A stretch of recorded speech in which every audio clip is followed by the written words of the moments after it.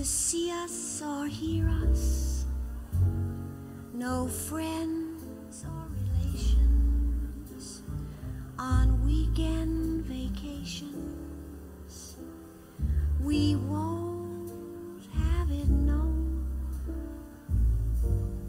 that we own a telephone.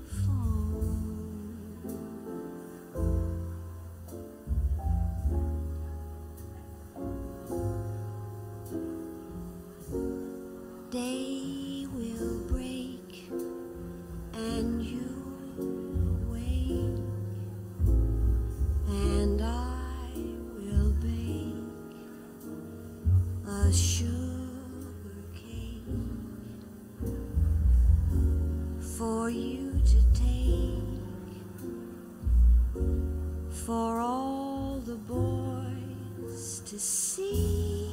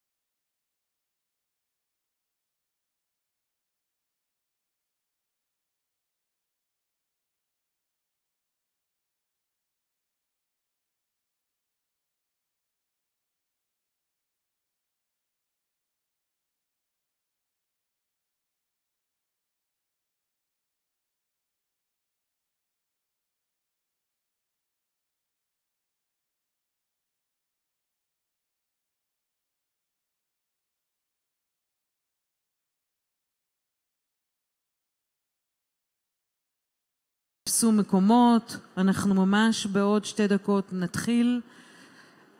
Good morning everybody, welcome. We're about to begin this interesting session and please take your seats. Have a great day. Thank you.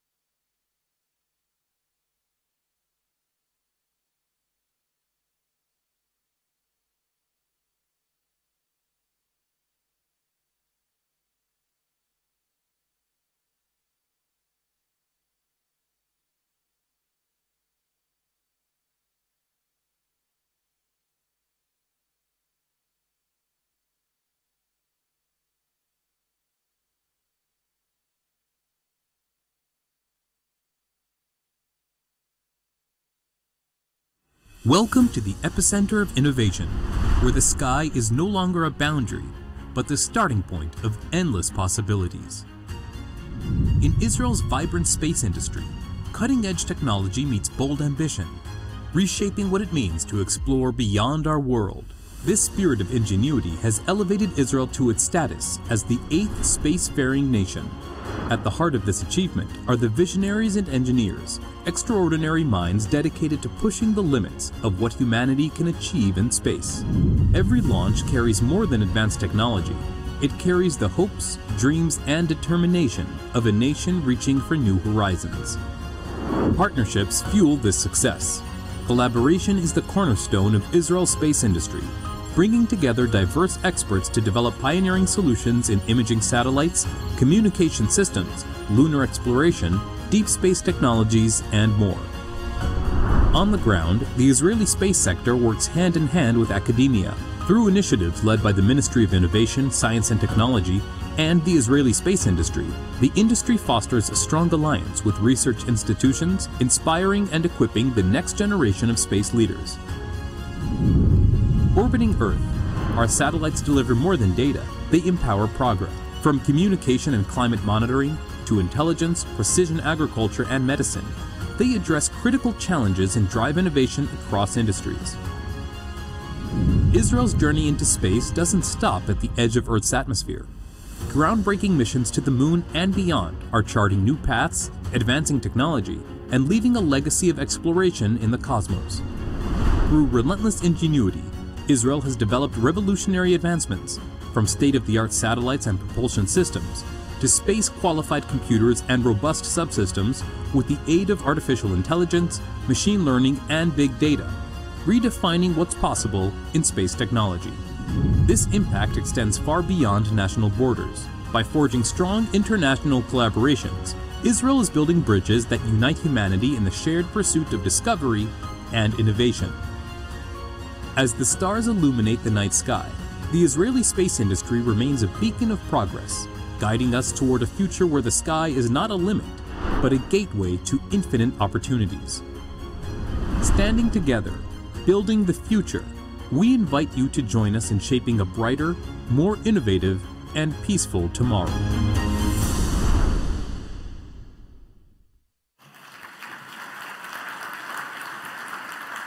Good morning, everyone, and welcome to the 20th Ilan Ramon International Space Conference. On behalf of the Ministry of Innovation, Science and Technology and the Israel Space Agency, I would like to extend a warm greeting to everyone here, especially to our dear friends from abroad that made the journey here during these challenging times. We deeply appreciate and thank each of you for joining us here.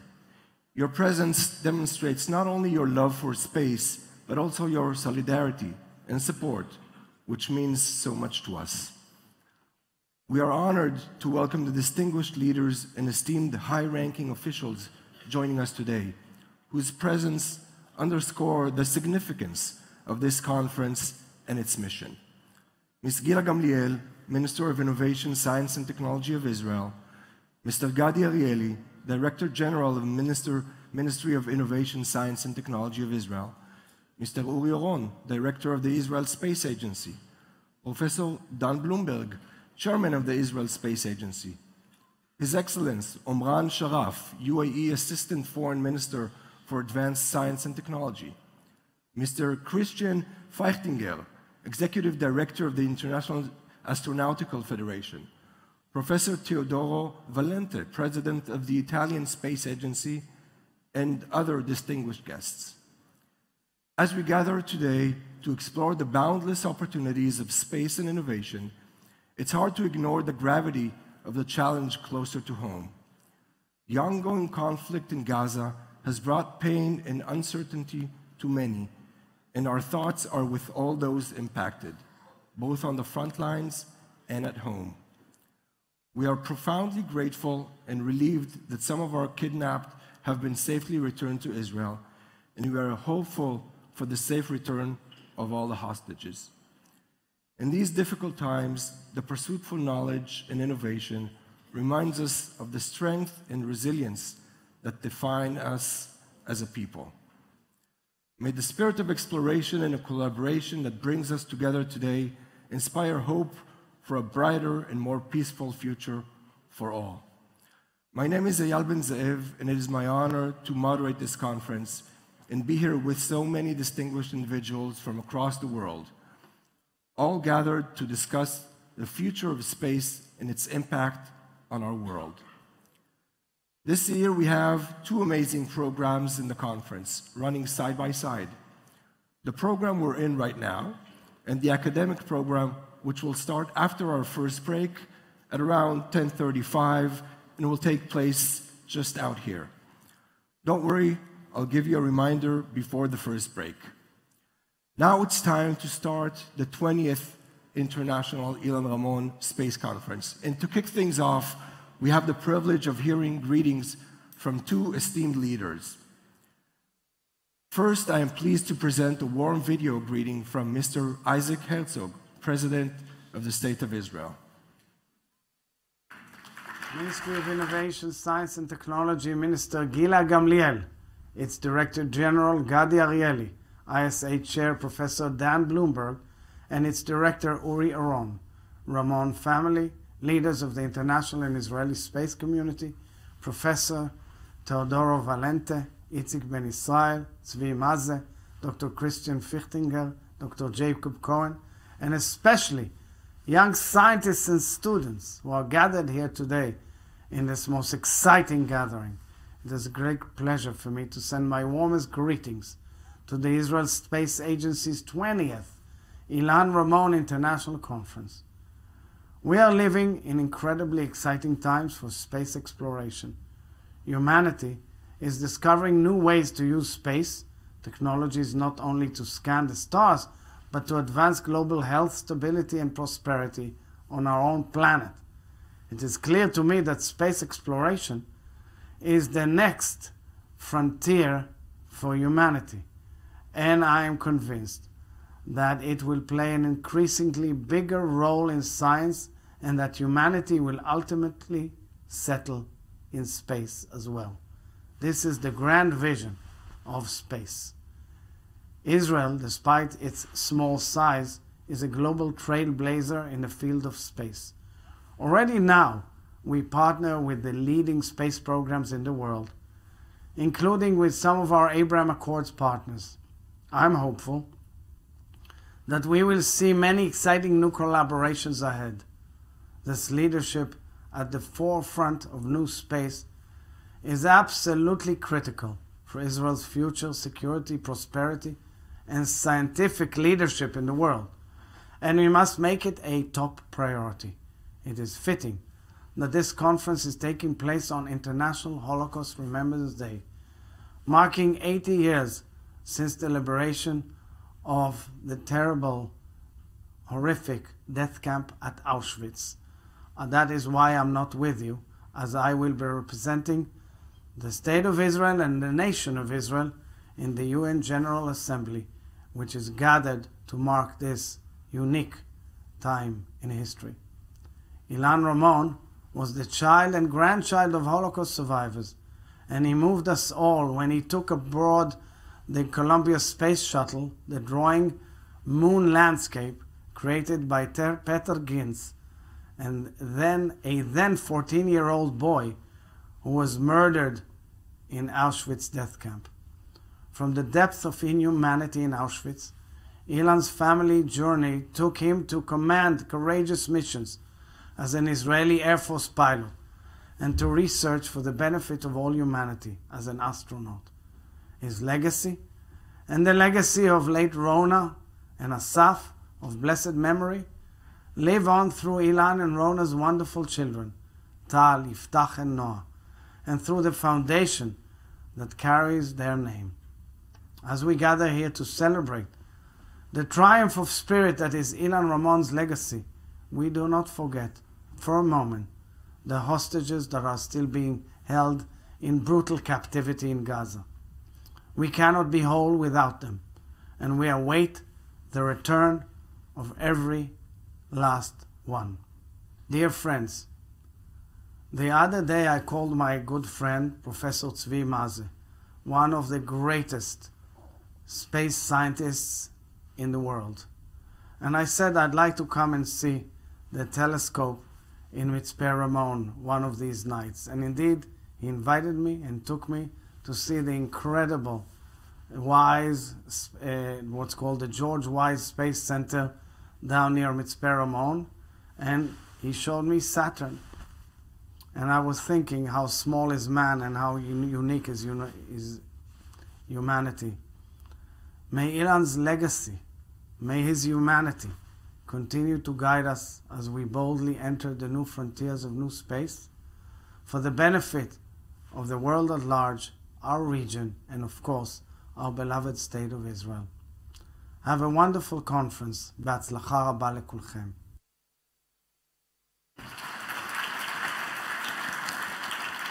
I'd like to thank the President for those inspiring words. And now I would like to welcome to the stage Ms. Gila Gamliel, Minister of Innovation, Science and Technology, to greet and open the conference. Minister Gamliel. Thank you.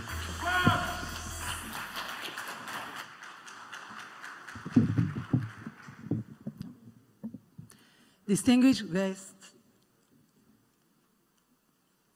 I would like to begin by extending gratitude to all the organizers, partners, and participants of the 20th Annual Ilan Ramon International Space Conference, who have gathered to advance Israel's position in space. I would like to extend a special welcome to our distinguished international and local guests. His Excellency, Imran Sharaf, United Emirates Assistant Foreign Minister for Advanced Science and Technology. Professor Teodoro Valente, the Italian Space Agency President. Dr. Christian Pachtinger, the International Astronautical Federation Executive Director, Charles Frank Bolden, former NASA administrator, Yves Jean Legal, the former president of the French Space Agency and the International Astronautical Federation, Gadi Arieli, Director General of the Ministry of Innovation, Science and Technology, Dan Blumberg, Chairman of the Israeli Space Agency, and Ori Oron, Director of the Israeli Space Agency, Iftach Ramon, and Eitan Stibe. Distinguished guests, let me share a powerful perspective according to the World Economic Forum. The space economy is forecast to reach $1.8 trillion by 2035. This represents the immense potential of space technology to drive the world's economy and solve many of today's most pressing challenges. The Ministry of Innovation, Science and Technology recognizes the vast potential of space technology and its transformative impact on both local and international scales. Space technology is not merely about exploration. It is a critical driver of economic development, national security, and resilience. Moreover, it serves as a powerful inspiration for future generations, igniting curiosity, innovation, and hope. By investing in space, we are investing in our collective future, pushing the boundaries of human knowledge and capability. Already in 2023, the Israeli space sector included 204 active companies, 7,200 employees, and economic contribution of approximately 15 million shekels. The forecast for 2050 is a potential 18,400 jobs and approximately 15 billion shekels in revenue. And I believe that the role of the ministry is to fulfill this goal. The last year brought unprecedented challenges to the state of Israel. In the face of those challenges, I would like to highlight the importance of this gathering to reflect on how science and technology can inspire hope and resilience. 20 years ago, we began a journey that would transform how the world sees Israel's place in space exploration. Today, at the 20th Annual Ilan Ramon International Space Conference, we're not just remembering a hero, we're carrying forward his incredible vision by promoting international collaboration and innovation in the global space community. This conference has become more than an annual gathering. It's a global platform where brilliant minds from space agencies, cutting-edge industries, prestigious universities, and innovative startups converge to shape humanity's future. During my recent visit to NASA, I felt great pride in seeing the picture of Ilan Ramon and the tree planted in his memory. After seeing this incredible breakthrough, Ilan Ramon as the first Israeli astronaut, in a testament to his legacy, I received a confirmation from NASA to send the first Israeli woman astronaut into space.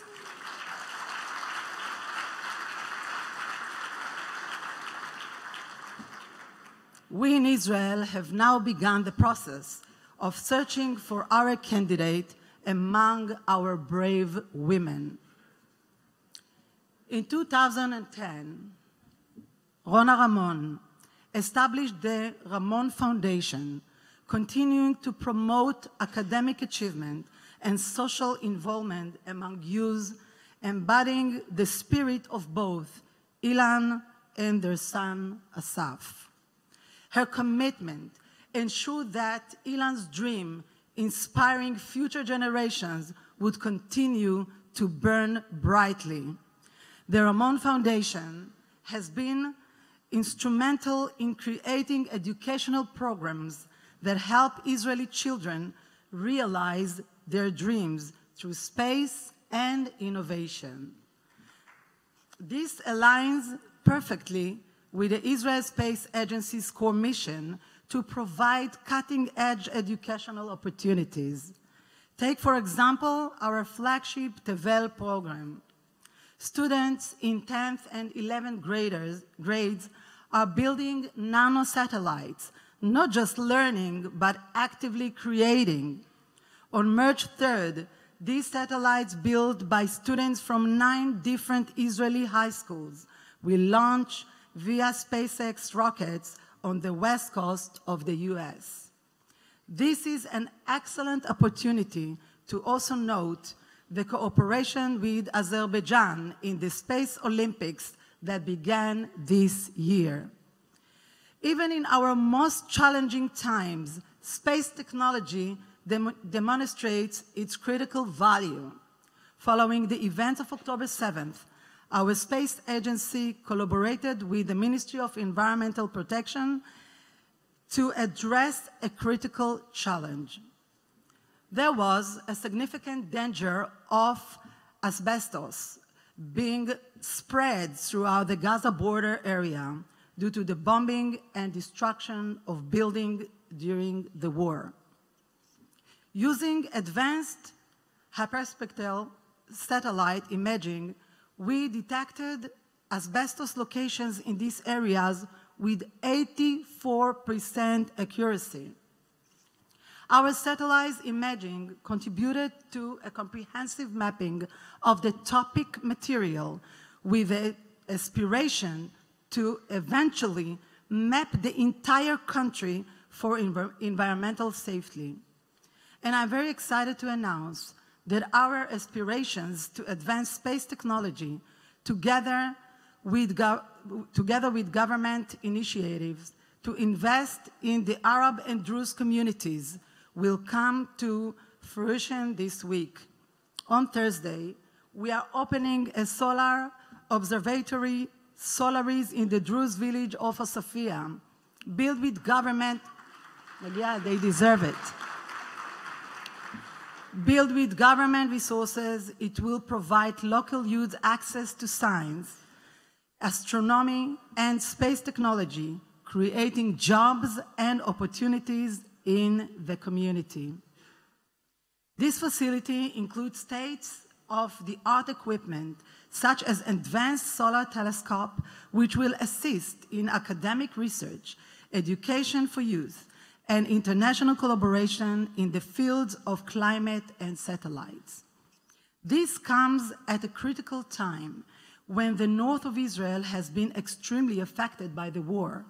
This is truly the embodiment of how government regulation can boost a community and encourage the love of science and technology. It is crucial that a government continue to pass laws and find resources for important initiatives such as this. I personally see this as one of my major goals in our ministry.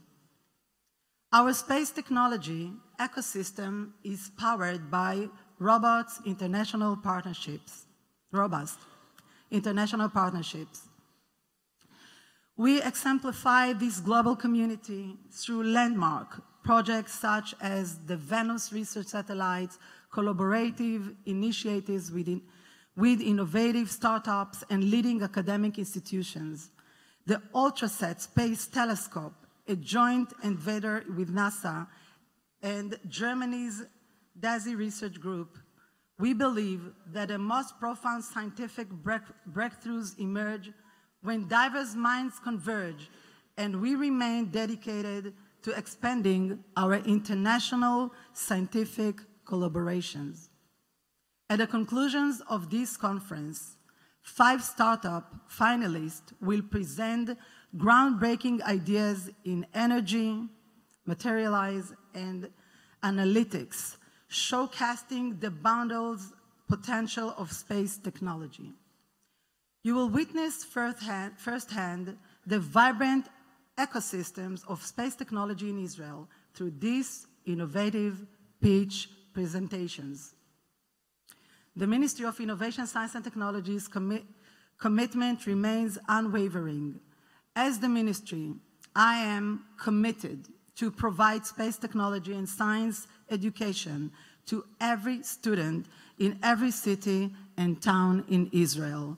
We will change the programs that it will become for every student and every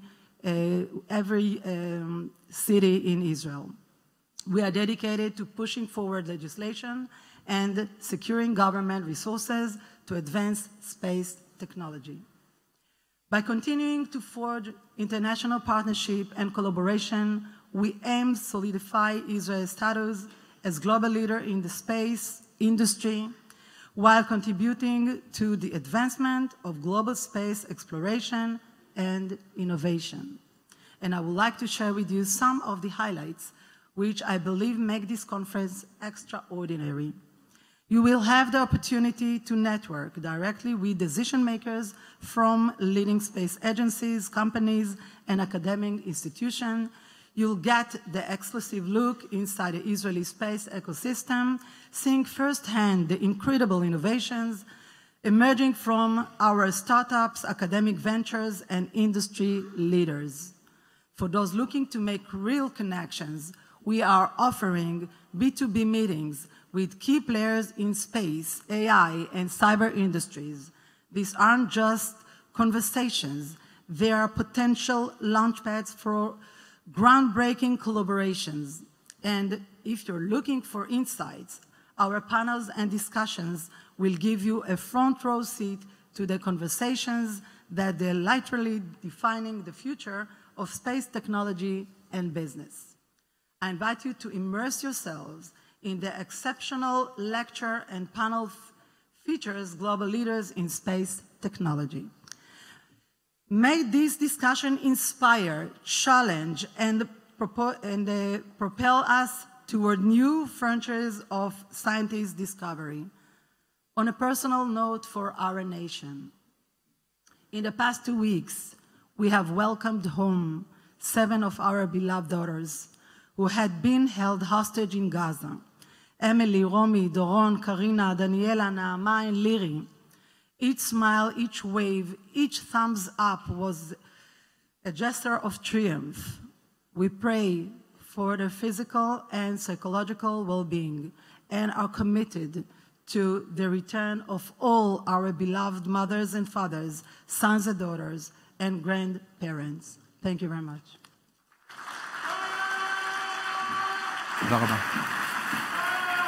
Thank you, Minister Gamliel, for all the good work that you are doing with your office. As we continue with our program, we now take a moment to reflect on the profound loss of the Space Shuttle Columbia, which tragically broke up during re-entry on February 1st, 2003. This year marks the 22nd anniversary of that fateful day. Please join me in honoring the memories of the 7 astronauts who gave their lives in the pursuit of knowledge and exploration, and especially our own Ilan Ramon. We'll start with a short video in memory of Ilan, and then give the honor to Iftach Ramon, Ilan's son and the chairman of the Ramon Foundation.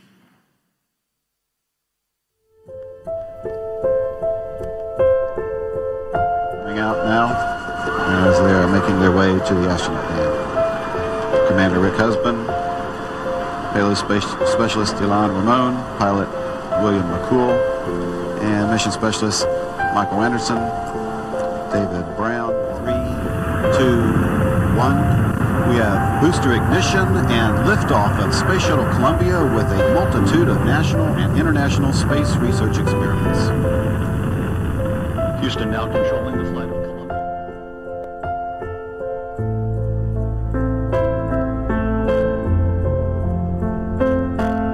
Good morning, Ken.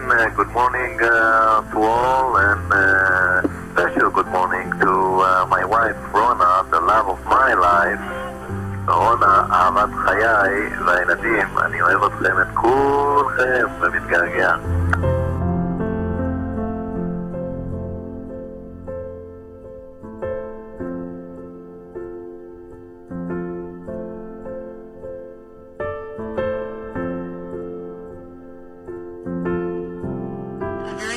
To the red team. We're looking forward to another productive day with you.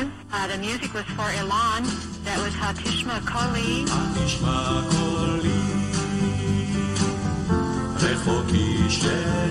I took several special things. First of all, the Israeli flag and the Israeli Declaration of Independence.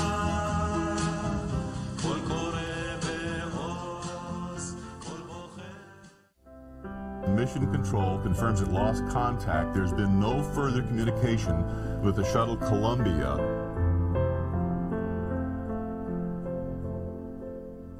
The Columbia is lost. There are no survivors.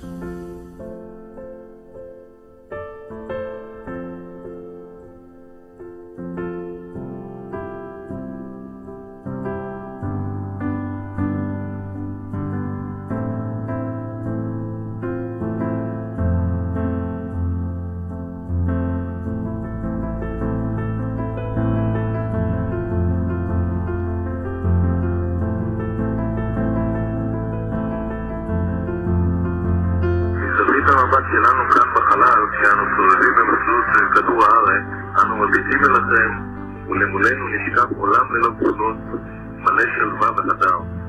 ובינה בלבנו שהאנושות כולה כאחד, לדמיין את העולם כפי שנשקף לנו, ללא גבולות, ונשאף לחיות ביחד, בשלום.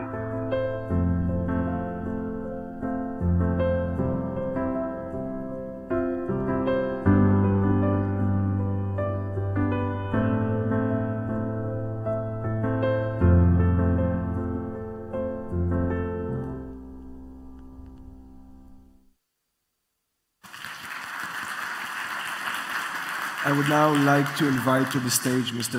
Ramon, Ilan's son and chairman of the Ramon Foundation.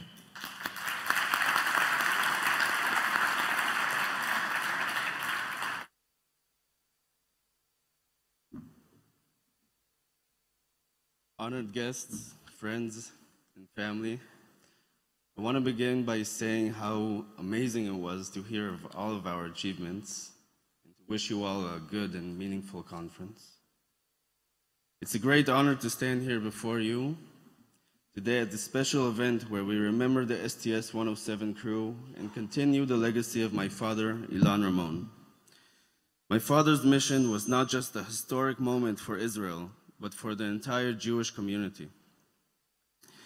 When he went to space, it brought all of us together, no matter our backgrounds, beliefs, or where we came from. It became a symbol of pride, hope, and possibility. But my father was not alone on that journey. He was a part of a team. The Columbia crew had a very special bond. Even though they came from different countries and cultures, they shared one goal: to push boundaries of human knowledge and explore space. During their time together, they became like a second family to each other and to us. My father and his fellow astronauts knew that success in space and in life comes from working together, supporting each other, and respecting one another. That spirit of teamwork and unity was something my father wanted to carry with him back to Israel, but didn't have the chance. His mission was more than just an achievement for him. It became a symbol for all of us of what's possible when people work together for the greater good. My father believed that space exploration could bring people closer, not just between nations, but between all people. I often wonder what my father could have done if he came back to Israel. What new achievements could have he helped us reach in science, education, and leadership? What role could he have played in helping create a more peaceful life in the Middle East? While we can only imagine what my father might have achieved, I find comfort in knowing that his vision is still very much alive. My mother, Rona Ramon, worked incredibly hard to keep his legacy going. Through the Ramon Foundation, she has taken on the mission of making my father's dream a reality. He created Space Week and this very conference, all meant to inspire the next generation and help all of us to build a better future. The Ramon Foundation is doing great work in carrying forward my parents' and brothers' memory, and I want to take a moment to thank all of our employees and partners for all of their hard work and effort helping kids all over Israel to see how far they can get and how much they can achieve. Even on this very hard year, the foundation has over than 15,000 students that glow and develop in our programs. It is very easy to see on their smiles how necessary it is for us to keep working so they might just see that better future become reality. At the same time, we know there are still many challenges today. We cannot forget the pain and worry of families, of many families, that are going through. We hope and pray for the safe return of all of our hostages and safety and well-being of everyone affected by this current crisis. Peace may feel distant, but I believe that through unity, just like the bond shared by my father and the STS-107 crew, we can work towards making that dream come true. Today, I ask all of us to think about my father's legacy and what we can do to keep it alive. Let's commit to encouraging education, innovation, and collaboration, and to making sure the next generation and all of us have the opportunity to make a real difference. Just like the STS-107 crew worked together in training and in space, we can work together here to create a better, more peaceful world. Thank you.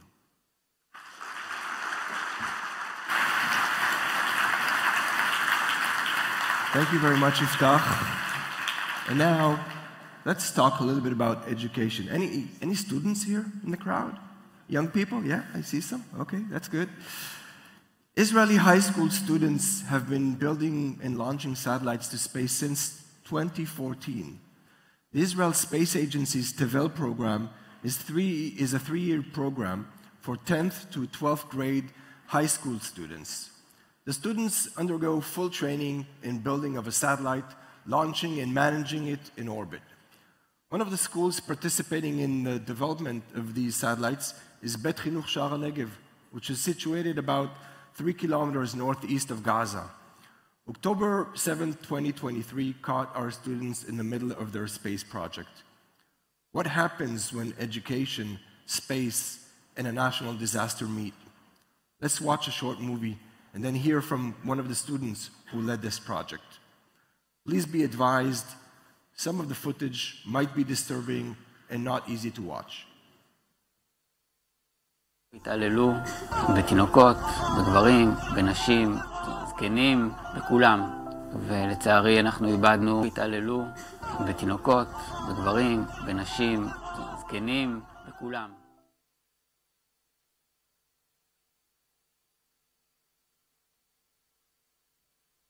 התעללו בתינוקות, בגברים, בנשים.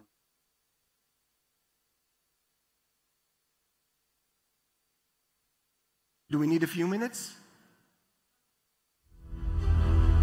מדינת ישראל נמצאת במלחמה.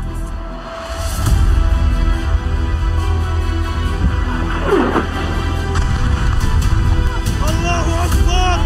جربوا يا جماعة!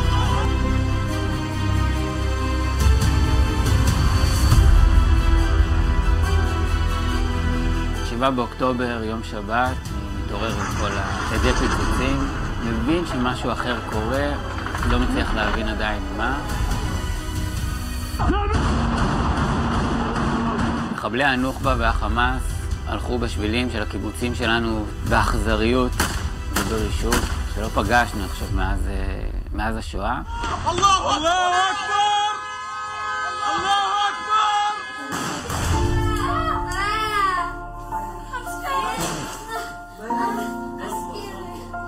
חטפו ורצחו והתעללו בתינוקות, בגברים, בנשים, זקנים, בכולם. ולצערי אנחנו איבדנו משפחות שלמות. אנחנו יודעים שיש לנו 78 נרצחים מבני הקהילה, 23 נחטפו. הגיעו אלפי מחבלים בפועל, והיינו עם ידיים חשופות. מי שהיה צריך נלחם בהתחלה בלי נשק, אחרי זה כך או אחרת, ניסה לעצור את הצונאמי הזה של המחבלים שהגיעו. ואז אני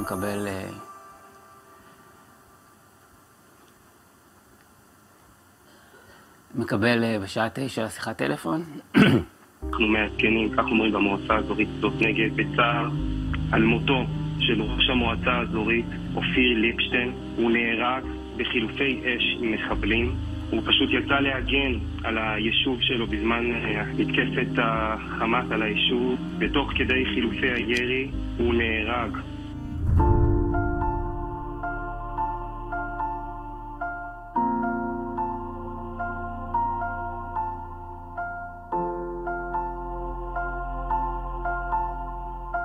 היינו מפוזרים בכל הארץ, היו חלק שהיו מפונים, היו חלק שלא, והיה נורא קשה להמשיך עם הלימודים, עם החיים ובעיקר עם הפרויקט. מה שהחזיק אותנו בכל התקופה הזו זה באמת המשפחה והחברים, זה שהאחדות שיש וכל החיבור שיש והתמיכה שיש מסביב, גם מהמורים שתמיד כאילו היו מאוד שם בשבילנו. אני חושב שהמפגש הזה אבל בין הילדים היה אחד הדברים שגרם להם להבין שלא הכל אבוד.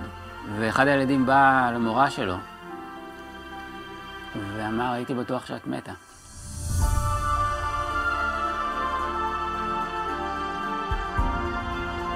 פרויקט אבל זה פרויקט של תלמידים בונים לוויינים, שהוא מובל על ידי משרד המדע, סוכנות החלל ואוניברסיטת תל אביב. אלה פרויקט שותפים 9 רשויות, שכל רשות תבנה 9 לוויינים ששגרו לחלל בתחילת מרץ. אני חושבת שהפרויקט הזה כן חשוב יותר משנים קודמות, כי זה באמת מראה שאפילו שקשה, אנחנו יכולים להמשיך ולגדול ולהסתגל ולצמוח, וזה מראה את החוזק שיש לנו גם באזור העוטף, כאנשים מאזור העוטף, וגם כאנשים וכמדינה. אופיר ספציפית היה בן אדם שמאוד תמך והרים את הפרויקט הזה, עזר לנו. החלטנו באישור, כמובן, לקרוא ללוויין שלנו כאילו לוויין אופיר. אופיר ניסה להוביל פה באמת את העולם הזה של חדשנות ויזמות, שיתחיל כבר במערכת החינוך שלנו, ימשיך אחר כך גם באמת במקומות העבודה, ויהיה חלק מהסיפור של שער הנגב. מאוד מרגש השיגור של הלוויין, רגע מכונן, חיכינו לזה הרבה זמן, אבל פי 1000 יותר מרגש, משתחררות 3 חטופות, 2 מהם מהמועצה, אמילי ודורון, חיכינו לזה הרבה זמן, והלוואי שישתחררו כולם. והלוואי שישתחררו כולם. איפה ילדים?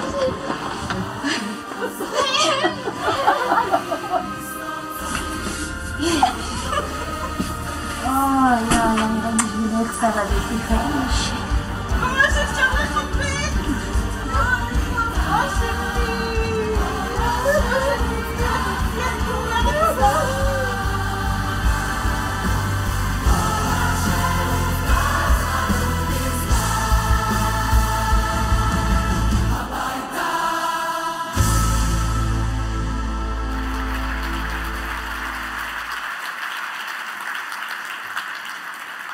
Now I'd like to invite to the stage Or Ziner, a 12th grader who led the Tevel project at high school Bet Chinuch Sha'ar Negev, to say a few words. Or, the stage is yours.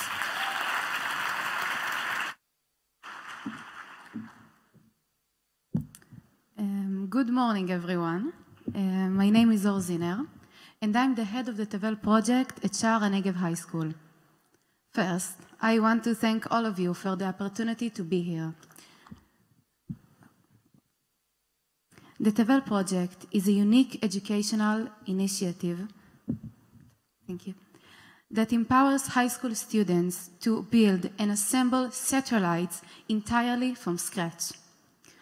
The program operates across 9 regional councils across the country, and Sha'ar Negev is proud to be one of them. Sha'ar Negev High School has long been a leader in space and technology education. As participants in the Tevel project, we began our journey in the 10th grade, embarking on an extraordinary challenge, building a satellite. Facing that challenge made us feel like nothing can stop us. But on October 7th, everything changed. As the kids of Atef Gaza, the Gaza envelope, we have grown up with the constant sounds of sirens, the rush to the shelters, and the ever-present shadow of conflict. Yet, we never imagined our life would be torn apart so completely, so suddenly. The massacre shattered our community, taking friends, teachers, and neighbors from us. Many of us were forced to leave our homes. How does one move forward after such unimaginable loss? How do we dare to dream of a future when the world we knew has been destroyed? At first, we didn't know if we could continue. Scattered across the country and overwhelmed by grief, the challenge felt unachievable. The head of our regional council, Ofir Lipstein, Zichrono Livracha, was murdered at Kfar Aza while fighting and defending our home. The pain was almost too much to bear. Yet, we chose to rise. With determination and the unwavering support of our teachers, Tel Aviv University, and the Israeli Space Agency, we found strength in unity and turned our struggle into testament and resilience. All through the disruption created the learning gap between us and the other teams, the firm encouragement and the guidance we received allowed us to catch up and meet every milestone required by the project. We're deeply grateful to everyone who stood by us during this time. In Sha'ar HaNegev, we refuse to let tragedy define us. We look ahead, knowing that our pain is part of something greater. We are building the future, not just for ourselves, but for those who are no longer here. We refuse, and will continue to refuse, to let terror break our spirit. מחכים לכולם בבית, מתפללים לשלום החיילים, עם ישראל חי. Thank you.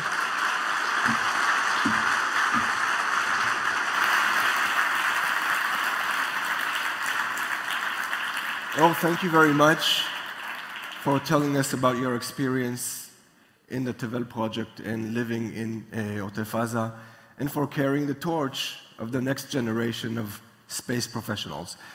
Now it's time, with great excitement, that I invite to the stage Professor Dan Blumberg, Chairman of the Israel Space Agency, to share some insights on space exploration and technologies.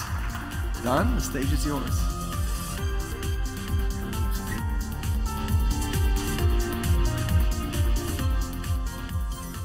I need to catch a breath after that. I think we all do. Good morning, welcome, Her Excellency Minister Gamliel, Director General of the Ministry of Innovation, Science and Technology, Gadi Gamliel, Director of the Israel Space Agency, General Uri Oron, Professor Avi Dom, Chief Scientist in the Ministry, Heads of space agencies, excuse me, I'm not going to mention each one's name because I'm going to make a mistake trying to do it. And I'd rather not miss any one of you because you're all important. Astronauts, we have two over here. We have Charlie Bolden. General Charlie Bolden is in the audience.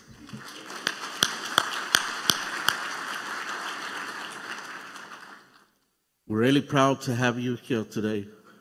Thanks for coming. And our own Eitan Stiva, sitting here in front. Ladies and gentlemen, distinguished guests, my colleagues, and mainly fellow space enthusiasts. That's what brings us all here together this morning. It's an honor to be opening this meeting today, the 20th event of the Ilan Ramon Space Conference, and this works 42 years since the Israel Space Agency was established, 22 years since we lost the Shuttle Columbia, and we lost our dear friend, Ilan Ramon Yiftach. Thanks for the words you said at the beginning.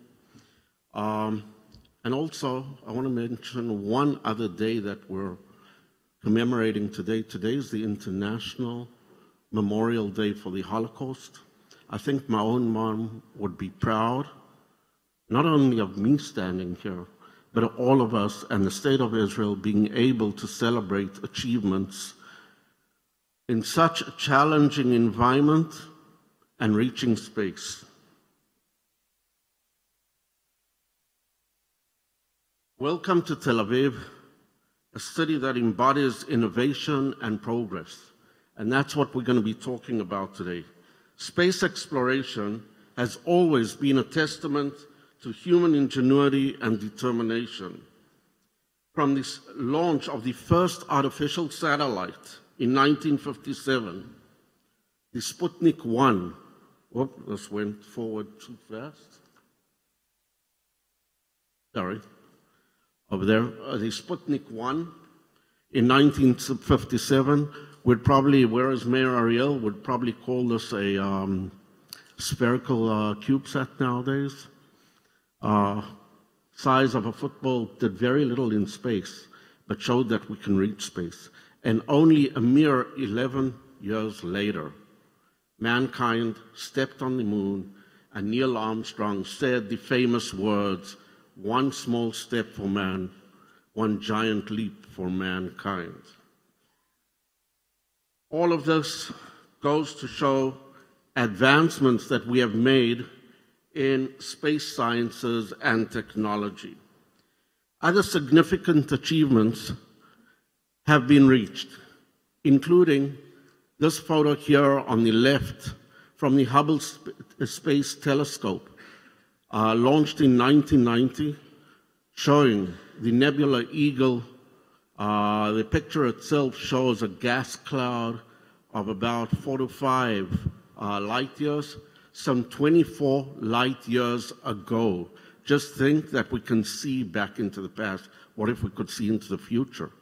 I don't think that that's possible, but it's something to think about. We can also see how space supports our lives, our daily lives. And we can see over here 3 photos, just 3 that I picked, showing climate change. This is a dust storm over Israel, over the Middle East, taken from a satellite on the left from NASA. We can see the changes in the Dead Sea, which to some extent shows that it's alive, that it's changing, but it's part of climate change and environmental changes. And to the right, we can see this picture of agriculture in the Negev Desert from work by Professor Ramon Conference, who might be here, a colleague of mine from Beersheba, showing how we can actually use space assets, provide support to our daily lives, and change the way we live. But we haven't stopped over there.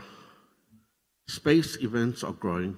More satellites are being launched. And we can see over here on the left, we can see the launches of SpaceX over the last decade and the rate at which they're growing. Now, every launch over there is not one satellite. Many of them are many satellites. And more satellites are being launched into space, providing support for mankind, providing new achievements in space. And the picture on the right is actually Starlink, beginning to provide us with cellular links for our phones so that we won't be limited to national borders any longer. But more and more is being achieved in space. More satellites are going up. The last month only has brought us new achievements. We can see SpaceX catching Starship's rocket booster at the launch pad, coming back down to Earth and being ready for the next launch. And on the right, we can see Blue Origin's New Glenn rocket, which was launched only 10 days ago on Thursday morning. Now, while the satellite might have been lost, the big achievement is the reusable engine over there.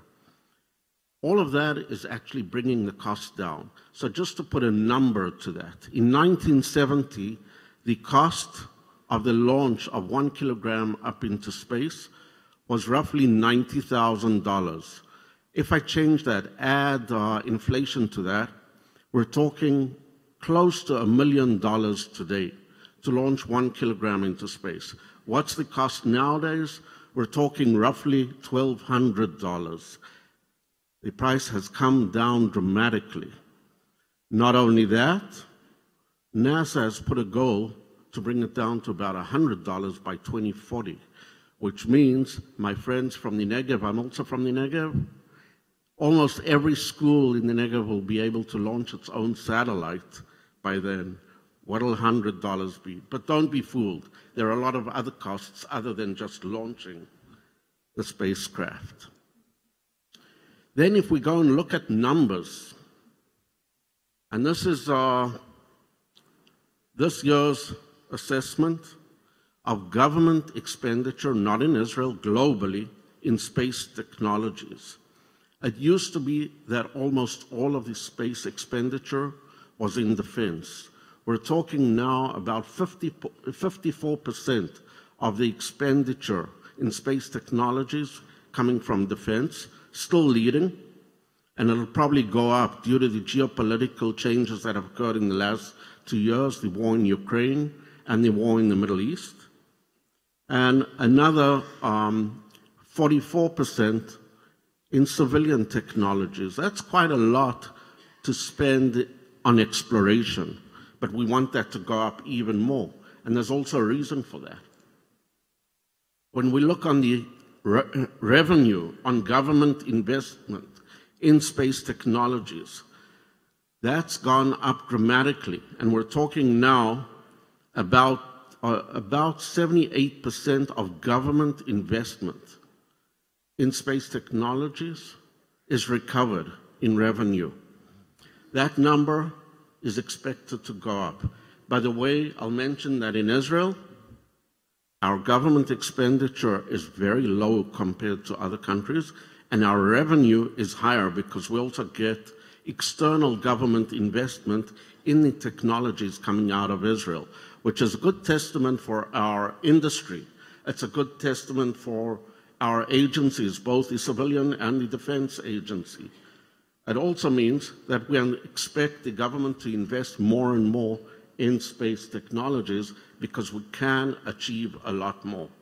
If we look at the circles in the upper left over there, you can see obviously that the US is leading by far in government expenditure in space technologies.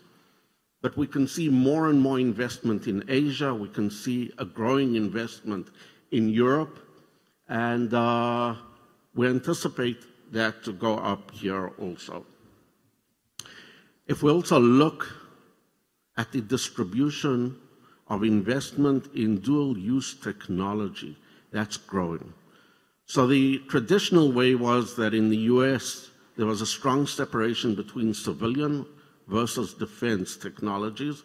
In Europe, almost everything was dual use. In Israel at the moment, it's separated. I think that we can achieve a lot more if we bring more and more dual use technologies to the table and invest in the idea of dual use technologies.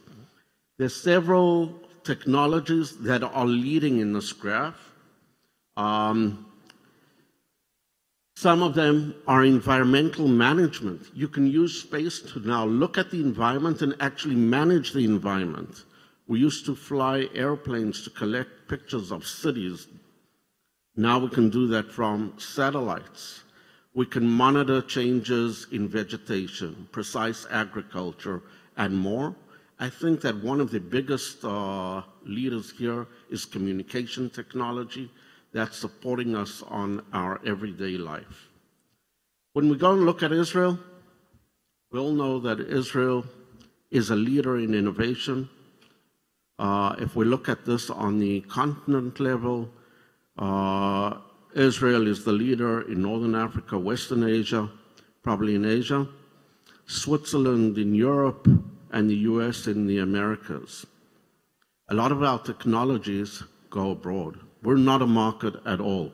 Israel, with roughly 10 million people, is not a market for almost anything. But anything we do invent here, anything we invest in, can bring revenue from abroad, and we should invest in space technologies. Because if we look at the correlation between what happened in cybersecurity 15 years ago and what's happening nowadays in space technologies, I think we can see the similarities. Cybersecurity 15 years ago was similar to where we are now in space technologies. 50%, almost 50% of the international investment in cybersecurity goes now to Israeli companies. We want that to happen also in space technologies. So Israel has achieved a lot. And Ofek 1 was our first satellite, launched in 1988 on September 19th. But it's not the only thing we've done in space. We've had deep space projects. Bereshit 1, some of you might say it was a failure. I'll say it was a great success. The objective was to reach the moon. It reached the moon. The objective was to touch down on the moon. It touched the down. The third objective was to bounce once, bounced more than once.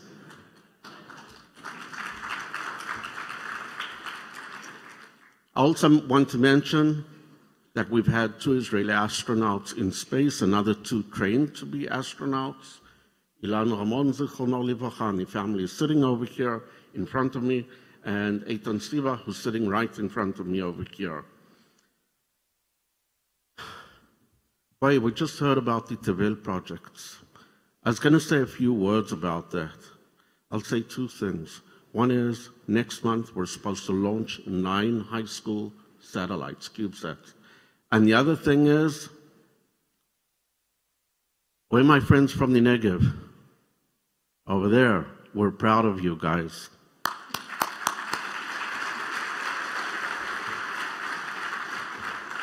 Thanks for sharing.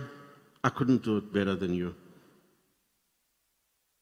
We also have a whole slew of satellites.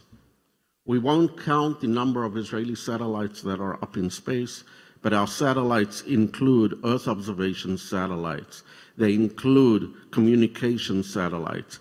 They include a mission to the moon. Hopefully another mission will be coming sometime soon, and we're going to sign a letter of intent today, I hope. We have synthetic aperture radar satellites. We even have Space Pharma, who are probably sitting here in the audience at the moment, doing biopharma in space. So we have a lot of achievements in space technologies.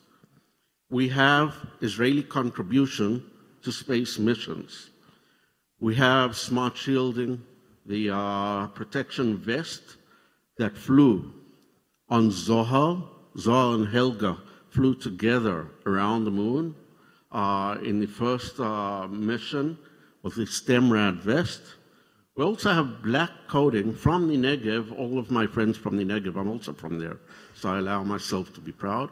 Actal has been producing black coating for almost every European space mission, many NASA missions, and they're up in space on a lot of the missions. We're proud of them. We're proud of a lot of other companies that have achieved the goal of reaching space and showing what we can do.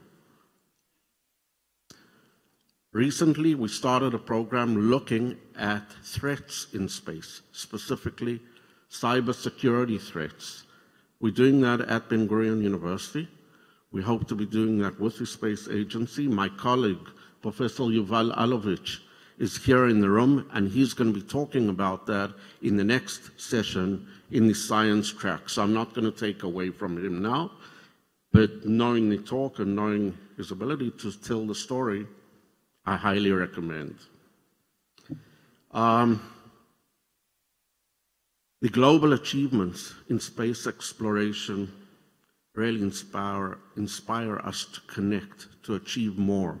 And that's why I'm really happy that you're all over here, the international space leaders from other countries. In the background, you can see a picture of Venus, the satellite that didn't fly to Venus. It flew around Earth, observing Earth. The vegetation micro satellites. We want more of those. We want to work together in a borderless globe, in a borderless world. Only by collaborating we can achieve the stars. So let's collaborate, and that's part of this meeting today. There are a lot of opportunities for the state of Israel, and the time is ripe for us to cultivate a robust growth engine in Israel. Do what we've done in other fields, and do that now in space technology. We want a strong ecosystem here. We want industry, and that's what we want to support. Towards the end, I want to thank my colleagues from the Israel Space Agency, all of the young people that have been working, and they're sitting over here, days and nights. Thanks a lot. And lastly, we all celebrated the return of 7 hostages in the last 8 days. We anticipate more hostages to come back. We're all waiting for them to come back home, and we mourn the loss of our soldiers, of our fellow students, fellow colleagues, friends, family. Thank you very much, and have a fruitful day.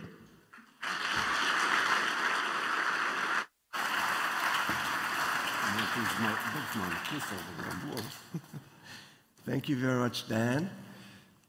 Right on time, by the way. Amazing. NASA has always been a great friend of Israel and a huge part of this conference. We are honored to receive a message from Mr. James Free, NASA Associate Administrator.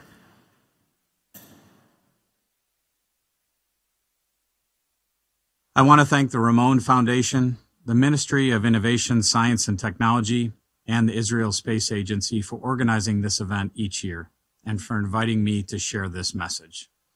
Although I'm not able to be with you all in person, I'm with you in spirit. Last week, as we do each year, NASA honored and recognized the heroes of Apollo 1, Challenger, and Columbia who gave their lives in the pursuit of space exploration.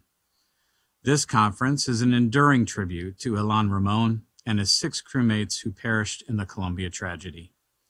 We carry their spirit forward when we are able to advance space exploration for the benefit of all. NASA and Israel have a long-standing relationship, and this is an exciting time in space for both of our nations. From Ilan's legacy as the first Israeli astronaut to Israeli citizen Eitan Stibi on the historic first private astronaut mission to the ISS, Israel is at the cutting edge of the next era of space exploration.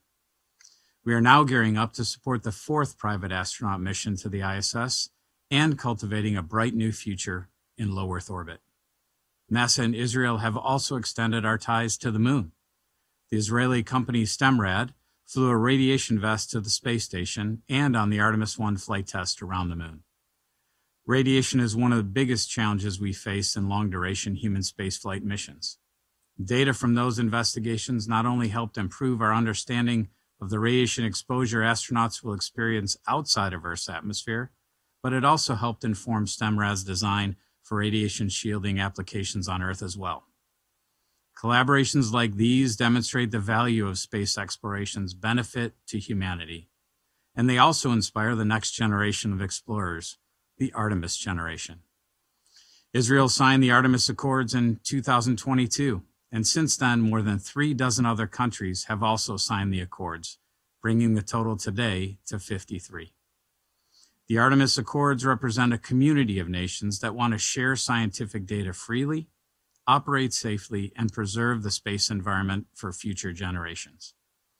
Under the leadership of General Uri Aron, the Israel Space Agency has adopted the NASA Moon to Mars objectives and goals to work with Israeli companies to develop hardware elements to be part of the architecture. I want to thank Israel for the strong partnership, and we look forward to the collaborations to come. Thank you and have a wonderful conference. On behalf of the Space Agency and the Ministry, I'd like to thank Mr. Free. Now, let us take a moment to reflect on the exciting milestones and developments in space throughout the past year. We will explore the highlights and breakthroughs of 2024 as we examine what has it transpired in this dynamic and rapidly evolving field? My voice has transferred.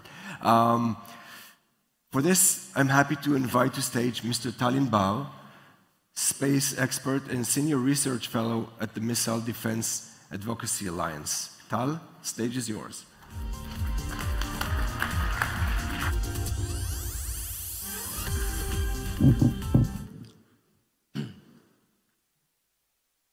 Okay, so I only had 19 times to prepare for today's briefing because this is my 20th annual brief of the events in space. Something is happening to the presentation? No? Could you bring it on? First slide, please.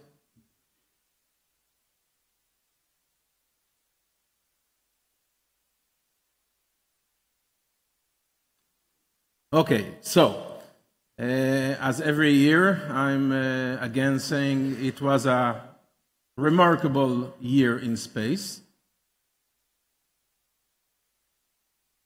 It's easy to get a satellite in space than to, okay. So we had in 2024, we had a total of 261 launches to space. And as Professor Blumberg already said, many times that we can see a space vehicle heading to space. There are several satellites on board. Just recently, we saw 131 satellites on board Falcon 9. So a total of more than 2,800 satellites were launched successfully to space this year. Again, something is... No?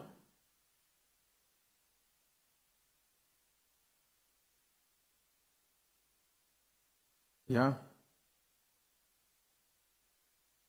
No?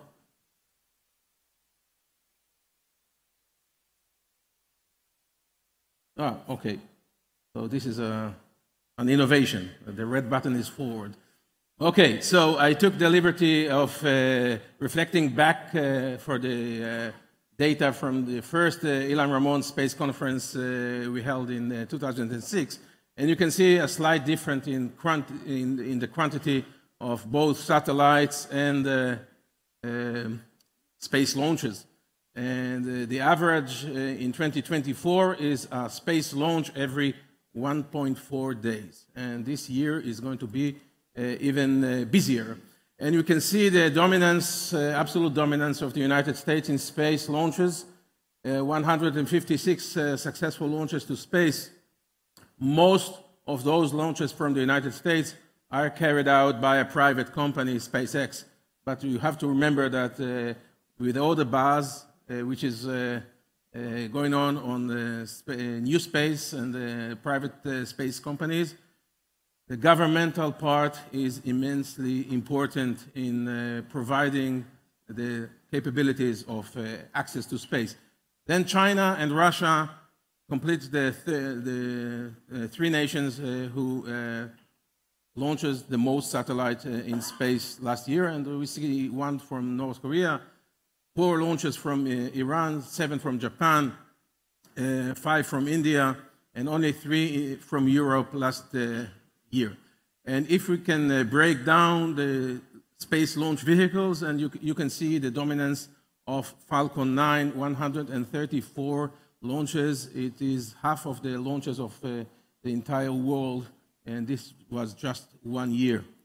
And most of the satellites, most of the space missions are going to LEO, low Earth orbit, and we have some, of course, heading to geosynchronous orbits, and some are going to the moon. We saw some national firsts in satellites and space travelers. We saw astronauts from Belarus, Turkey, and Singapore, and the 3 first satellites, national satellites, built by those nations, Senegal, Oman, and Croatia. And roughly 80 nations in the world already built their own national satellites, and there are more to come. And speaking about space flights with people on board, we saw a busy year, 9 missions, 4 of them by SpaceX, Dragon, and this is an innovation for this year because you can see the green line mentioning that this is a private space mission.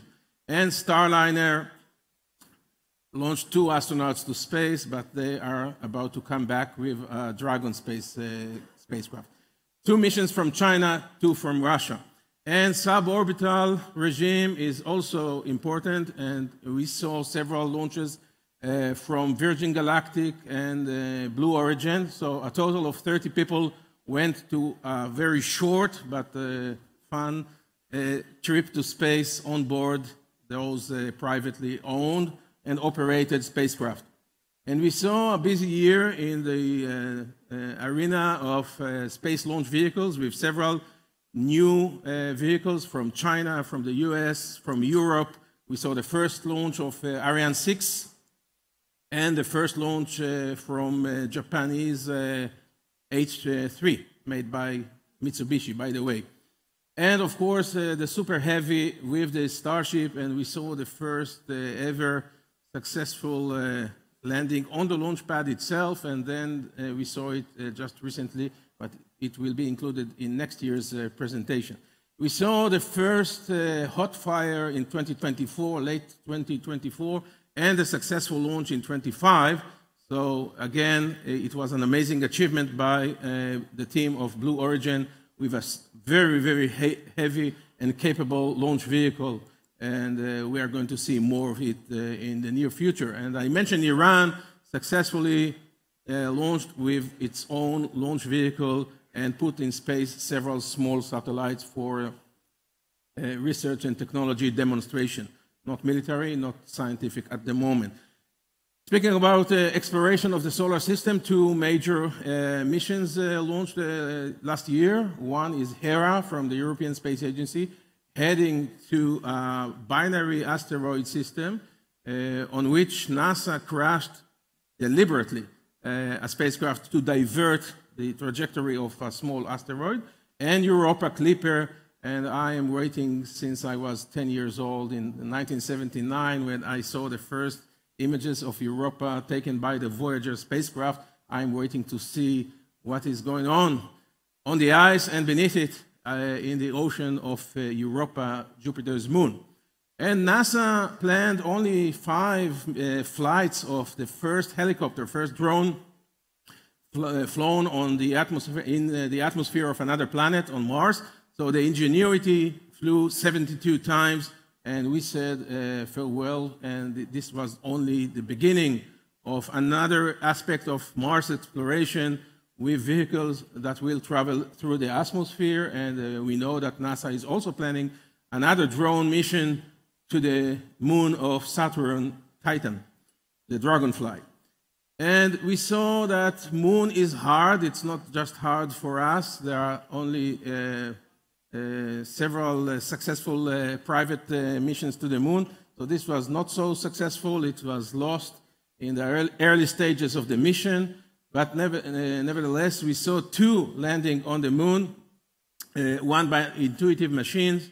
And you can see, like people are saying to actors on the opening night, break a leg. So this time, I believe that someone said it twice because it broke 2 legs, but nevertheless, you can see on the left, this is an actual picture from the moon, and this is a lunar landing. And Japan also landed the first spacecraft on the moon, this time on its head. So you can see it sitting there, but this is, of course, a successful mission. And for the first time ever, now people on Earth has the opportunity to examine firsthand some lunar samples from the far side of the moon. And keep in mind, this is not the dark side of the moon, this is just the far side of the moon.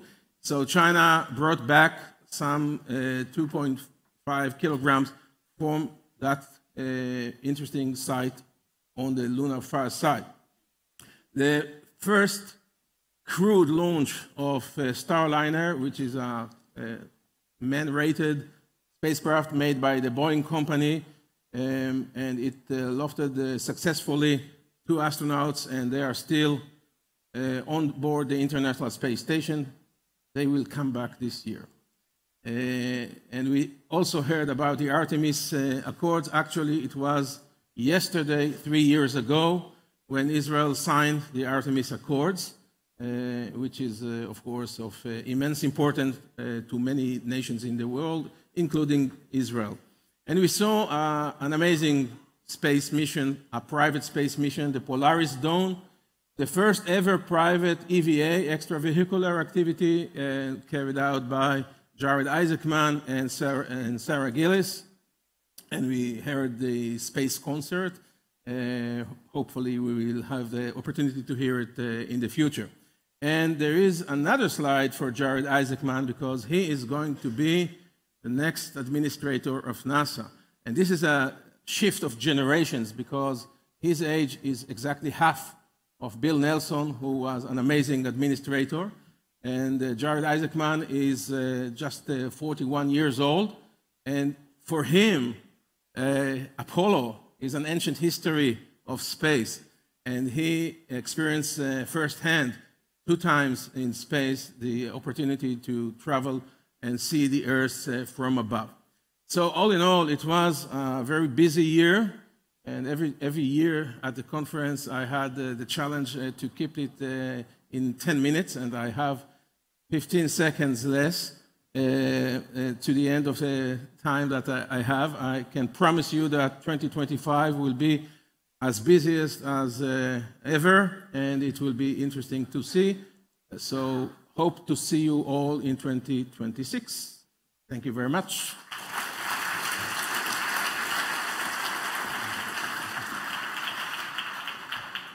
On time, as always, Tal Inbar. Thank you, Tal, and thanks to all the other speakers so far. We will take a short break right now. We're a bit off schedule, about 10 or 15 minutes, so we're going to have a short break. The next conference, the academic conference, is starting in a few minutes in the next door. So let's meet here in a few minutes and continue our program with more exciting discussions on space innovation and technology.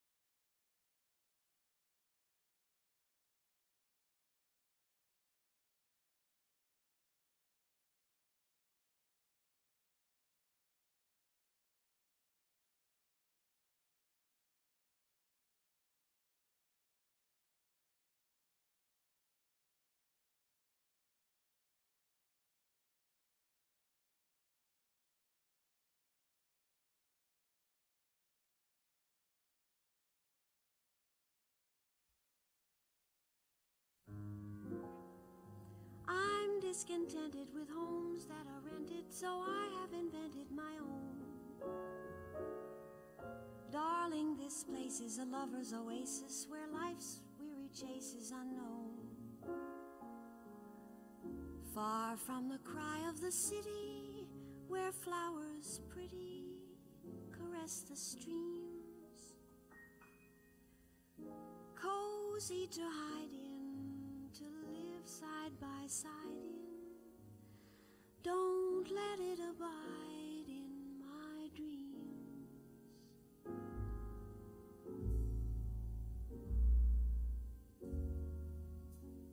Picture me upon your knee, with tea for two and two for tea. Me for you and you for me alone.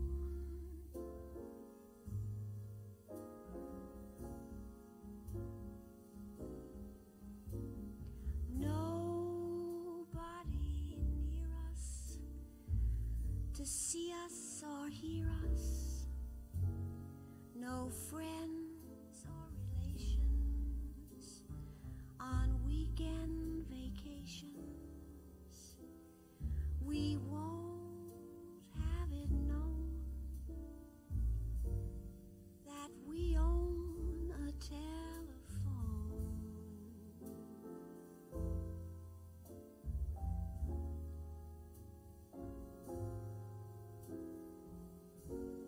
Day will break and you'll wake, and I will bake a sugar cake for you to take,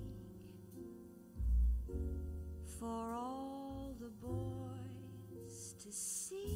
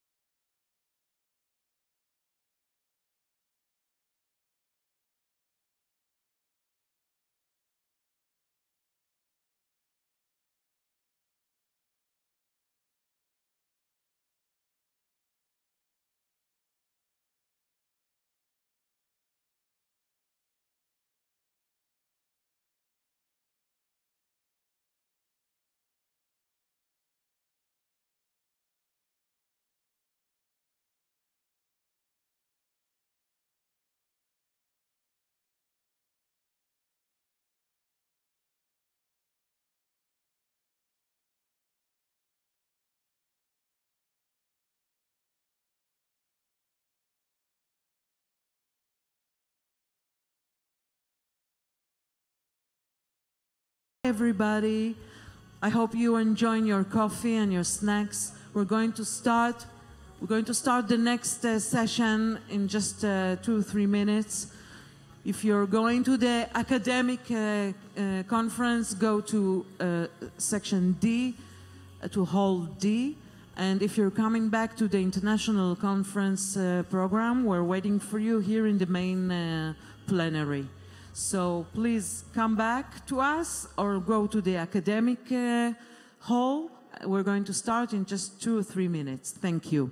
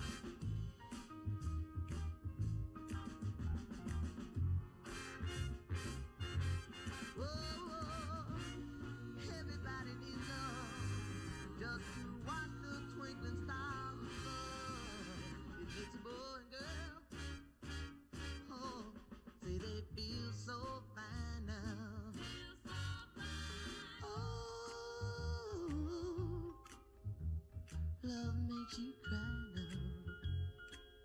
That goes for Billy, Sherry, Bobby, and Marsha and baby, you and I. Oh, I can prove to you that these facts of love are so true. It makes a boy and girl, yeah, say they feel so fine now.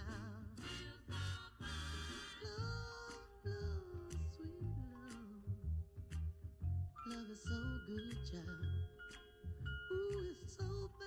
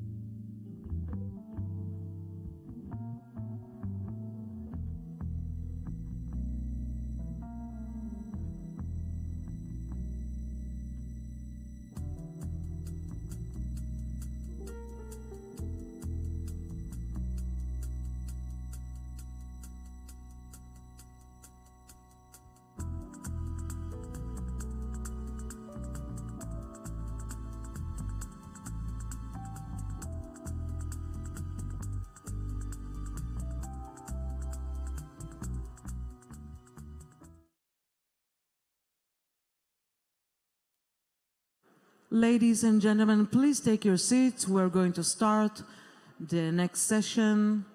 Please take your seats. Thank you.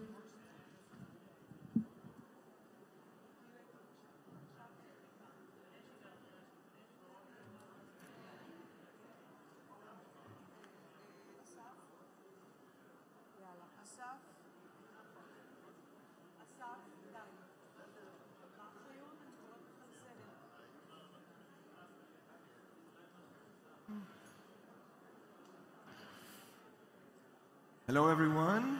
I hope you had some fun in the break, managed to talk to people, mingle, and eat a little bit. Our next panel will explore how nations around the world are shaping the future of space development through groundbreaking innovation, strategic partnerships, and the navigation of complex global challenges. To moderate the panel, I have the privilege to invite to stage Ms. Nili Shalev, CEO of the Israel Export and International Cooperation Institute, and our distinguished guests, Mr. Uri Oron, Director of the Israel Space Agency, Professor Teodoro Valente, President of the Italian Space Agency, and Christian Feichtinger, Executive Director of the International Astronautical Federation. Thank you.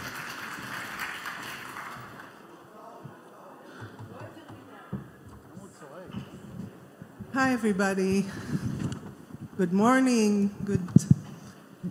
I think we're still good morning, right? Yeah, it's still. Okay, still morning. So it's a pleasure for me to be here today and moderate this panel. My name is Nili Shalev. I'm the CEO of the Israeli Export Institute. Just 2 words about us. We are basically your gateway to Israeli innovation. We're active in 15 different sectors with the aim of opening doors to Israeli companies in their activity abroad. We work together with the Israel Space Agency. We work together with the Israel Space Forum, the Innovation Authority, Ministry of Science, Innovation and Science, and of course, Ministry of Economy, to advance the space sector in Israel. I think for the first time in 2024, we participated, all of us together, in IAF's IAC conference in Milan. So this is how we tie everything together in this panel. And it was an extremely successful conference from our perspective, with 18 companies, produced 450 B2B meetings, hosted 65 foreign delegations that came to explore collaboration with Israel. We are gathered here today to have a short discussion about international collaboration in space. International collaboration in space is not something new. Started in 1959 with the UN, who established discussions on scientific, technical, legal issues related to international space activities, and it was mainly between governments. I think that the change today, with the advancement of technology, is that it's not only governments talking about international collaboration, also the private sector is heavily involved. This collaboration encompasses a myriad of activities, space missions, scientific research, satellite deployments, and more, with a lot of benefits and some challenges. And we're here today to talk about it. So I won't be that polite, and I'll start with our host, if you excuse me. Uri Oron, the Director General of Israel Space Agency. ISA. So ISA has constantly demonstrated innovation through initiatives like Ultrasat and the Venus satellite, while actively collaborating with international partners through the Artemis Accord and bilateral agreements. Uri, from your perspective, what is the role and importance of international collaboration to Israel? How does ISA leverage its position as a small, highly innovative space agency to create impactful partnerships? And I'll ask also another question. What lessons can, you know what, let's wait with the last part, we'll continue later. So let's start with those two. Thank you, Nili, and again, good morning to everyone. Yes, it is a very distinguished panel, and actually I can also mention a very good friendship that developed through the years. And your question about international partnership is almost irrelevant. Why it is irrelevant? Because you cannot develop anything in space without partnership. It's not because space is hard, and yes, space is still hard, and space is still difficult.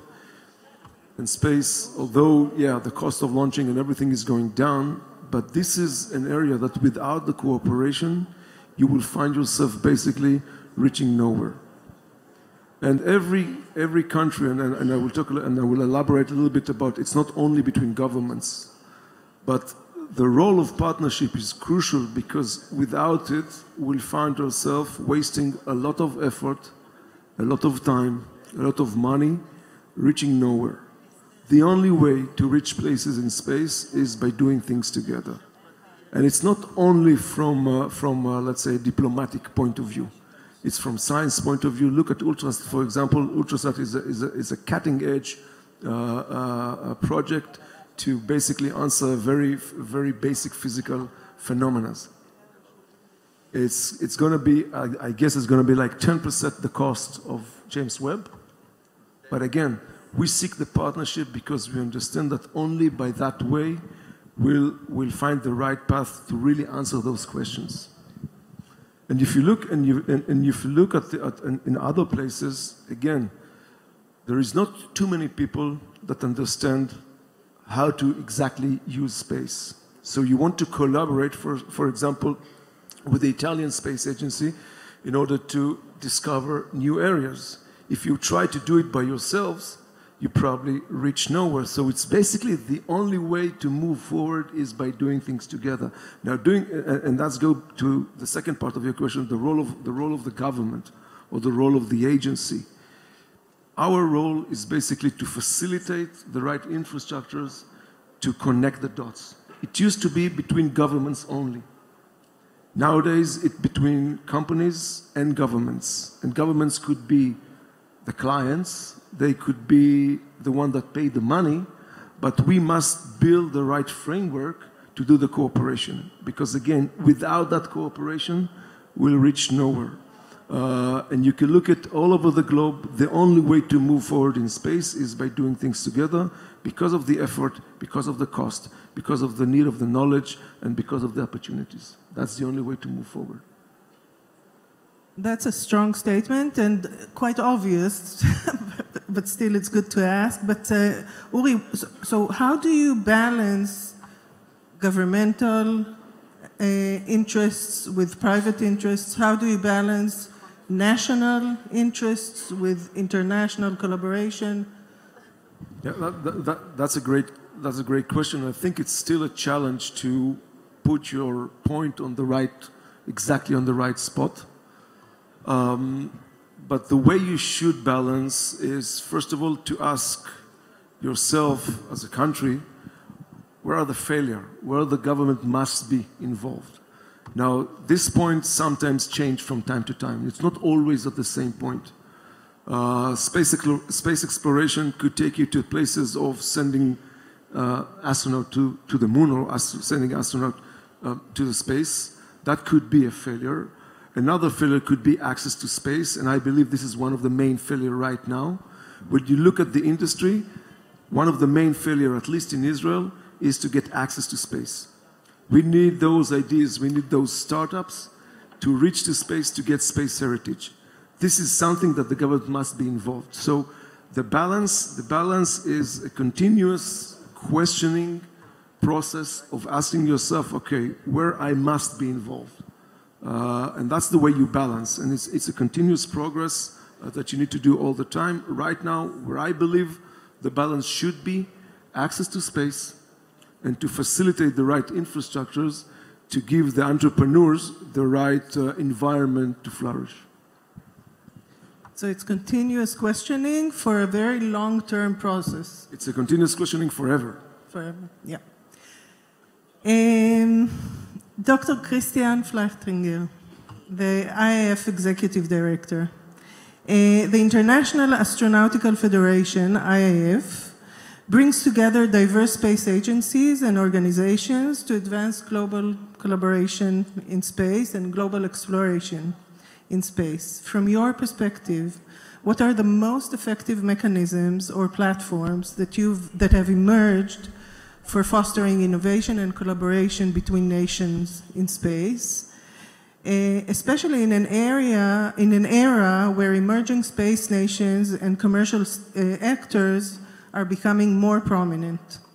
And the follow-up question on that is how the IAF can help overcome challenges of aligning diverse priorities and resources across its global membership. Thank you very much, Nili, for the question. And first of all, thanks a lot for having me on this very prominent panel with my dear colleagues and friends here to represent the International Astronautical Federation. You were asking about the mechanism. The answer for me is straightforward. Dialogue. Dialogue is the foundation of any meaningful cooperation. And this is in the DNA of the International Astronautical Federation. For years, we are following our mission of connecting all space people. And now you would like to ask, of course, who are these space people? And what makes the International Astronautical Federation so special is that we try to be all-inclusive. So we see the space community in different categories. We have the government sector, of course, represented by the space agencies and space offices worldwide. And we just, you were mentioning the IEC in Milan, we wrote history there. For the first time, we could bring together 60 heads of agencies and offices around one table to discuss and present a very important topic of sustainability. That was, I think, really a very, very special moment. But the government sector includes, to our understanding, also policymakers. These are the parliamentarians and the ministers of the different countries. And we in the Federation have put since many years the emphasis on this by organizing dedicated meetings for members of parliaments and ministers in order to inform them, in order to give them a platform to share best practices, in order to allow them to take informed decisions and support space. So that's the government sector. The industry sector is something that is an ever-growing, year-by-year sector. They are the implementers of the programs. And while a few years ago you were talking just about a handful of big corporations that were active in space, today you have a myriad of small, medium-sized enterprises, startups, and it just shows how dynamic the space sector is. The third pillar to mention is certainly research and science and research, the academia. They are providing the basic research and technology, but they are also the universities.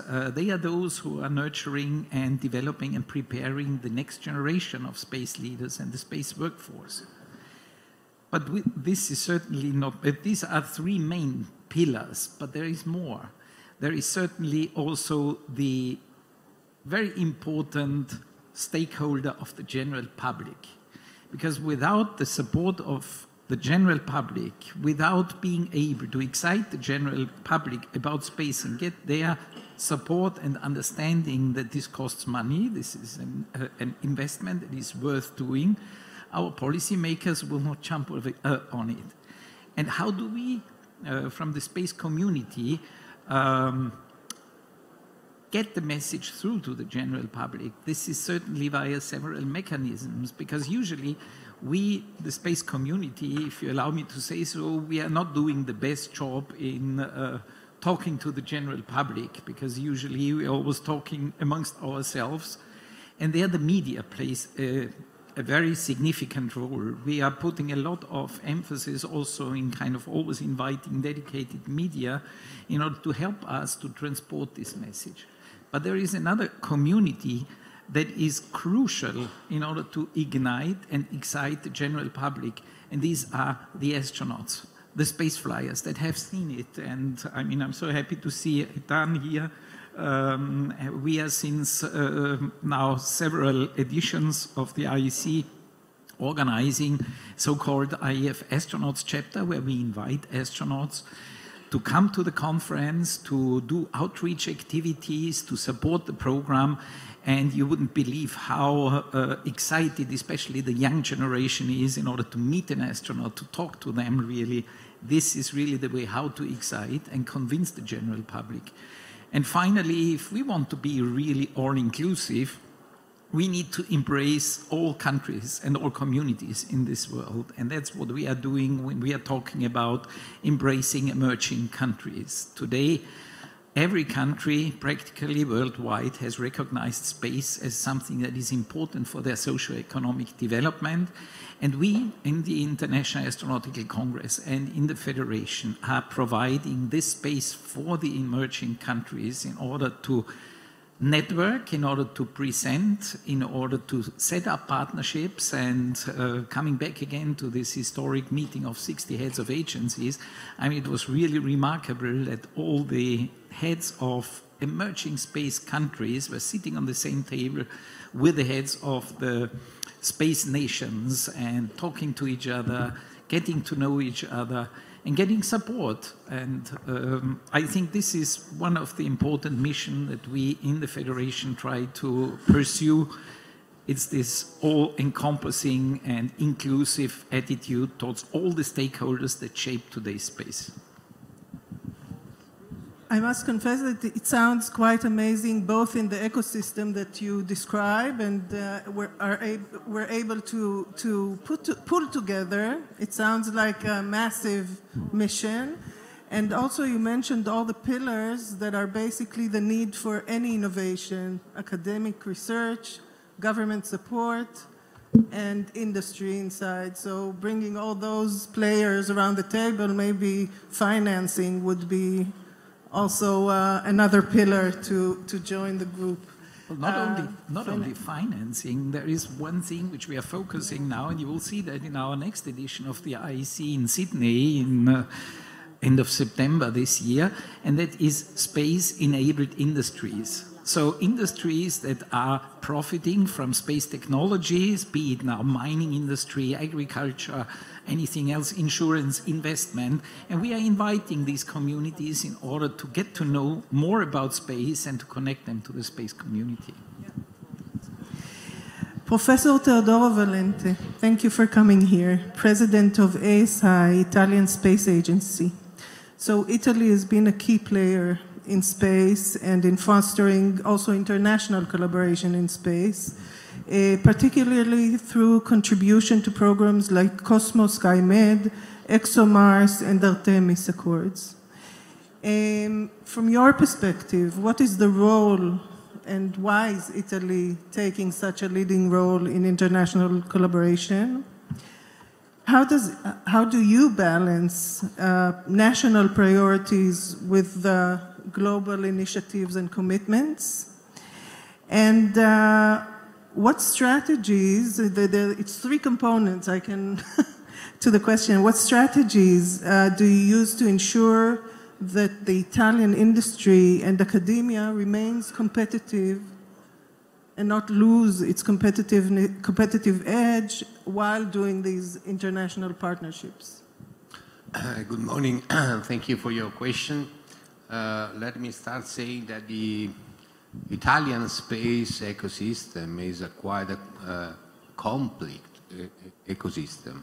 Actually, we do have, just speaking about space, only space, not aerospace, which is another matter.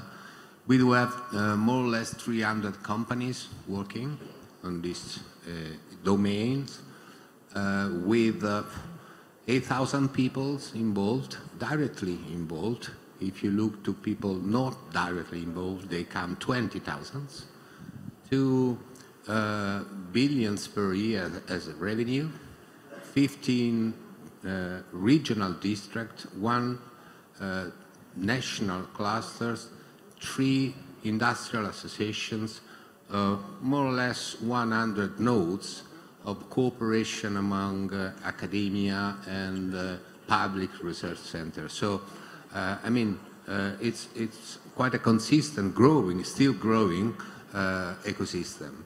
And for this, I would like to say that the Italy space sector is actually a cornerstone of national and also economic growth for our country.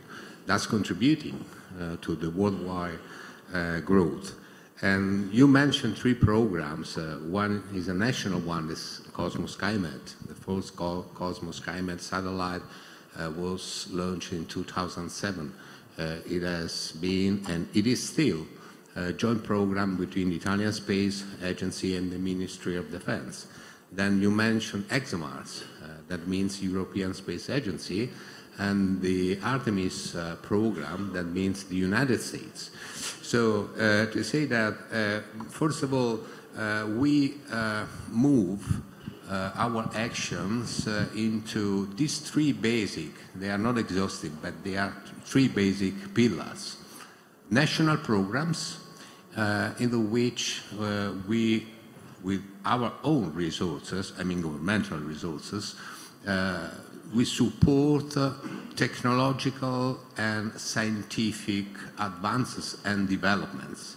And in this area, we ask to our industries, independently of the size, large system integrator or better, small and medium enterprises or startup, to identify actions together with the academia and the public research world.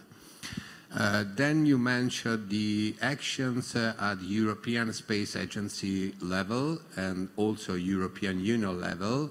I can add Copernicus and Galileo, for example. And you know that the European Space Agency has some countries which does not belong to the European Union. So, but anyway, we work side by side with them. And we are effectively the second contributing country to the ESA budget. And then you mentioned also the Artemis Accords, that is the international cooperation. And this is also very important for us because, for example, just a couple of examples, the list is quite long, but anyway, one is the cooperation and collaboration we are starting, let me say, with the Israel Space Agency on, for example, on Bereshit 2. I can anticipate, no? But we have also other plans. The other one is the historical cooperation that we have with NASA. If you think to the Artemis programs, we will build the first lunar habitation modules, and our government just some few days before Christmas, last Christmas, gave us the resources to cover the activities up to 2028. But we have also multilateral approach inside the international cooperation, I mean outside Europe. Just one example in this area, the Mars Ice Mapper program, which is developed together with NASA, with the Japanese colleagues, Canadian colleagues, and ASI inside. So we move on to these three basic pillars, having in mind, and this is our role, to avoid any overlapping. To move in a synergic way in order, for example, to develop some building blocks somewhere, to use that for the other programs, which is mandatory because we cannot allow any duplication. And for what it concerns the national activities, this is one of the activities which is very important to me, not only because I belong to the university world, but because I think that science will be the technology of the future. We make, as Italian Space Agency, many calls in order to develop scientific knowledge, or knowledge, generally speaking, in different areas. Not only in assets or technological assets, but, for example, in the agricultural fields or in biomedic fields or artificial intelligence or robotics. And so what we try to do is to give to our scientific community the tools in order to work, not alone, together with our industrial partners. Then there are some topics which are treated as anywhere, only at national level, but most of our efforts is to support our ecosystem, to foster, as General Uri said, the international cooperation, which is mandatory because space programs are expensive. And space programs requires the knowledge and contribution of many colleagues, which cannot be, let me say, finalized only in one country. So we need to work together. And especially because this is And thank you for having recalled the ASC Milan, because this is a very important issue. If we think to exploration, but if we think, generally speaking, to sustainability, I mean, it makes no sense to talk about sustainability in space or sustainability from space if the action is taken only by one country. So we need to foster international cooperation in this area. Completely understood there, and it's quite a complex puzzle that you need to build in order not to overlap. Yeah. I assume. Uri, as Israel's space capabilities grow, how can ESA, how can the Israel Space Agency and collaborate with the IAF more effectively to promote emerging technologies, ensure the inclusion of new spacefaring nations, and address the shared challenges of space sustainability and international collaboration? I want to go back a couple of minutes to one sentence of Theodore. Sure. He mentioned Bereshit. Yeah. There was not applause in the audience, so I think you didn't get it. I think you didn't get it, and it is important because it's connected directly to your question. Look at the Bereshit program, or the whole concept of Bereshit. It's a private entity, not for profit, science and education basically, but for the time being, the idea that without the help of the government, it won't be sustainable, or it won't happen. So the government must be involved. But again, without an international partnership, it won't happen. So what we need to do is to build a kind of an infrastructure that will enable this idea to move forward. Now, I congratulate the Italian Space Agency for understanding us and joining us for this fascinating journey. But without this cooperation, it won't happen. So you ask me, how do we leverage? This is the way we leverage it. We understand where is the need. We understand what is important. Now, in a very, let's say, almost a commercial point of view, in terms of ROI, look at what the governments, even the both governments, are going to spend about Bereshit in terms of ROI, in terms of inspiration for the young generation, in terms of moving technology forward, in terms of understanding science. When you look only from the governmental point of view, that's a great investment, because the Space IL or the private entities understand the needs or want to be involved. So the only way to make it happen is by doing it together. So what the agency must understand where it is our role, or where exactly we must be involved. And we must be involved in, first of all, understanding when we cooperate. And then we'll count the second, and there are going to be some obstacles, there's going to be an easy journey, but if we'll be able to facilitate this, this organization of doing things together, then we'll be able, hopefully, to celebrate within, let's say, 4 years, we'll be able to celebrate together achievement that none of the government will do by themselves. That's the way we should do it. So thanks again, Theodore, for that. And what's the role of multinational collaboration in just multiply the challenges and the opportunities. Just multiply it, because again, I hope opportunities are more prominent than challenges. Yeah, I was sitting near Imran, the representative from the UAE, and we were talking about exactly that. So if we'll be able to find the right spot to do things with more countries, then it will allow us to bring resources, not only budget, but you know, the human capacity to do things together. We're just going to take us higher. Now it's challenging, yeah, there are interests and everything, but once we'll be able to locate this specific point, then again we can move forward. So it's just multiply the challenges, but multiply the opportunities.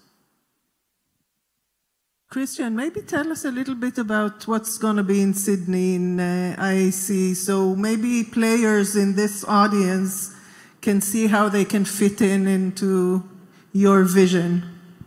Well, first of all, as you mentioned at the beginning, we were so happy and proud to have such a record-breaking IEC in Milan. I wanted to thank my friend, Professor Valente, once again for his tireless help and support in making this success happen, specifically in making it possible to invite so many high-level leaders in space. That was really only due to the great support of the Italian Space Agency and of Professor Valente personally. And now, of course, building on this success, we are moving on. While in Milan, we had the topic of sustainability as a central point. In Sydney, we will come back to this topic again. So sustainability is today a topic that is very high on the agenda all over the place. In Sydney, we are looking at sustainability in 3 different ways. First of all, what can space provide in order to have a more sustainable Earth environment?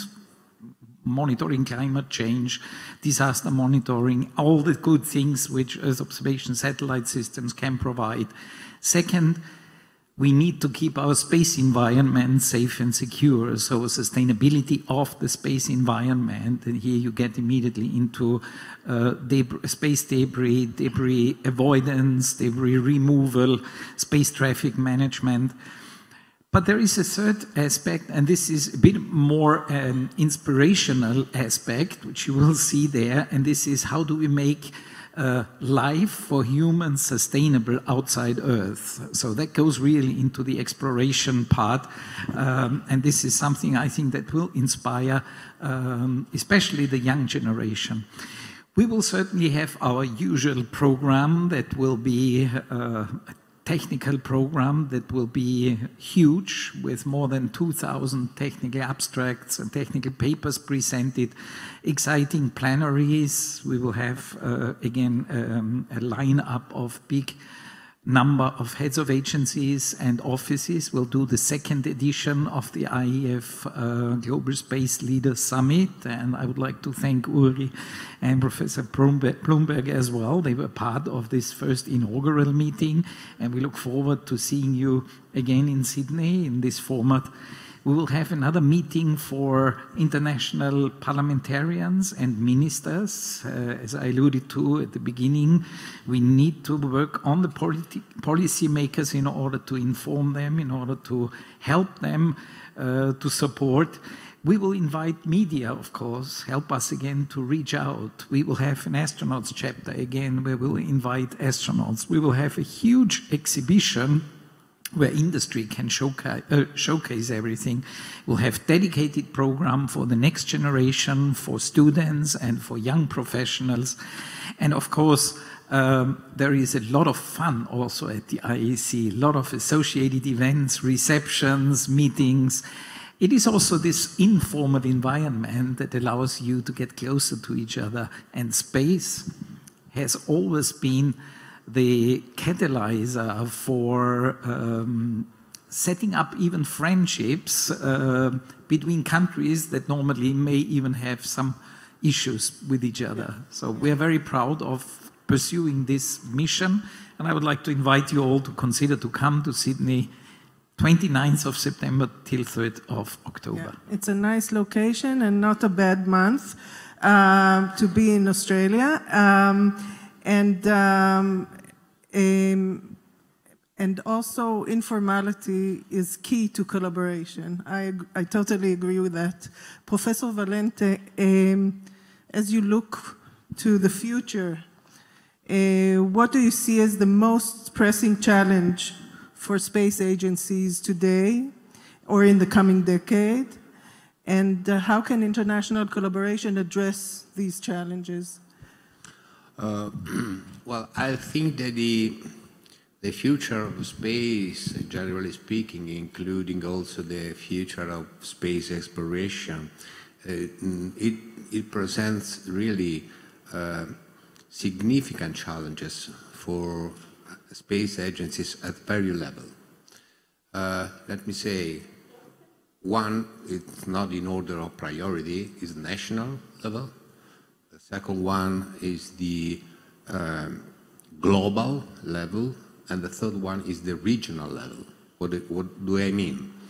I mean, if we talked about national level, and for example, if we talk about sustainability of space activity, this topic is becoming increasingly important with the rise, for example, of commercial missions, with the topic and the item of management of space debris, for example.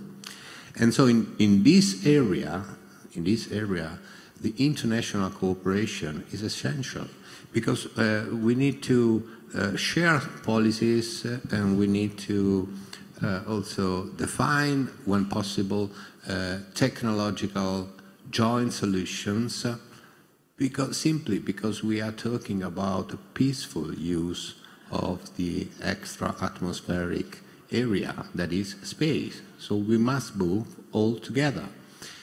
For example, we are now actually discussing in our parliament the national space law, which is an important asset. And so it's important that inside this framework, the, let me say, international principle, shared principle, they are put inside, because this represents the guidelines for the activities. Then if we look to the global level, I mean, the global competition for the space resources is always increasing. And I'm just looking from the civil side, not from the other side. And so also in this case, we need to establish some common rules for exploration, for example, and for utilization of space.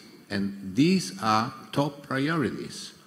Where to discuss this? We can discuss inside multilateral context. We can discuss bilateral, obviously. We can discuss inside the UN committees, which are a very important, let me say, forum in order to share a common vision and some common rules. And then if we look to regional level, this is another very important area into which international cooperation is essential. Because if we have in mind, as some of my colleagues mentioned before, the so-called emerging countries, and so if we want to help them to establish space capabilities, well, we need to support together knowledge sharing, then resources and technology.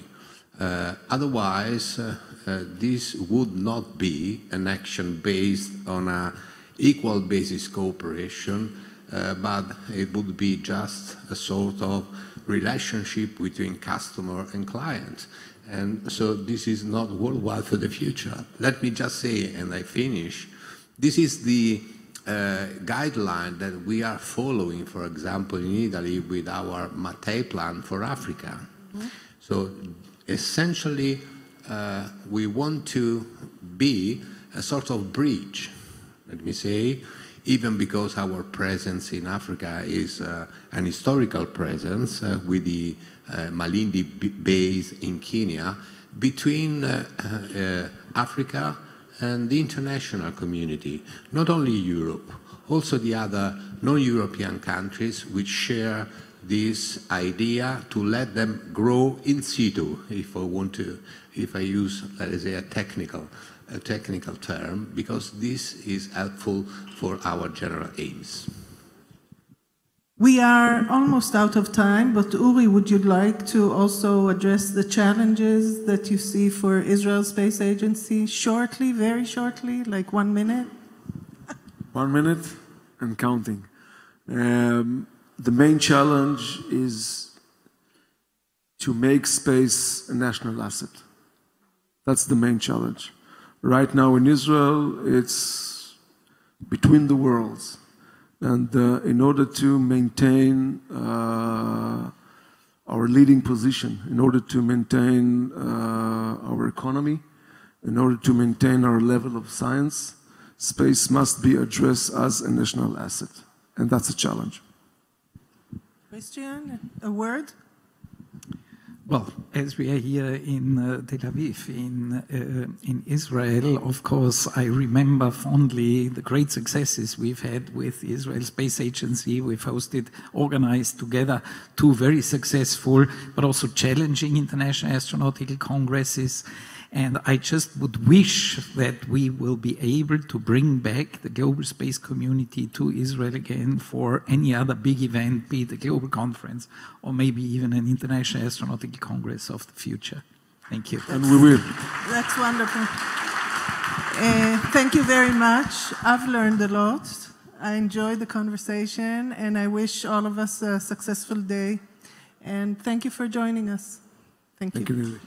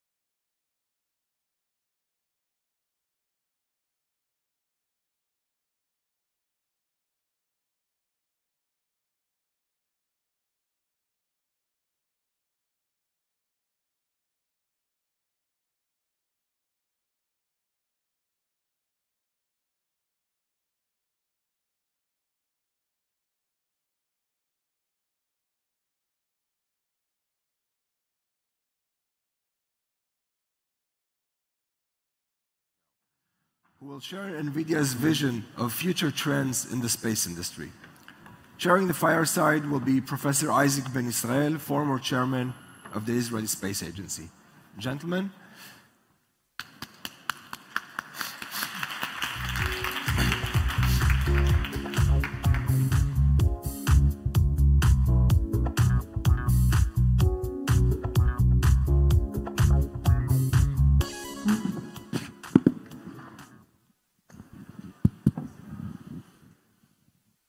Good morning.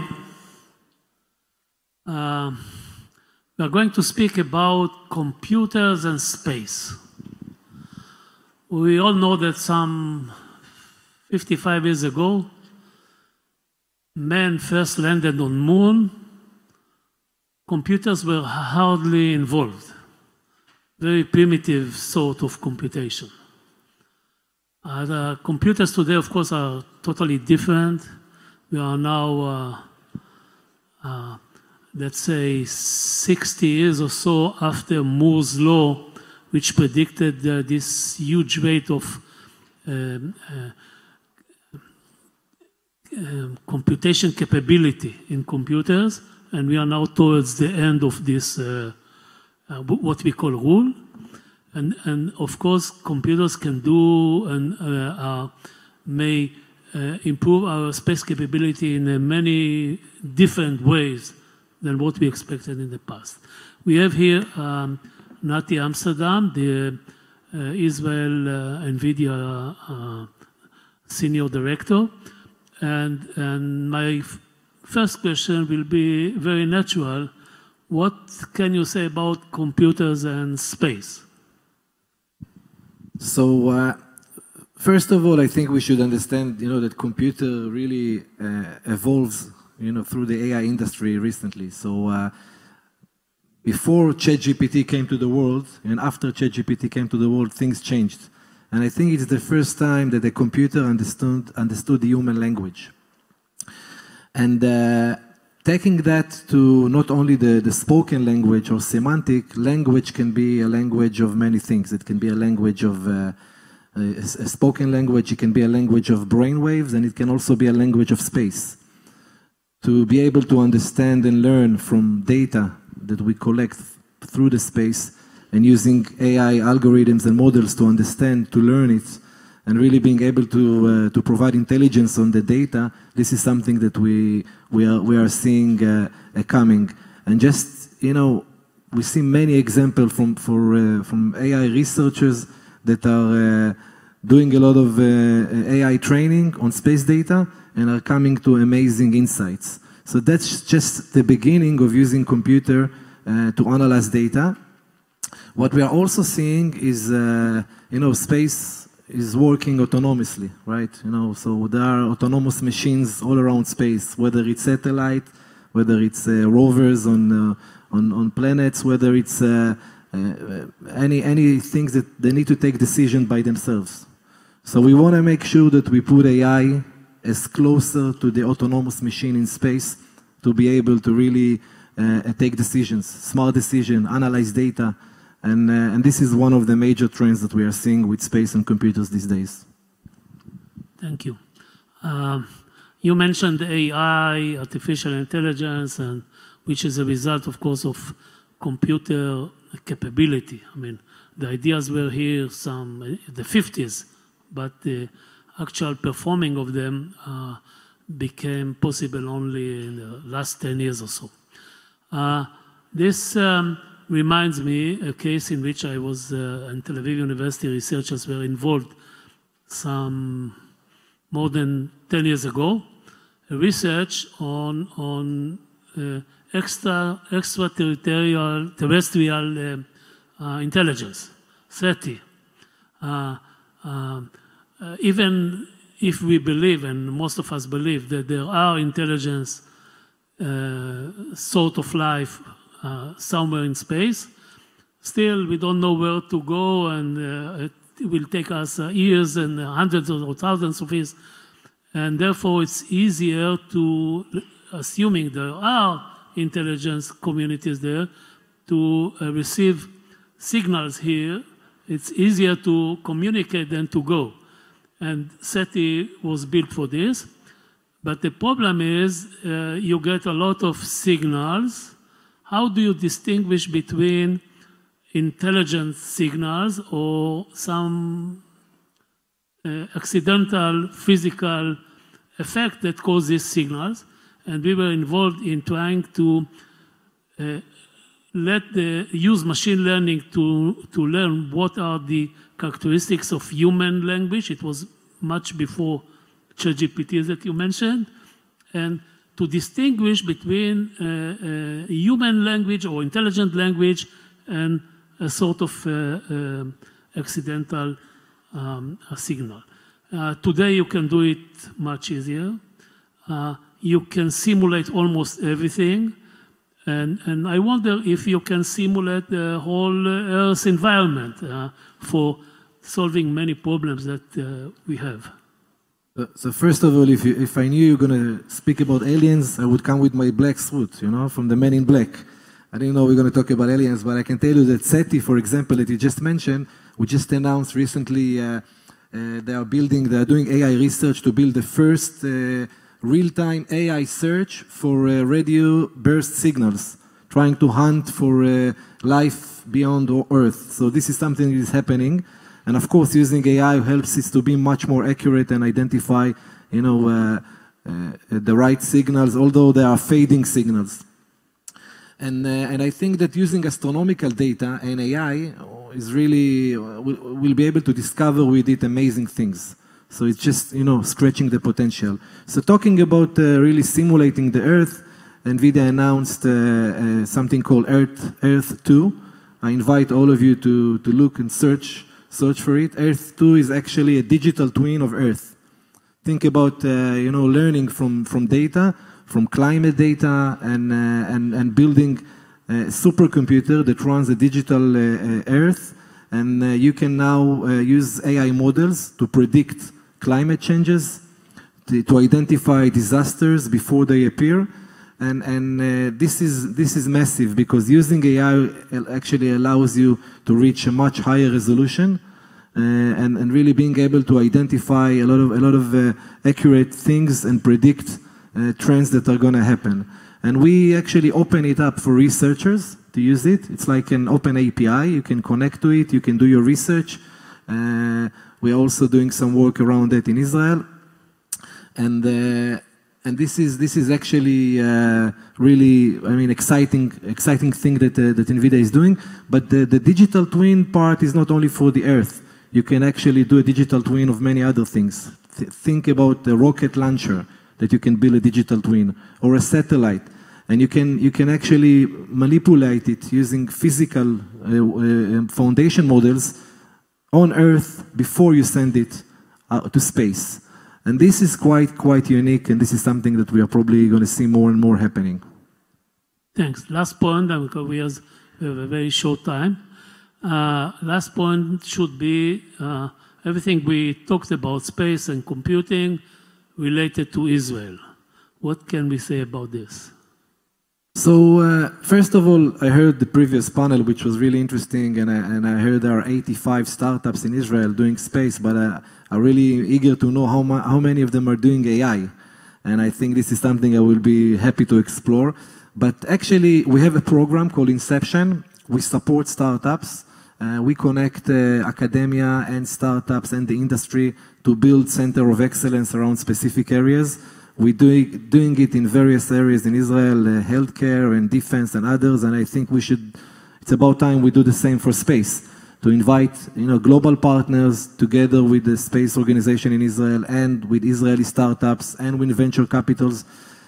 And what we need to do is we need to actually provide them with access to supercomputing capabilities, so those startups are really able to do amazing things and really create innovation and things that will change the industry. And for that, I'm opening any Israeli startups that wants to do something together. We are really happy to collaborate. We are doing that for the past 8 years. We have 1,100 startups doing AI in Israel in our program, and I think it's quite unique globally. We help them, by the way, get global exposure. Every time there is, I don't know if you follow Nvidia CEO, the global CEO, but every keynote that he does, there is a movie called I Am AI. At least between 5 to 10 Israeli startups are there. So I'm really eager to see space startups in the next keynote that he will hold. And that's actually what we are offering the Israeli market.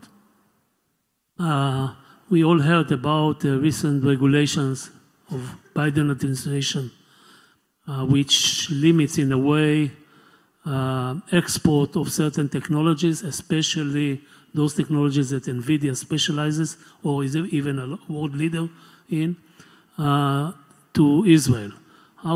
What can you say about this? First, I think we should, Israel as a country should build stronger supercomputing capabilities to support the different industries, the various industries, and make sure that, you know, it's a critical infrastructure for Israel. It's like water and electricity. AI is the same. So building supercomputing capabilities is critical. Now with the Biden new regulation, it actually, we even need to move faster, okay? To move faster and make sure that we are pushing the boundaries of the talent in Israel, the top researchers that we have here, and make sure that we do that for each industry. So is it good? Not sure. But we are here to support the ecosystem. We'll do our best to make sure that Israel stays on the top of the AI race globally. And hopefully things will move a bit faster here. We both, you know, believe in that. Yeah, well, with this, at least hope, we finished our time. So thank you very much for coming here. Thank you. Thank you.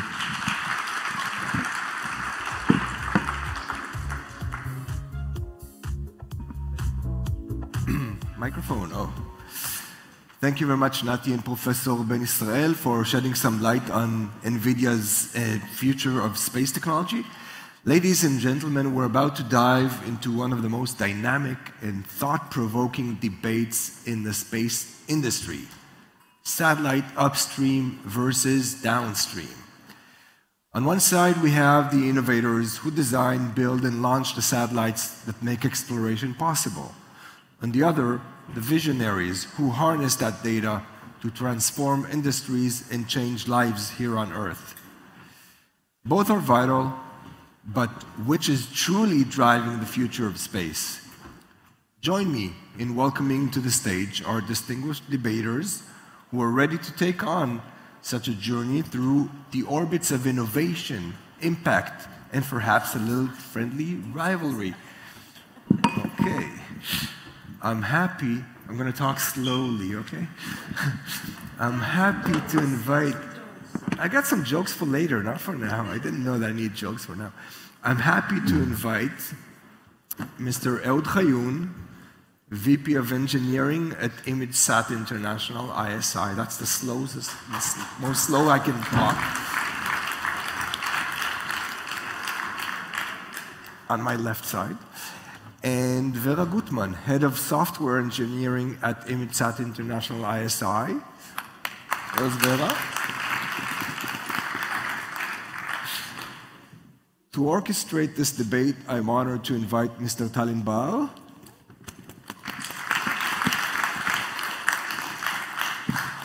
And let the debate proceed. Opa.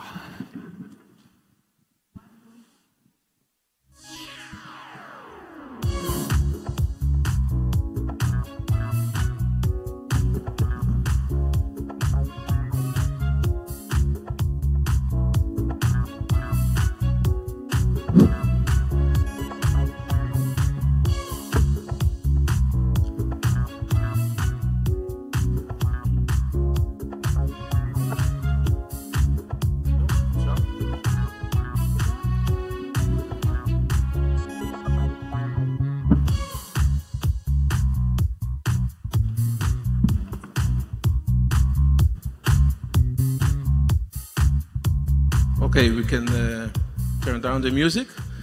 So thank you, everybody, once again.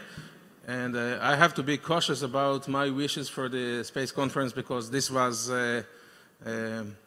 one of the craziest ideas. Instead of sitting on comfortable armchairs, we are now standing, and we are going to have a little bit of a debate. And we have a lot of, let's say, behind the scenes, we have a lot of consultations work with artificial intelligence, but the natural intelligence on the stage, at least on those two parts, will be sufficient. So we embark on a crucial discussion within the dynamic space sector, the distinction between upstream and downstream. And when we are talking about upstream, it's the foundational elements of our space industry, research and development, of course, the launch vehicles themselves, the satellites, and so on. And downstream, on the other hand, represents the transformative applications that enable us to get all the data from space and to cash it in, if you will. So today, what makes this debate a little bit more interesting, at least for me, and this is the mechanism, if I find it interesting, it will be fascinating for all of us. We had two distinguished panelists, and both are working on the same company, ISI, ImageSat International, who itself is a company that started as a downstream company, and now it is also involved with the upstream. So I have several questions for both of you. And for the first question, Vera, I'll start with you. Would you be prepared, because you will get the opportunity to answer the same question. And for the first answer, you have 2 minutes. And we have a counter here. So let's hear a little bit of a general statement by each panelist. How do upstream and downstream space activities contribute differently to economic growth, innovation, and security? So please run the clock. 2 minutes. Okay, so I'm representing obviously the downstream, and I would like to say that the global revenue created by downstream applications is considerably larger than the revenue of the upstream. Downstream applications are in direct contact with the end users, making their lives easier with GPS, communication worldwide, and others. So money speaks. I'll give it to Ellen. Okay, so just this is a first. Someone is giving back time. Huh? This is not the best we are super efficient at our side. We don't need time, we give it back. It's a demonstration for the audience. Yeah. Okay, thank you, Vera. So I have to talk about upstream, which is obviously more important. If we examine just the sheer number of satellites and space launches in the recent years, we all know that this number is exponentially growing and doubling itself actually every couple of years. This growth was enabled mainly by technological advancements in the upstream sector. I mean, it was first CubeSats and later on ride-shared missions and last mile. I have to put it closer. Okay, sorry. If you didn't hear me, so I said upstream is better. You see exponential growth in space launches, in the number of satellites in space. It was enabled mainly due to advancements in the upstream sector. Just a few examples: CubeSats that really democratized access to space, ride-shared launches that really lowered down the cost of launch in 2 orders of magnitude. Last mile services. Many more technologies. We are now shifting. The upstream sector is shifting from unique solutions, tailored solutions, towards mass manufacturing. We are actually approaching, or some might argue that we passed a Henry Ford moment in the industry. So we're moving from bespoke missions to mass production. It's going to really incentivize the industry in general, not only the upstream. So I think upstream is really the key enabler for motivation for overall growth, even though it is responsible for a smaller portion in the money, in the overall money. Sorry. Yeah.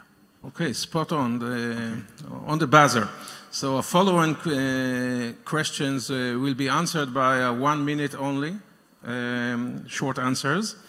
I'll start again with you, Vera. What are the biggest risks and challenges facing downstream space activities, and how can this be mitigated?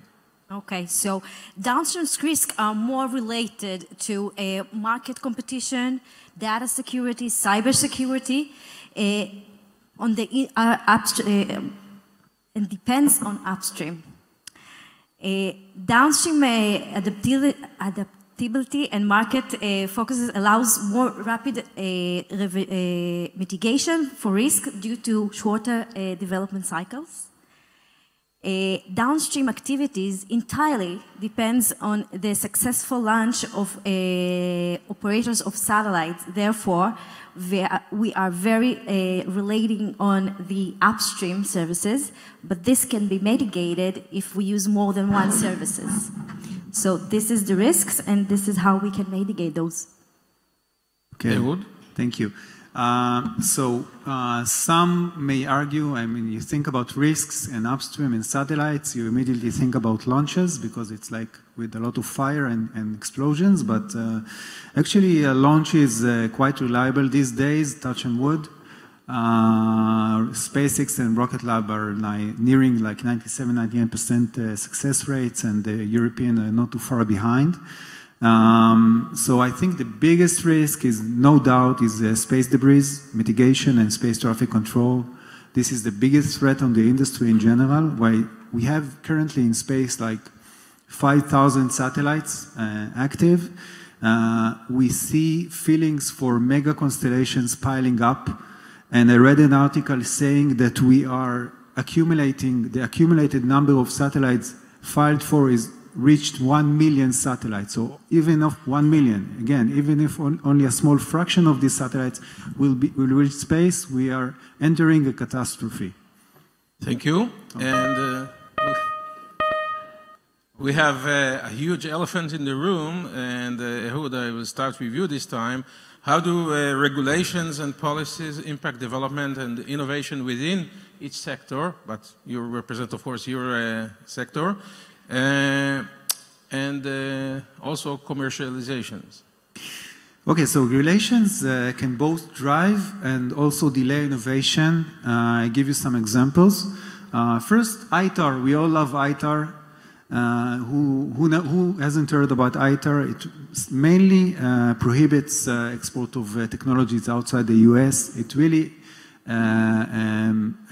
blocks, at the end of the day, creates barriers for international cooperation, so it's not such a good thing for innovation. But I will give you an opposite example for innovation in terms of frequency or spectrum allocations, where you see nations like Rwanda applying for launching of 300,000 satellites in 2021.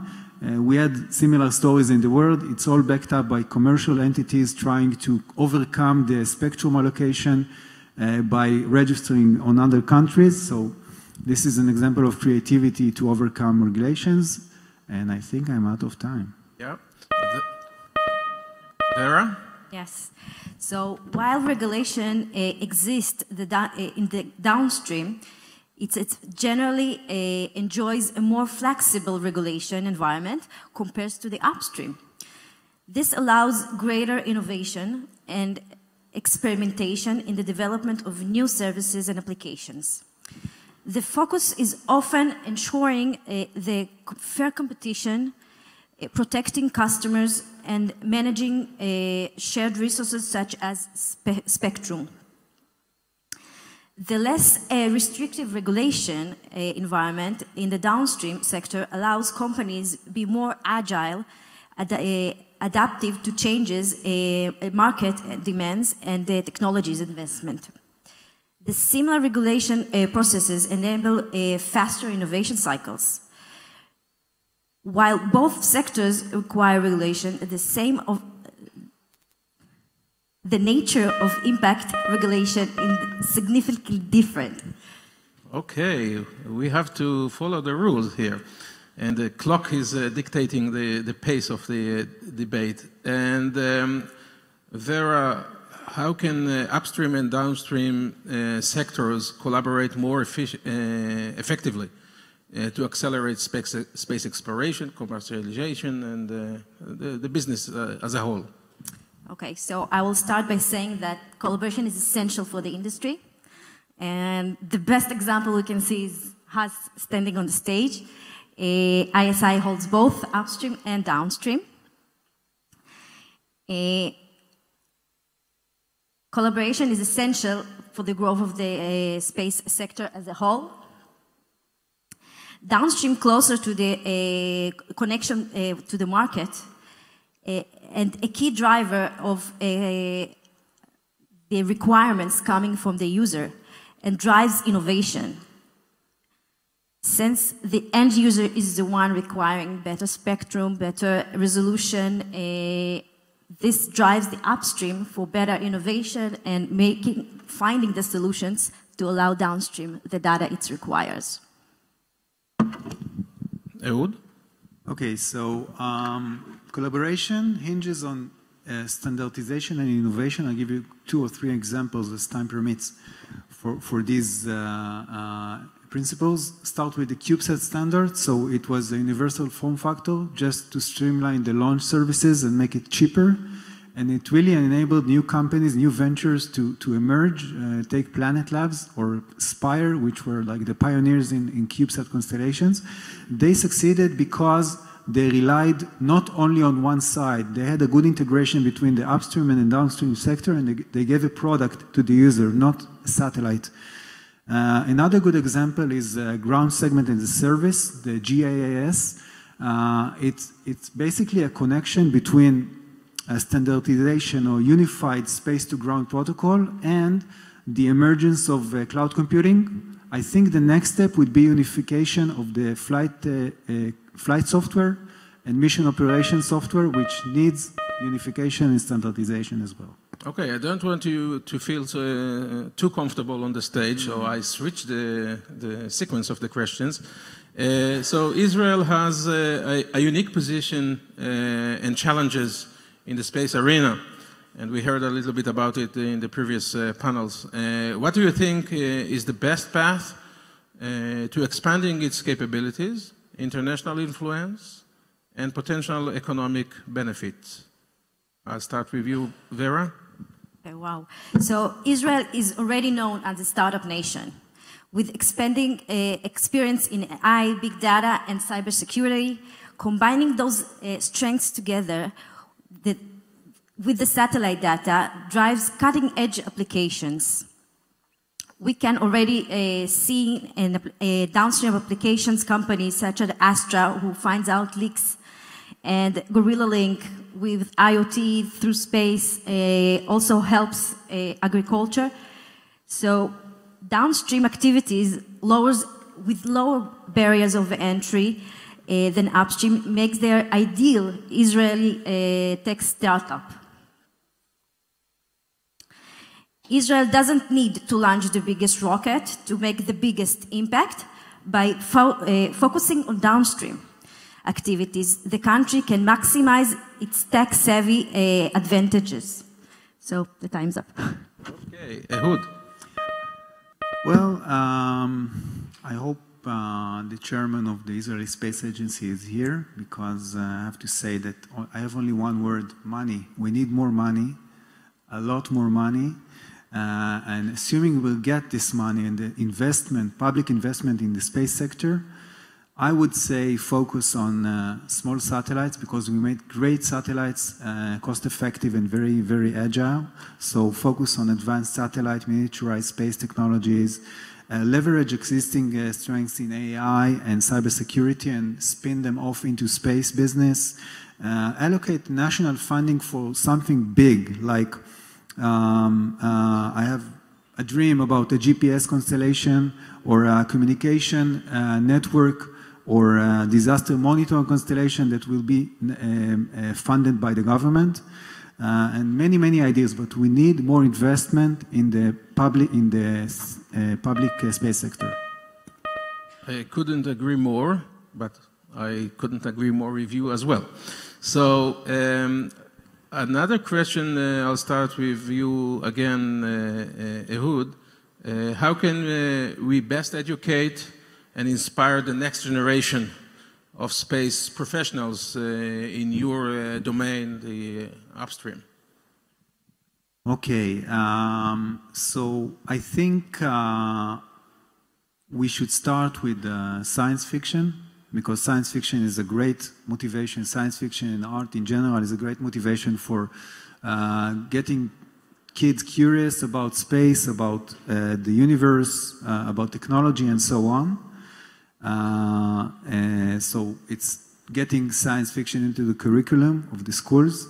Astronomy and search for planets and life is also a good motivator to get the minds, the young minds, explore the potential of the cosmos. And space exploration, we all heard about how many engineers emerged from the Apollo mission. We all heard about the Apollo effect. We have a local Apollo effect followed by the Bereshit mission, where the Space Rail Outreach Program reached approximately 1 million students in Israel and telling about the Israeli space scene. So I hope we'll succeed. Vera, your views? Okay, so the downstream is very different from the upstream in the aspect that we are not requiring only engineers. Of course, STEM is always a good starting point, but also more diverse roles as businessmen, data analysts, scientists are all big contributors for the downstream. I personally can say that Jules Verne was an inspiration for me as a science fiction, as something to imagine, to reach. So I think the downstream holds a role in that, of inspiring us to those places. Okay, so you gave me back 20 seconds, which is very good.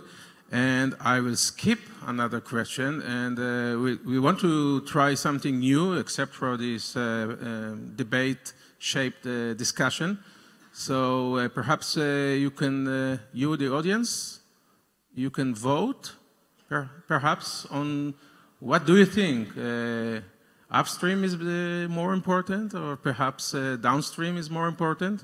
So this is never before tested in the conference, so we love to innovate. So you have about 1 minute or something like that, 2 minutes to Tal, vote. you are, אתה מסתיר את ה-QR. תזוז. Scan Tal Inbar, please.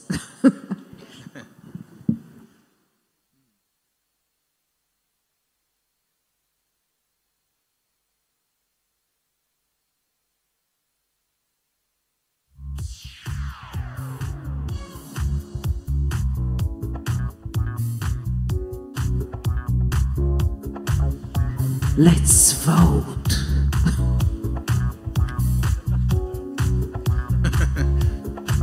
No more propaganda on the stage, please.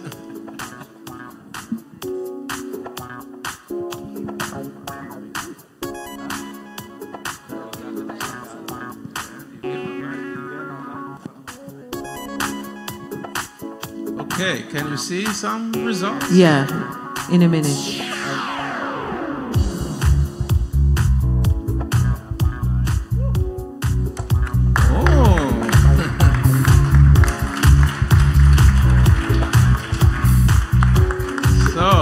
I think actually not one of the panelists nor myself thought that this will be the outcome. I was thinking the opposite. I convinced you I too wanted that to, I wanted to go for the downstream. Yes. So yeah. So it's interesting, and this concludes our big space debate. And just before we are leaving the stage, perhaps a group photo here. I would love to. Yeah.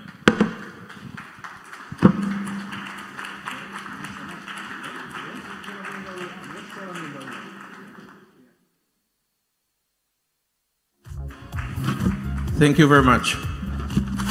Thank you very much, guys. I myself voted for downstream, but you know, it is what it is. Tal, Vera, and Ehud, thank you very much. We are going to take a break now for lunch. Let's join back here in around, what time is it? 1:30, I think, around 1:30. Bon appetit to everyone.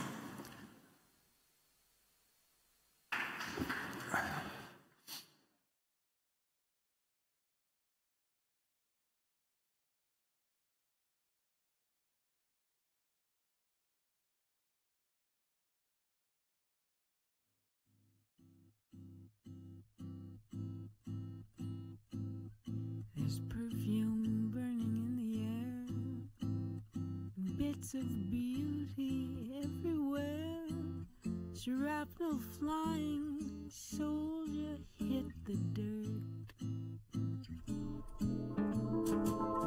She comes so close, you feel her then.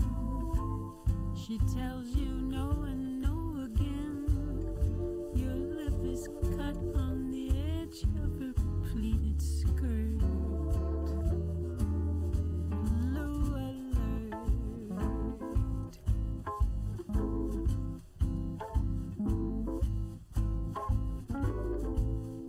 Visions of her drawing near, rise by and disappear.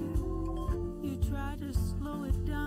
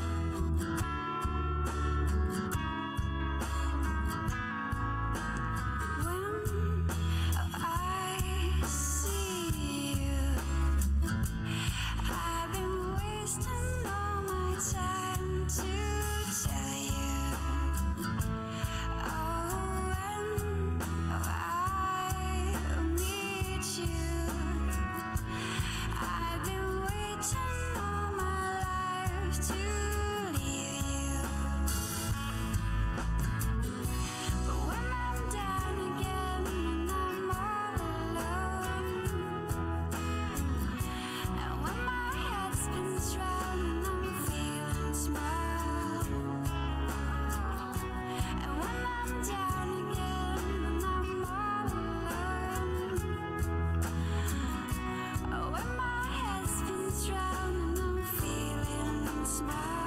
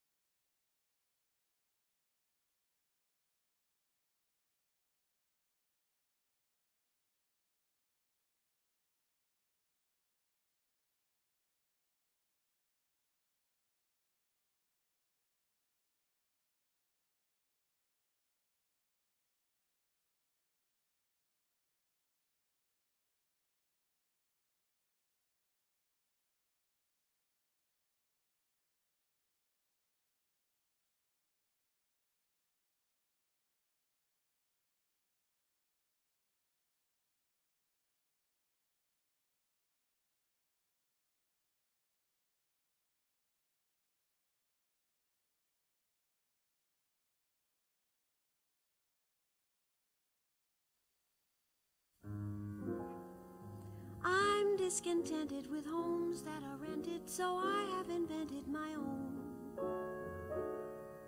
Darling, this place is a lover's oasis where life's weary chase is unknown.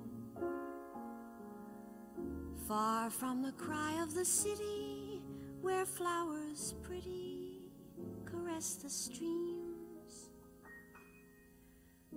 cozy to hide in, to live side by side in. Don't let it abide in my dreams.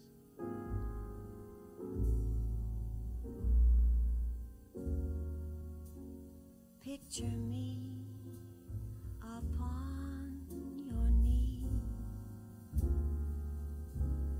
with tea for two and two for tea. Me for you and you for me alone.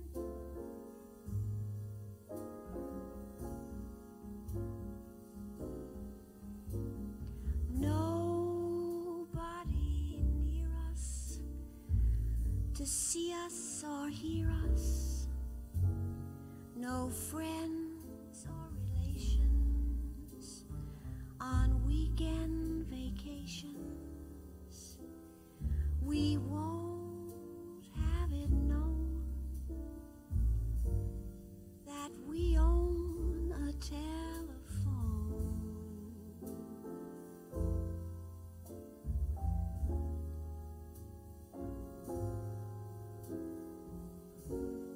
Day will break and you'll wake, and I will bake a sugar cake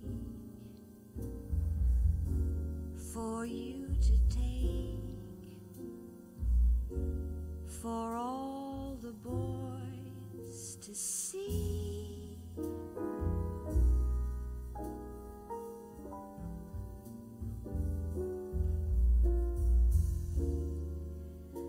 We will raise a family, a boy for you and a girl for me. Can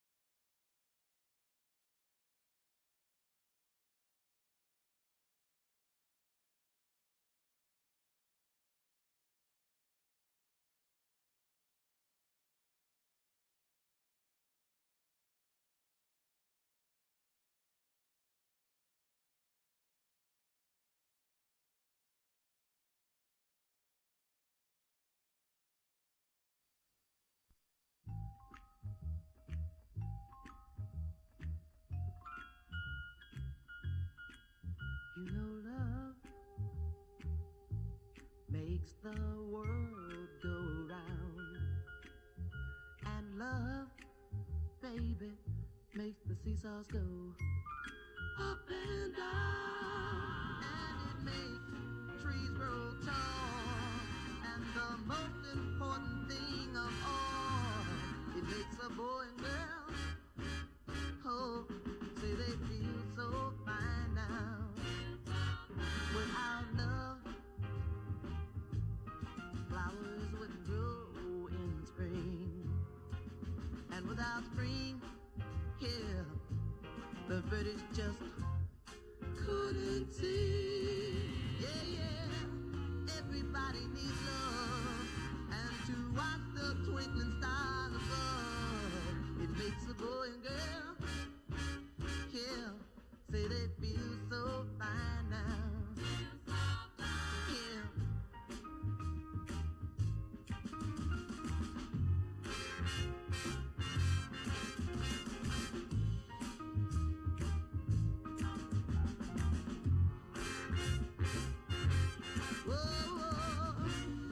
Everybody needs love, just to watch the twinkling stars above. It makes a boy and girl, oh, say they feel so fine now. Oh, love makes you cry now. That goes for Billy, Sherry, Bobby, and Marsha and baby, you and I.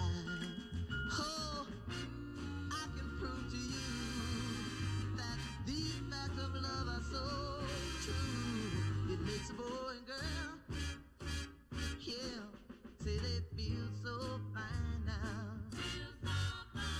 Love, love, sweet love, love is so good, child. Ooh, it's so fine.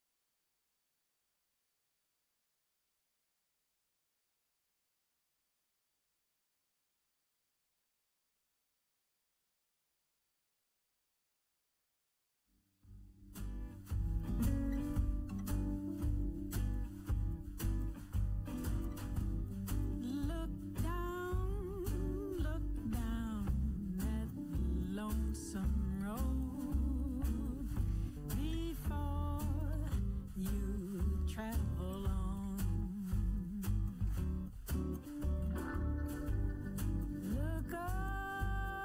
Look up and greet your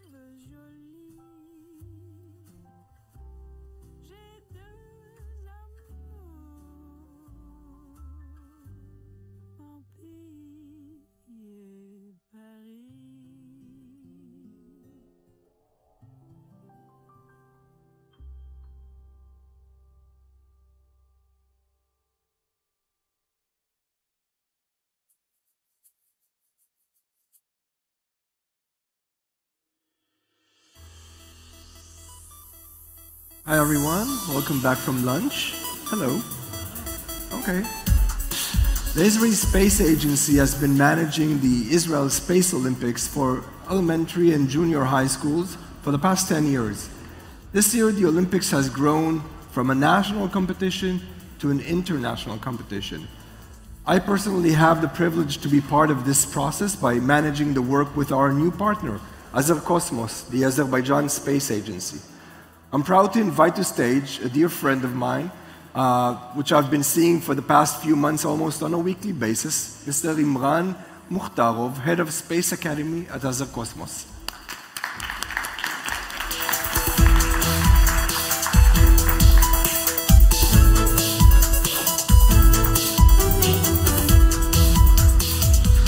Ladies and gentlemen, dear guests, it is an honor for us to be here in a holy land, in a state of Israel. I would like to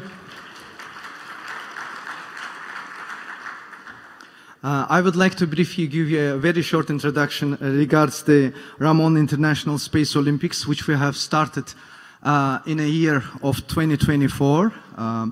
So basically, everything has been started from the time when the IAC has been appeared in Azerbaijan. As you know, Baku, as a capital city of Azerbaijan, hosted IAC in 2023.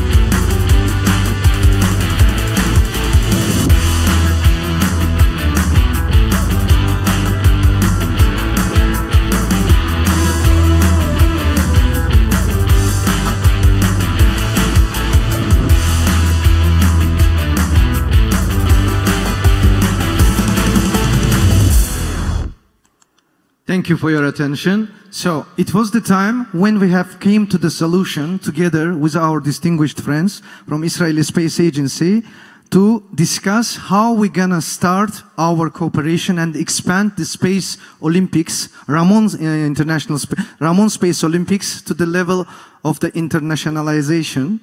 So Azerbaijan was in the first in the list when we joined our collaboration and we established this wonderful Space Olympics in Azerbaijan.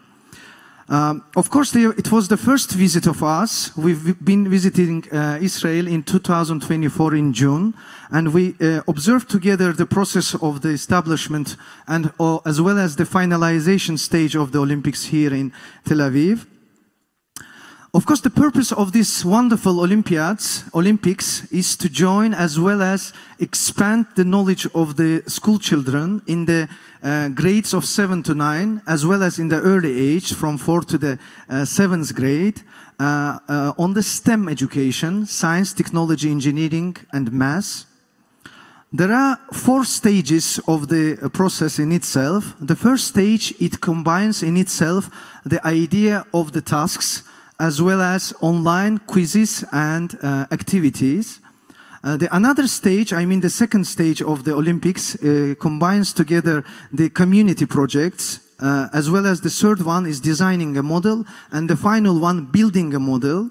So this year, the name, at the same time, the theme of the Olympics is International Stations. So, as you know, just a couple of months ago, the head of the International Relations Department of the Israeli Space Agency, Mr. Ben Shushan, as well as the director of the Space Olympics, Mr. Gilad Shamir, have visited Azerbaijan, and we have organized a wonderful training of trainers for the teachers.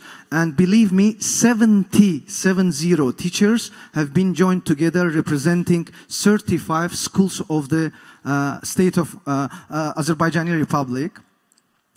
As you may see, another stage which has been also installed, we are proudly joining together 35 schools and 750 school children from over the Azerbaijan in this wonderful Space Olympics.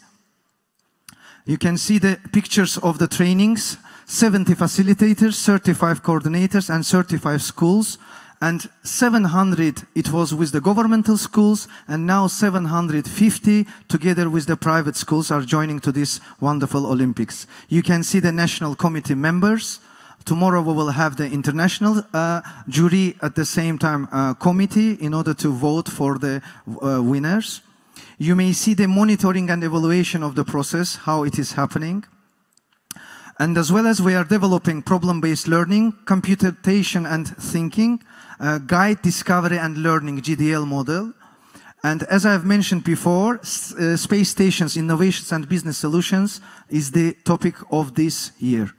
And all in all, I would like to tell to you that this year, the first place winners, 20 school children will visit Tel Aviv in order to compete with their international partners in international groups.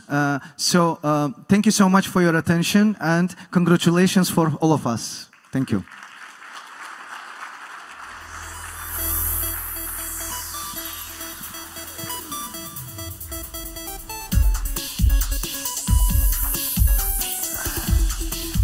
Thank you, dear Imran, for the strong and fruitful cooperation between our countries in leading the future of space through education of school children.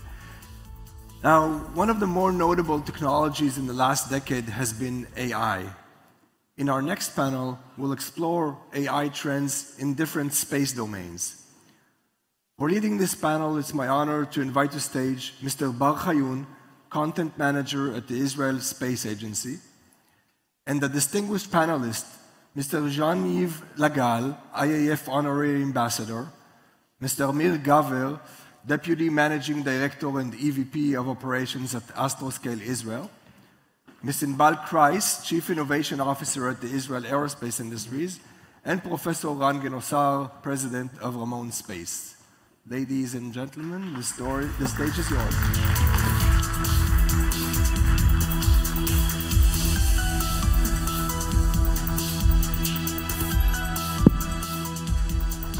Yotam?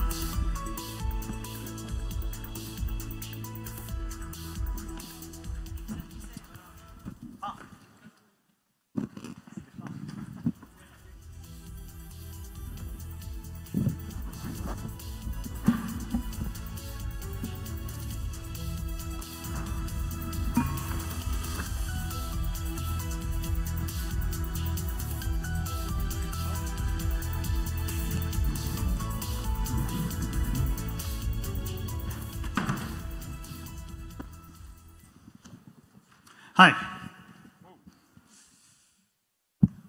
Within a remarkably short time, and I think we can all identify with this using, I'm sure some of you are using generative AI, ChatGPT.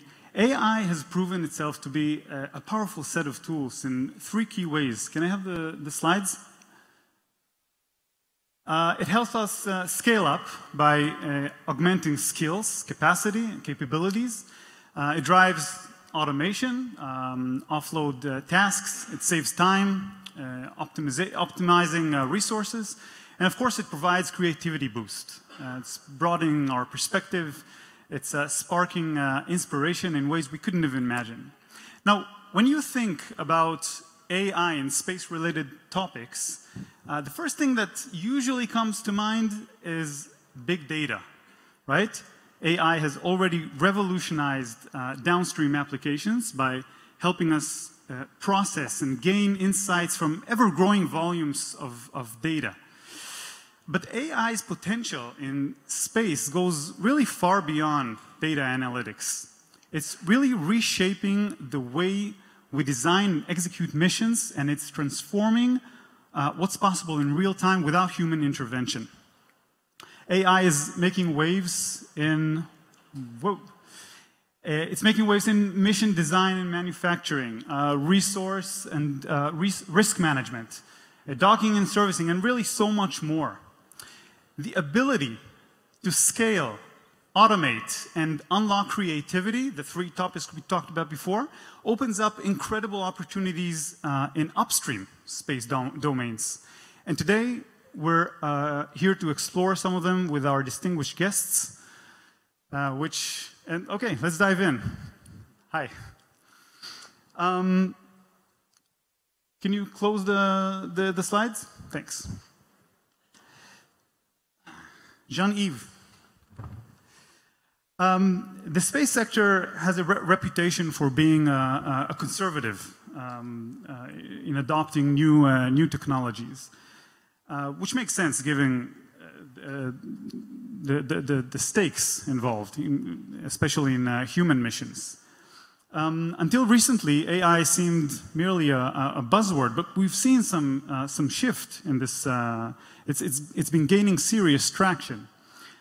What do you think has driven this shift, and how space agencies are encouraging this shift in AI-based technologies?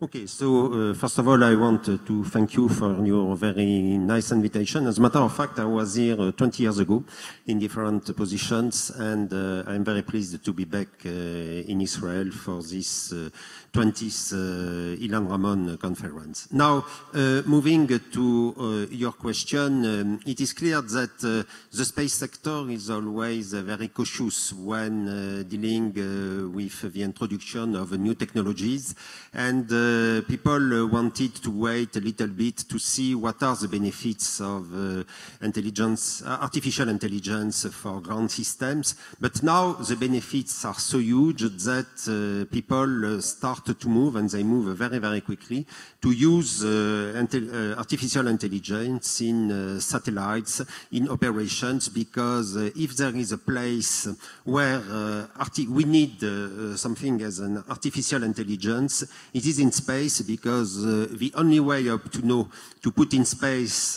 an intelligence is to put humans. But it is clear that if you can put artificial intelligence, of course, it's totally different, because human in space, it means huge means and so on. Artificial intelligence is very simple. And this is why we saw during the last 2 years new projects, CubeSats and so on. And I am sure that the future of artificial intelligence in space will be very, very huge and developing.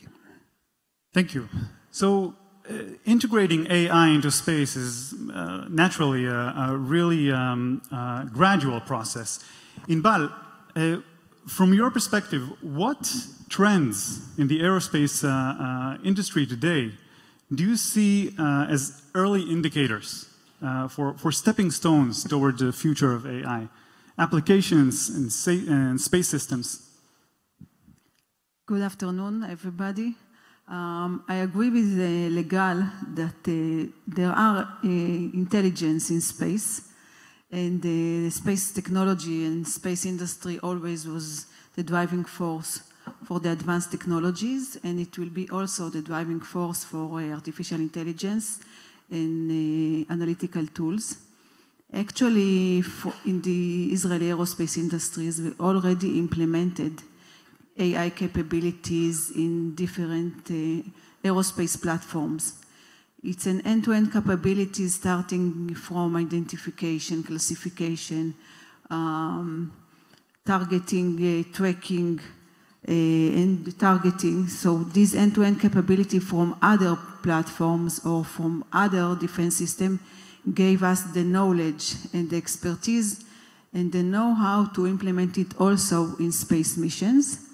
And maybe the most beneficial game changer will be in the autonomous missions to do using the artificial intelligence mission planning, trajectory planning, swarm planning, like planning constellations of small satellites, and the know-how how to do it in other platforms in the aerospace world will be implemented as well in the small satellites constellation, and it will be the game changer, and it will lead all this industry in the coming year. I believe that the revolution is already here, and we only need to manage the current revolution, to manage it wisely into our constellations, into our satellites, into our space platforms, in order to benefit from it the maximal beneficial that we can. Amir from Astroscale. Tell us about the transition Astroscale is making today from non-AI projects like Lexi to AI projects for the purpose of satellite life extension. What has prompted this shift and what kind of challenges are you facing? So thank you for the opportunity to be in this panel of this very interesting topic. So first, maybe I'll start with a short explanation of what Lexi is. As you said, it's a life extension for satellites, for geosatellites in space. And the idea is that when a satellite is running out of fuel and all the electronics still working, we can dock to the satellite and enable it to continue with its service while we provide the station keeping and attitude control.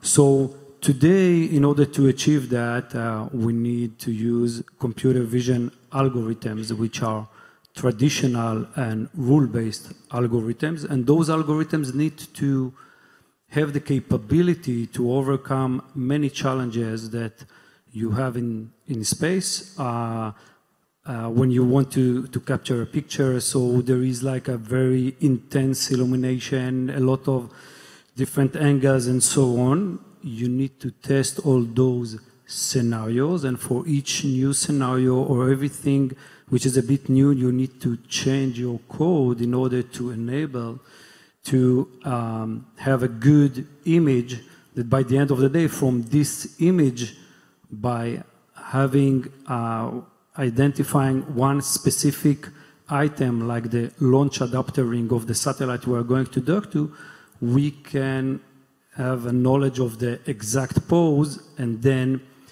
do the docking.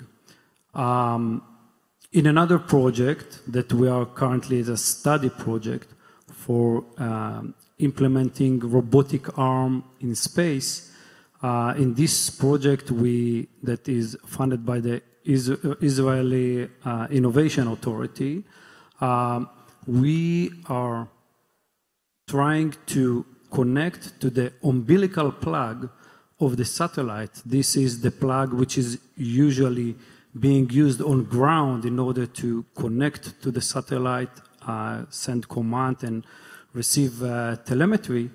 So in this project, we are using AI-based computer vision. So what we do is, on one hand, very, very similar. We want to achieve the same goal, but the method is different. Once we develop the model, now we need to test and verify it. And generally speaking, the challenge here is that you now need to create the environment that we are going to face in space, which we don't have here on ground. So we need to come with all kinds of tools to provide us. So basically there are like 3 levels. The first one is simulation, to create simulators or simulations that are similar to what we're going to have in space. Another thing that we do is actually we build satellite models, and by running and using and taking photos of these models with the right environmental that we build around it, we can emulate as close as possible to what we're going to have in space. And the last thing is to have robotic labs where we can run a full scenario all the way till docking and then emulate all the activities. By the end of the day, the huge benefit is that when you find something new, like a new scenario or something that you need to adapt and adjust to it, so you don't need to go back into your code, change the code, everything, and all of that hassle. You just need to input some more data sets that show the case that you want to solve, and then the solution is much faster and easier. Thank you. We've heard a lot about today, and Nati Amsterdam from Nvidia talked about it. We heard about it in the big debate about the downstream applications. But it's clear, I think, that the big challenge we face today is keeping up with the sheer volume of the data the satellites produce. Now we can expand bandwidth and we can deal with advanced data compression, but it feels like drinking from a fire hose. Yeah, it's just not enough. The real game changer seems to be extracting information on board.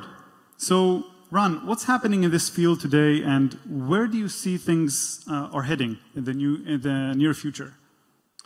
Yeah, thank you. So, extracting information is just the beginning. We distinguish 3 levels of applications of AI in space as in other domains. The first one is analytics. That's extracting information. Mm-hmm. The second level is predictive services, predicting what will happen next. And the third and highest level is autonomy or decision-making. So an example for lowest level, that's just extracting information, is when you help a farmer understand which plants need more water or less water, and the farmer is not interested in the pixels, so you extract information, analyze it, and send business useful information to the farmer.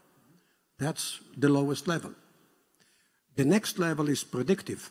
When you, for example, track marine vessels, and you can tell the known ships from unknown boats and rogue boats, and you also look at what they do and predict where they will go next. And for that, you need not just to extract information, but you also need to store and use large databases that tell you, give you all the background information that's necessary in order to create predictions. The third level of autonomy is more complicated and can be exemplified, for example, in cases of wildfires like we had in the Los Angeles area 2 weeks ago. In a smart space world, we'd like the space services, the satellites, to be able not only to track the fire and find out where each piece of fire is, but also to predict, to learn and know about wind developed at every small location and predict where the fire is going, but also understand all the firefighting capabilities, each firefighter and each truck and each water resource and the roads and the planes and so on, and then match firefighters with locations of the fire and optimize the use of the resources. And that's autonomous decision making. And that's very similar to a defense situation of battle management when you encounter a large number of attackers, munitions like missiles, and that's not enough. You also have to know about all the interception capabilities, interceptors and other missiles, so on. And you have to track all that, and you have in real time, you have to tell or match each interceptor with each attacker. And that's battle management. That's the reason, this kind of autonomy, that's the reason why today all around the world, the largest investment in space AI is made by defense forces. Thank you. I want to bring the conversation back to Earth and talk about how AI is really transforming production. IAI has been working with SatGuard, right? And an impressive system that uses AI to handle really a lot of tasks that up until recently engineers were traditionally managing them. Inbar, can you tell us a bit more about SatGuard, and more importantly, give us a glimpse into how new tools that you're developing are entering the field? Sure. SatGuard is one of the first operational analytical tools that is operational in the production, in the assembly, integration, and testing of all our satellites fleet. We are living in a big data world, and there is a lot of data, a huge amount of data, the telemetry data from all our satellites. And we took a few years ago already all the telemetry data from all our satellites, and we built an analytical tool that are doing the predictive maintenance, the trend analysis, health monitoring, and production. And when we are talking about production, we are talking about assembly line and operational and integration and testing. And we are doing a lot of integration and testing for all our satellites before we launch them. And of course, we are dealing with all this data which is already organized and structured. And we gain from this trend analysis a lot of new beneficial outcomes, which provide us a better production phases and assembly phases. And we also took this challenge to the next level, and we also developed the digital twins, which mean we want to take all the data that we can control from the satellite down to Earth by using a digital twin design for one of the satellite's components, for example, a reaction wheel. So we can do a better design, faster go-to-market, and faster performance in elaborating and assessing the health and the monitoring of the health of our satellites. So we are continuing using it and improving it all the time. And it is a very useful tool, analytical tool, that help us to manage all the satellites and to take it to the next generation. Not only on ground, but also for monitoring on space. And in operational satellites fleet. Absolutely. I want to stay on ground for the next question. Over the past few years, we've seen space agencies starting to use AI for really in unexpected ways. Especially in designing and manufacturing hardware. Jean-Yves, can you share some of the most exciting innovations in this area? Yes, in fact, artificial intelligence is very helpful for the design of whatever it is, and you have a number of criteria to specify. And when designing a space payload, in general, engineers are very interested in having very low mass and very small volume. And so if you specify to artificial intelligence to design a satellite in minimizing the mass and the volume, they found very, very smart solutions which are much smarter than what engineers can imagine. And this is why now you have some satellites with very curious and unusual design, in particular for all what is related to the arms supporting solar arrays or antenna and so on, because it is made by artificial intelligence. And it is the same also for the volume, because artificial intelligence can propose very smart solutions to fold the elements of a satellite. And so we are now moving to new design, because these are designs which are made by artificial intelligence and which up to now were not made by human intelligence. I think that in this case, specifically, a picture is worth 1,000 words. If I can have the slides back for just a second.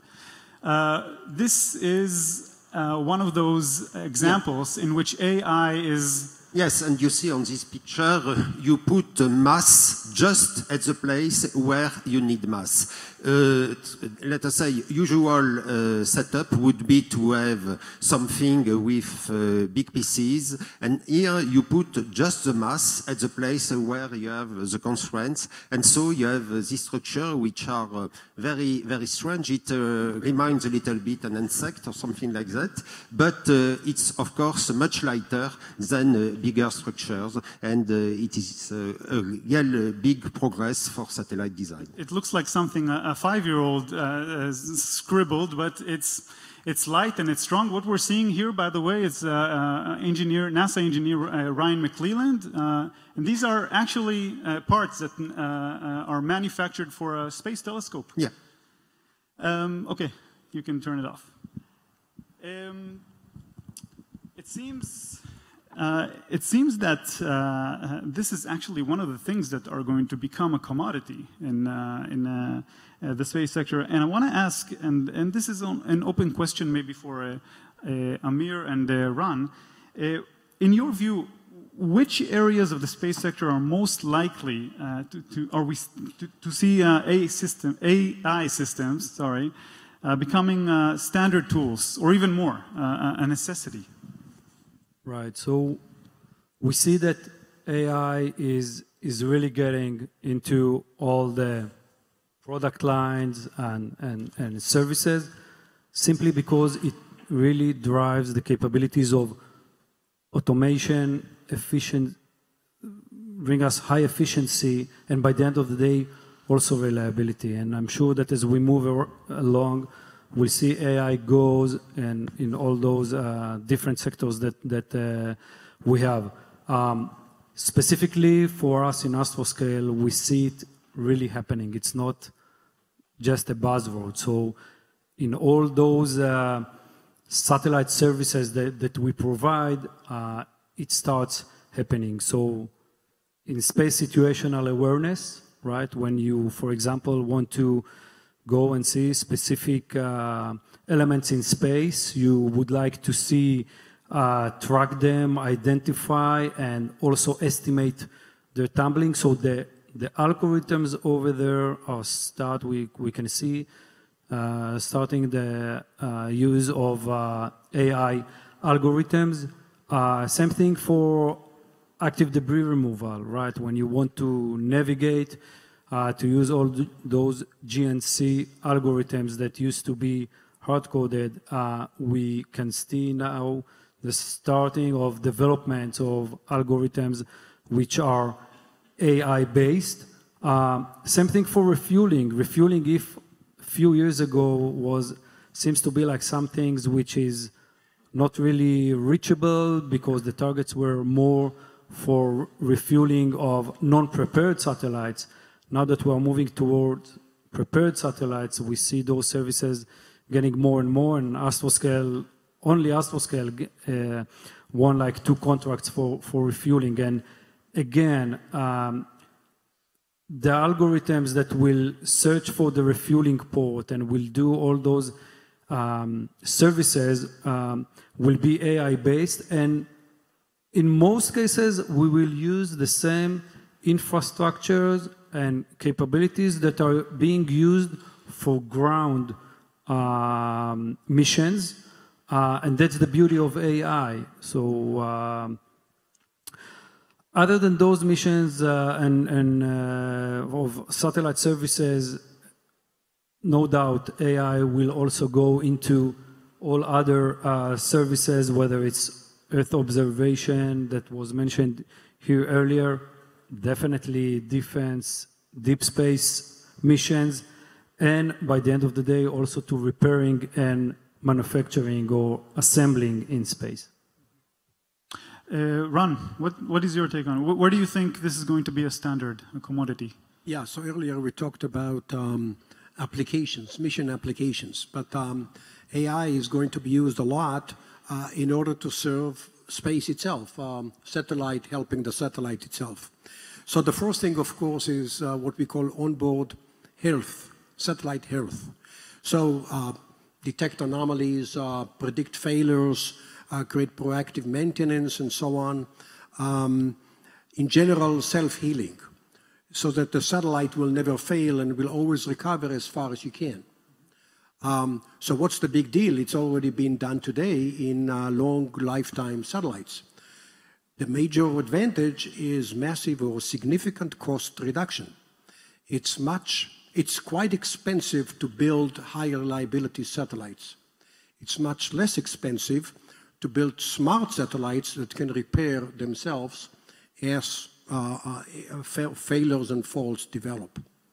So that's one area. The other area, of course, related to what you talked earlier, autonomous mission planning and command and control of missions. For example, some constellations must assume that they cannot rely on full control from the ground, because the ground stations could be attacked by cyber or physical attacks. And still, the satellites need to survive, so they need to make autonomous decisions on what they do and how they do it. Or sometimes there are urgent situations like imminent collisions and meeting debris, and sometimes ground is not sufficient or not available to help, so you'll have to make decisions up in space, and we have to prepare the satellites to do that. And most importantly, the infrastructure for AI to be built in satellites have to allow agile response. So when you have your competitors develop something new and you want to counter that with new features, or when you have an adversary develop some new form of attack and you want to improve what you're doing, you may have to do it autonomously or even with the help from the ground. But the easiest way to develop new features is to create new models in AI and upload them and run them in space. And by the way, we all know, and everybody is saying, oh, AI is developing at an exponential rate. Now, it's quite unfortunate to design a satellite with yesterday's computer and send it to space and expect it to do good AI in 5 years from now. So the idea is, don't design to specs anymore, the satellite computers. Whatever you think is sufficient, just multiply by 10 or by 100 and send that to space, because there will be use for it. And of course, we at Ramon Space do exactly that. We try to convince our customers to buy much larger computers than they plan to, because they will definitely need that, and they will definitely run out of cycles very fast when they are in space. I think this is one of the most fascinating breakthroughs about AI. The fact that it's so agile, right? I mean, the fact that you can, how you said, train models and just upload them to deal with new problems. Looking forward in time, repairing and assembly, we touched on that a bit. It aims to enhance the sustainability and efficiency of space operations.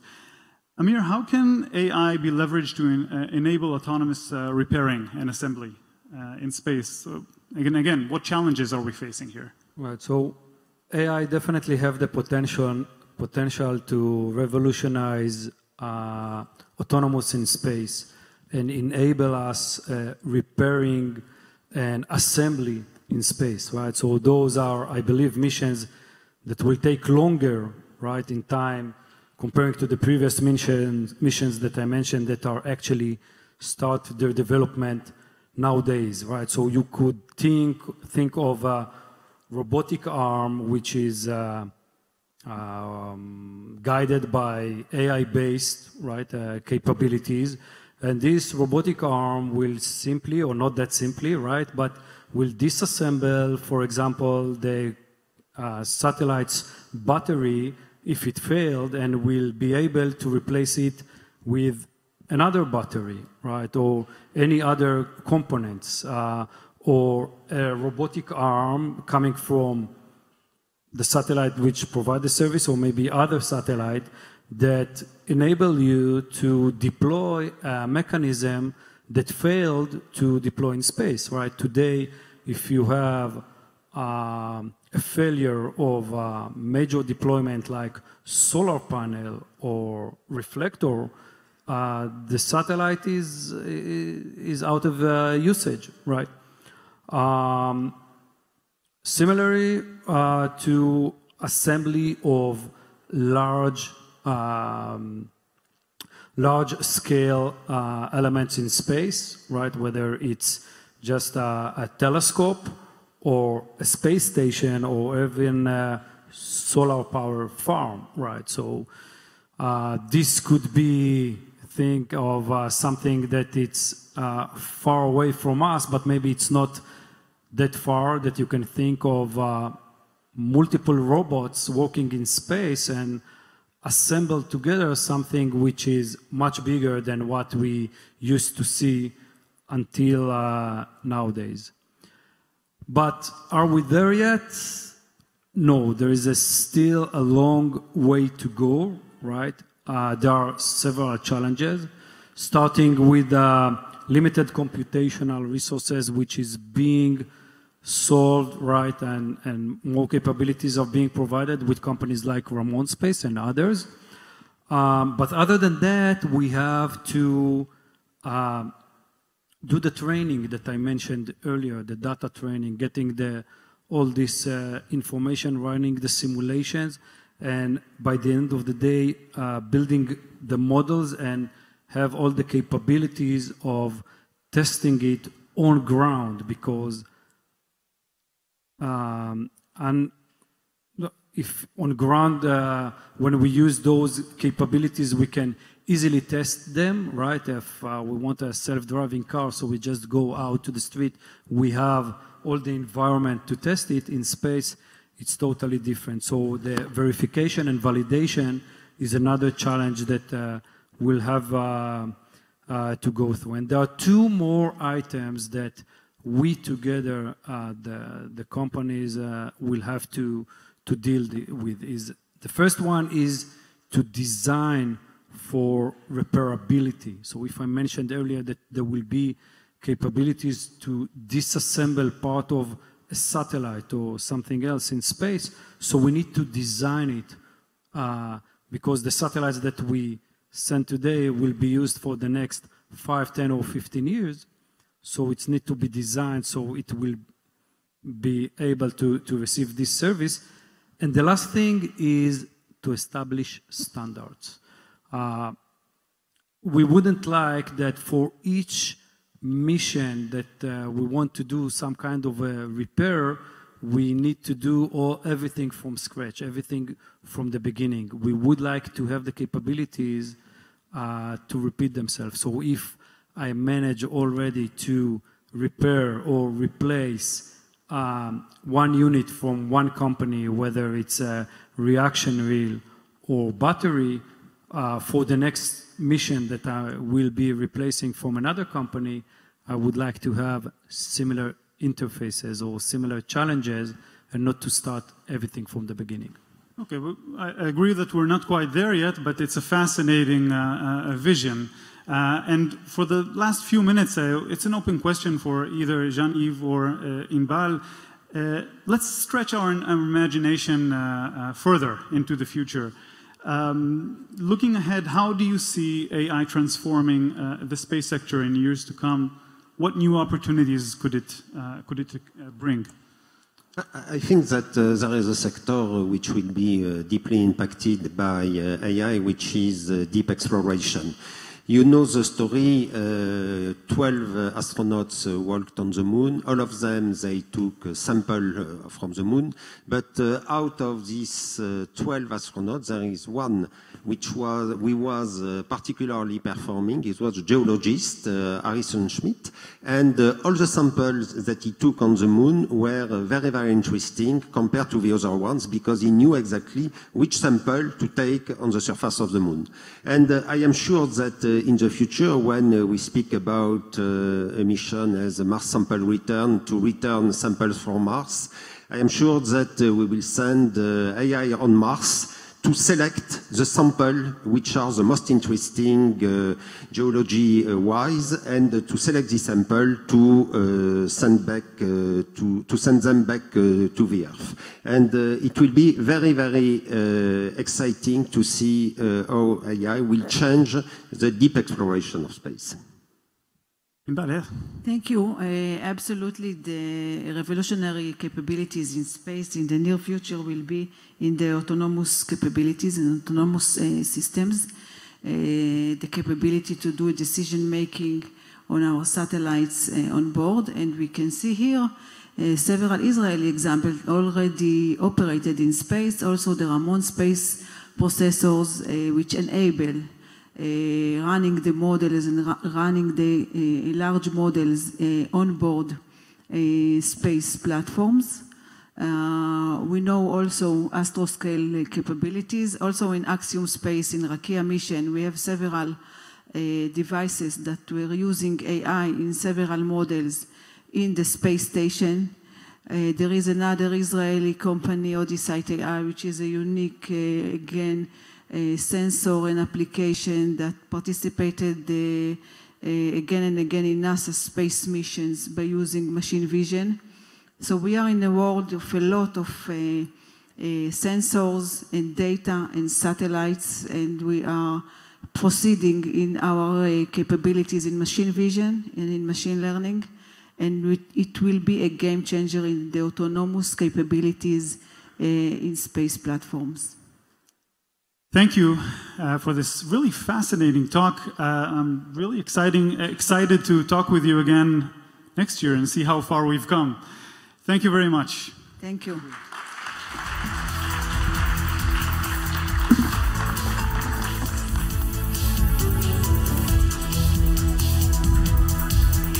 Thank you very much, Bar, Janiv, Amir, Inbar, and Ran for shedding some light on such an interesting subject. Bar, you're staying with us, right? I'm staying. You're staying. That's good. Speaking of AI, what happens when cutting-edge satellite technology meets the pressing demands of environmental challenges? In the wake of a local crisis, Israeli scientists and space experts pioneered a groundbreaking method to detect hazardous materials from space, transforming the way we monitor and respond to environmental threats. This talk unveils the story of how an emergency response initiative became a global innovation, unlocking new possibilities for safeguarding our planet. It's always best to hear about these projects from the people who actually developed them, so I'm happy to invite to stage Mr. Elad Sagi, Senior Technology Advisor to the Israeli Space Agency, and Mr. Bar Chayun, Content Manager at the Israel Space Agency. And Elad? Oh, there he is.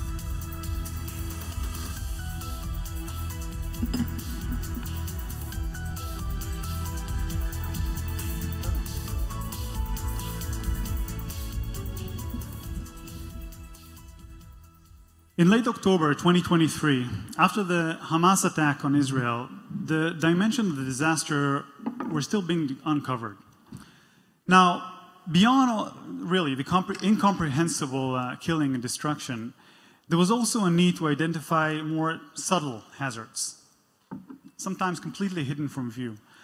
One of these was asbestos, used in buildings and waste to the Israeli towns and kibbutzes around Gaza.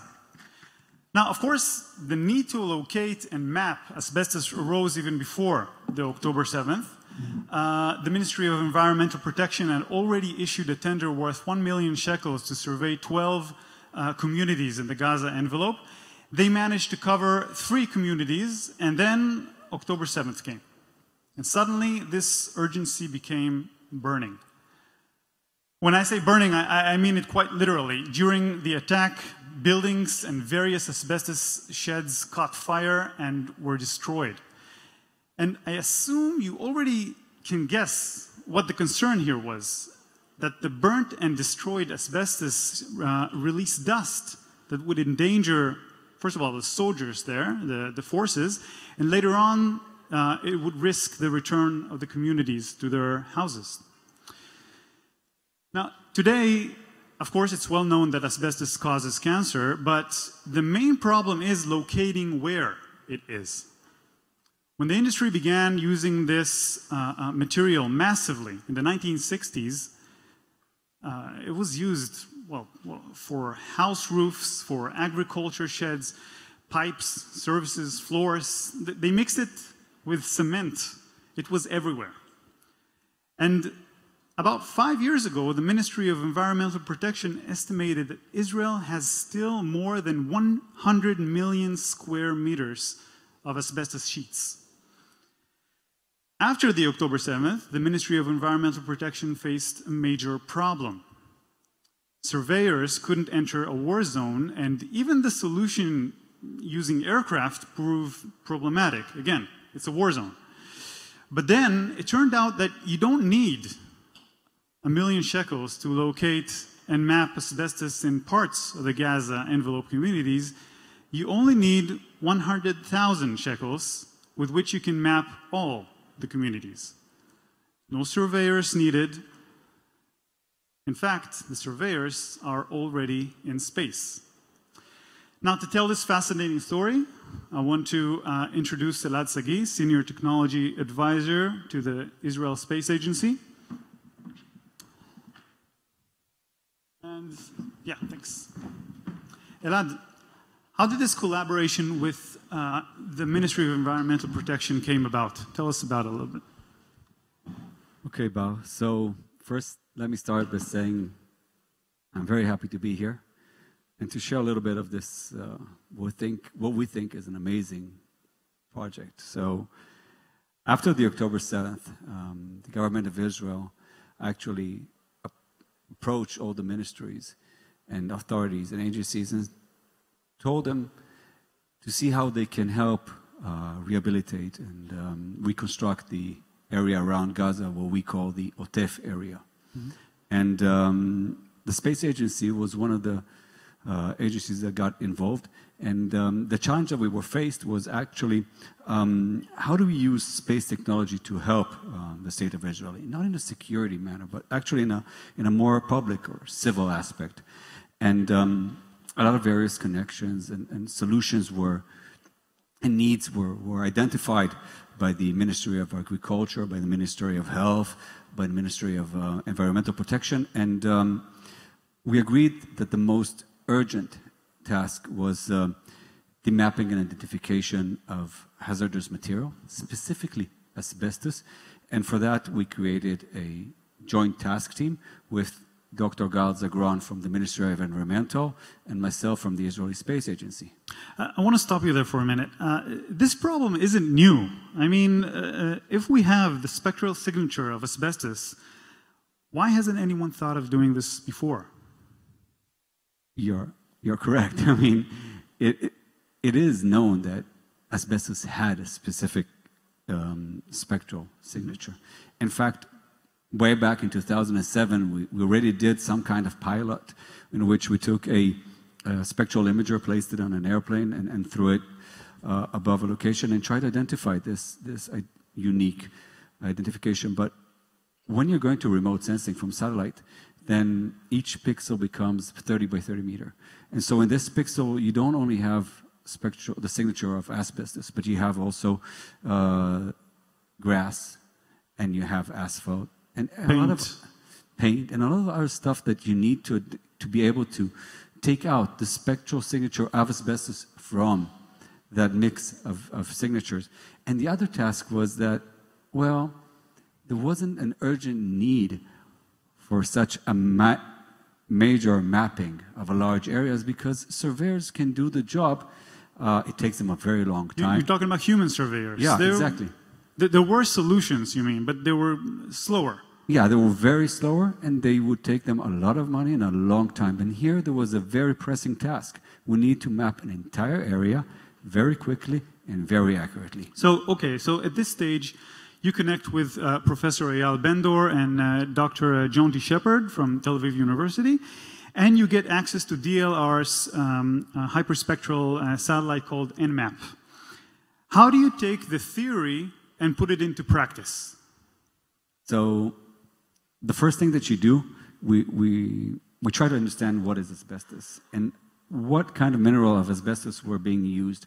And we took from an international guide. Yeah, this is, by the way, this is asbestos. I don't know if you can see it. You can't see the slides, but go ahead. And so, yeah, this is asbestos. The fibers that you see there, that's the bad stuff.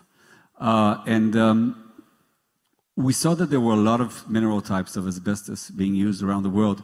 Luckily enough, we had collaboration of the Environmental Protection Ministry, and they told us that only 5 mineral types were used here in Israel. And they were able to give us samples. We took the samples to the lab, we sampled them with a spectral imager, and we knew how the signature would look in the lab. Now, our second task was go outside and see how they would look actually in nature and when being used outside. And again, it's not just about teaching the algorithm how asbestos should look like from 600 kilometers up, but it's also the filter, the noise. That's the challenge, right? How to ignore all those paint and vegetation and everything. Yeah, apparently in nature it's not clean asbestos. There's always something on there. There's always something underneath it. So through the 50, 60 years that that was around, people would paint it. Moss would grow over it. And we had to understand how to take that noise out. And another thing was interesting, you know, we noticed that actually solar panels have a very similar spectral signatures. And so solar panels. Solar yeah. panels. Yeah, okay. Exactly. The ones that create energy. And we had to actually take those signatures outside and be able to filter those that we don't want from what we needed. When is the moment that you realized you've got something? So, God, I get goosebumps just thinking about it. The thing is that what we did was we took an image of the Gush Dan area, this area around us, and we started analyzing it. And can I have the slides back? Yeah. Go ahead. And the first thing that we noticed was that we could see a pixel that was identified as a asbestos-containing pixel in Petah Tikva, next to a kindergarten, as we could see in Google Map. And I said to Jonty, the scientist working with us, listen, it's really next to my house. I can just drive over there and see what's happening. So I'm driving over to Petah Tikva, and I'm standing in front of this place, and I'm saying, God, I really hope we'll find it. Really hope we'll find the asbestos. But then again, you think about it, it's like, it's a kindergarten. I mean, I really hope we won't find any asbestos here. And I'm looking at the kindergarten, and I don't see anything, and then I start walking around the kindergarten, just in the backyard, and I'm just standing there. I'm standing there in front of this pile. A picture is worth 1,000 years. This is you took this picture, right? Yes. So this is just a few meters from the kindergarten. You got asbestos, half ruined, beneath all this vegetation, and the map took you right to this spot, right? Exactly, right to this spot. And I'm standing there and I'm saying, wow, this is the first. And then I'm saying, okay, Jonty, let's go to the other asbestos finding. And so we drive over to another location in Ramat Gan, and then again we find asbestos. I'm saying, no, listen, this is luck. Take me to another spot. And he takes me to another spot, and again, asbestos. And that was the moment we knew that we hit something. I want to clarify, what's happening now is that Israel has detailed a mapping of all asbestos sources in Gaza envelope communities. Now there is an operational plan to expand this mapping to all Israel, hoping that within a few years this mapping will promote national-wide removal project in order to solve a problem we've been dealing with for decades. Just to show you how this looks like. This is operational. Okay, this is a map. It exists now. You can see where it's located in the envelope kibbutzes and communities, and see exactly where all those asbestos is lying around. And this is going to be nationwide. As trivial as it may sound, and this is interesting, it's interesting to note that such a national mapping project is the first of its kind, right? Yeah, this is something that very much surprised us, because we were solving here a very urgent problem we had. And when our director of the Israeli Space Agency, Uri Oron, met with the DLR chairwoman, Professor Anke Kaiser-Pizzala, he informed her of this project and what we were doing with the images from Nmap, and she said that this is, to her knowledge, the first of its kind, and this is exactly what Nmap was designed for, to manage and allow such national projects to occur. And I think the most amazing thing about this whole story is that it demonstrates to other government ministries the enormous potential for collaboration in this field. Definitely. Look, I mean, we knew that there was a potential. Already 3 years ago, the chief scientist of the Israeli Space Agency, Dr. Adinino Greenberg, was already working with agencies and looking, and ministries, and looking for ways in which we could collaborate. Give me a few examples. Okay, so we talked about the health ministry. How can we identify all kinds of contaminations in soil? And we talked with how can we assist in mapping risk, fire risk. And how can we work with the Ministry of Agriculture and know exactly what grows, where, and what, and how much. So there were all kind of ideas. And again, all this talk is before October 7th. We're talking about before. So what is the outcome of all these talks? So at that time, before the October 7th, we were talking, but it was actually changing the way all these ministries work. Because all these ministries used to work each one by his own, and each one tasking himself and his needs. And now thinking about working, collaborating together took quite a bit of work and did not actually materialize at that time. They did not actually materialize because it's more hard to change methodologies and methodologies and way of thinking and collaboration between ministries. It requires quite a bit of work. So what has changed now after the October 7th? So the urgency of to deal with it, to provide a solution in a very urgent manner, actually enabled us to prove the value and the potential of such a project. And once the other ministries saw what we can do and how we can share resources between the various agencies and ministries, it actually raised new ideas that we haven't never thought about. I'll give you just one example. For example, we were approached by the Ministry of Energy. Ministry of Energy. Yeah, there is an open mine, phosphate open mine in the south of Israel, and they needed to have some temporal data about the amount of mining that was occurring at that mine. And this would actually something that from space is very, very simple to do. And this is just one example. There are many others like that. Incredible. Elad, I want to thank you so much. I think this is really an inspirational story of how necessity following terrible disaster and sparks up an opportunity to change really patterns of thinking and working, not only for asbestos, of course, asbestos detection, but also for so much more civil usages. Definitely, definitely. This is just the beginning of something that is going to be great, and we're looking forward to doing much more of these programs. Thank you very much. Thank you.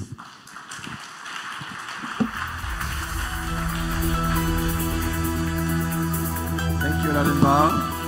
You know, I got a joke for you. Yeah, I searched for a joke about asbestos. Okay, so I have a joke for you. How do you handle hazardous materials? How? As best as you can. Like that? I like that. Okay. As we continue to explore the potential of space, one of the most exciting frontiers is harnessing of energy, both within space and for use back on Earth. This next session will delve into cutting-edge advancements in energy technology, exploring how we might tap into the boundless energy of space. Leading this panel will be Mr. Sean Dana, CEO of Ignite the Spark, and joining him, Ms. Lilach Danowich, Director of Strategy and Partnerships at NTT's Israel Innovation Arm, Ms. Oded Gur-Lavi, CEO and co-founder of NT Tau, Mr. Jonathan Geifman, founder and CEO of Helios, and Ms. Moran Chaviv, Strategic Innovation at Microsoft. Are you guys here?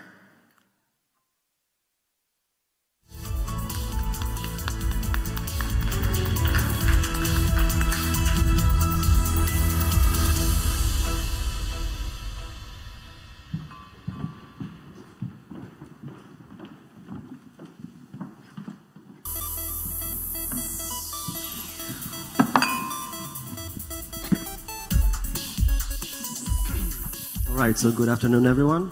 Really a pleasure to be here around. And thanks, Danny, and for the Israel Space Energy for this invitation, and for Hema for hooking me up to this exciting event and exciting week. For those that are less familiar, Ignited Spark are the energy tech ecosystem in Israel. It's a non-profit organization that gather the whole ecosystem and aim to build the next energy tech entrepreneurs and venture, but be in the vibrant community to delve on that. And I got an invitation to put up a panel or discussion about energy and space, which is create me really inspiring thoughts, and I look up for some really inspiring people to be around this discussion. So just to see who are with us, maybe I'll start with like a short introduction, maybe to get to know you a little bit better. So just a little bit about yourself, what you do, and got you to this organization. Yeah.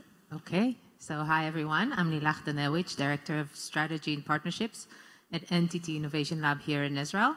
NTT is a Fortune 100 company, one of the biggest corporates in the world. It's the Japanese telco company that is working in so many other areas as well. It's one of the top IT service providers and system integrators in the world, an operator of data centers. And we have vast activities both in the energy sector as well as in the space. In fact, we have one of our arms is one of the labs in which we conduct R&D is all about space, energy, and sustainability. And we invest over $3.5 billion a year in R&D. Thank you. So speaking of which, data centers, I feel like, Moran, can you tell us a bit about yourself? Yeah, natural candidate. Hi, everyone. Thank you, Sean, for inviting me. Thank you very much for everyone here. My name is Moran Chaviv. I'm leading strategic innovation in the in Microsoft Israel R&D Center, focusing a lot on climate innovation. Thank you for having me here. Thank you very much. Jonathan? Hi, everyone. Thank you for inviting me as well. I'm Jonathan Geifman, CEO of Helios, an Israeli startup company that was founded nearly 7 years ago. And we are developing a novel chemical process to produce oxygen on the lunar surface. Also, using that process to produce iron and steel here on Earth in a way that is cleaner and more efficient. Thank you, Jonathan. Oded. Yes.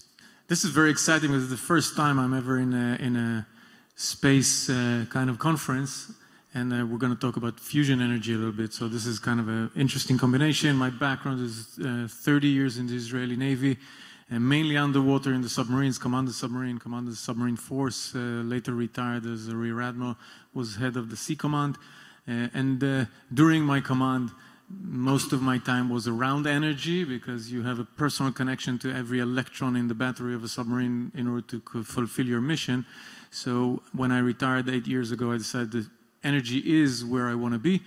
And in energy, the final frontier would be fusion energy, which is what happens at the core of the stars in our sun, which is the most abundant source of energy. And this has been tackled by humanity for the last 60 years and so, and we're on our path. Hopefully, as the first startup in Israel doing this, we believe we can really bring in the amazing entrepreneurial spirit of Israel into this super important ecosystem. Thank you, Oded, for this inspirational start, and we'll be happy to delve on that very soon. So first, maybe just like to touch on and get deeper to this conversation. I'll start with you, Jonathan. You start to explain a little bit about what you do.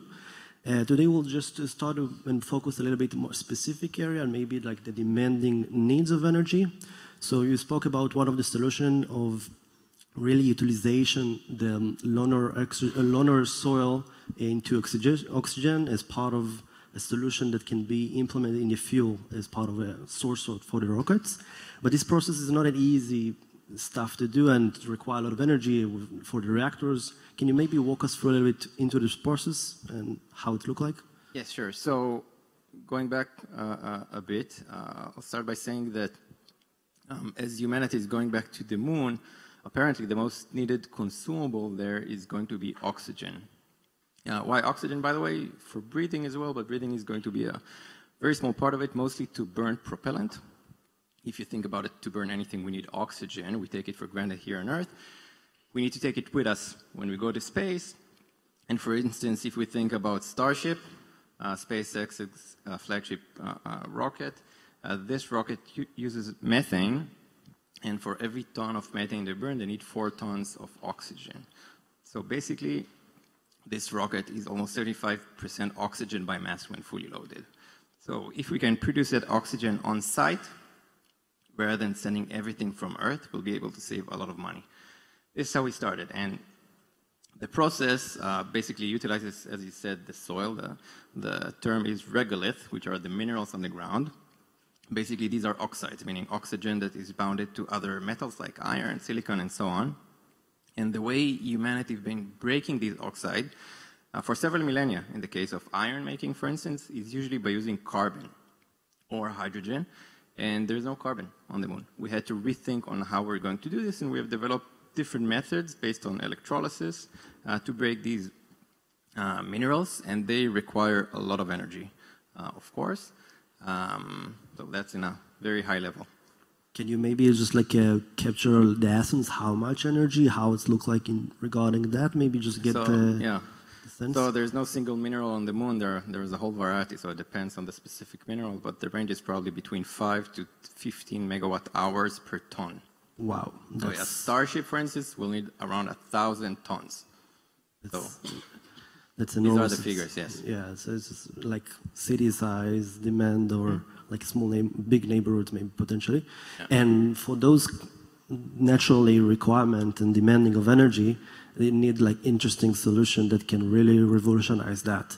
So maybe go back a little bit to that. It's time to a little bit hear about the fusion compact reactors that NT Towers do, how that can be revolutionize the space solutions. So energy is energy, and we need energy here on Earth. We need energy out in space if we want to conquer space and do things at space. And I wasn't realizing that it's 50 megawatt a ton there. That it's a huge amount of energy. NT-Tau, when we started 8 years ago, we actually researched the entire landscape of fusion. Fusion is being tried for many, many decades. And we saw leading solutions with new technology. And that combination showed us that there is a possibility to do a compact fusion reactor.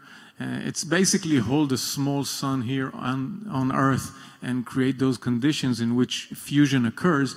The difference between fission and fusion, just when you hear nuclear energy, just to give an understanding, regular nuclear fusion that exists, regular nuclear reactors that exist today are all based on fission, which is uranium, and breaks apart large atoms. Fusion is fusing two smaller atoms together, mainly hydrogen.